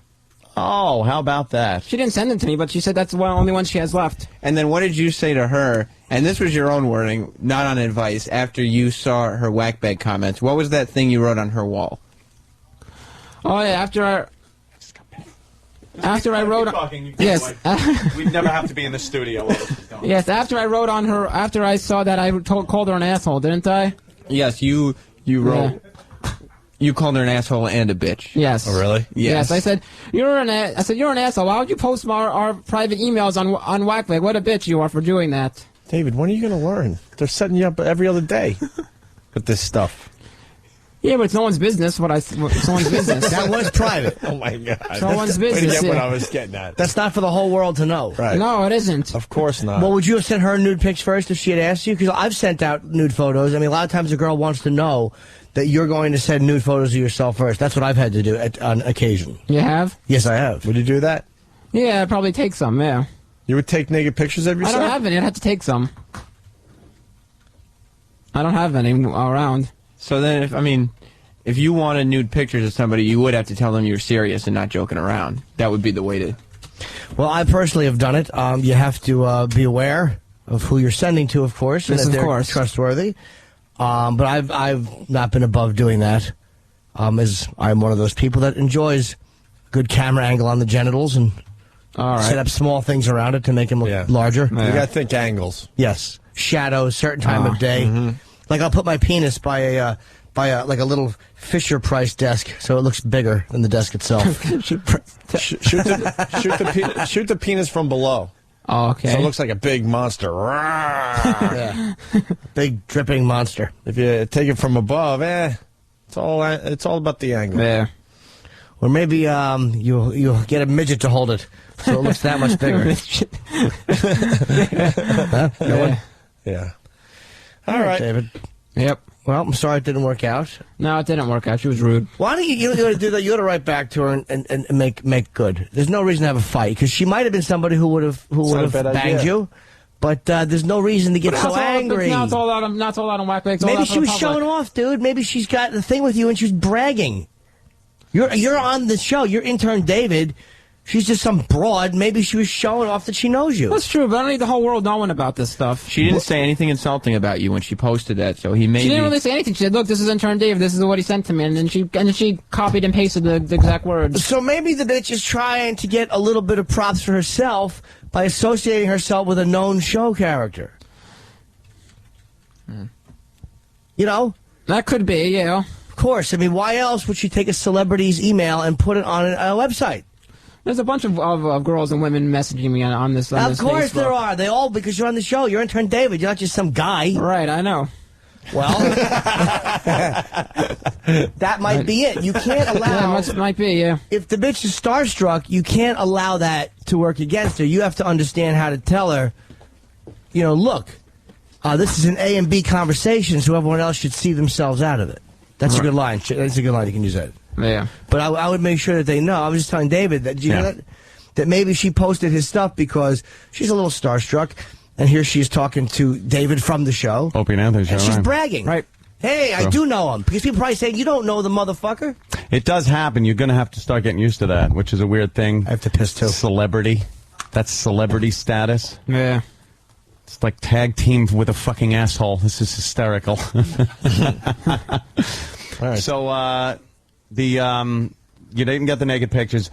She's mad at you. I don't know if for she's talking with the other girl. And because David called her an asshole and a bitch for posting the email on Whackbag.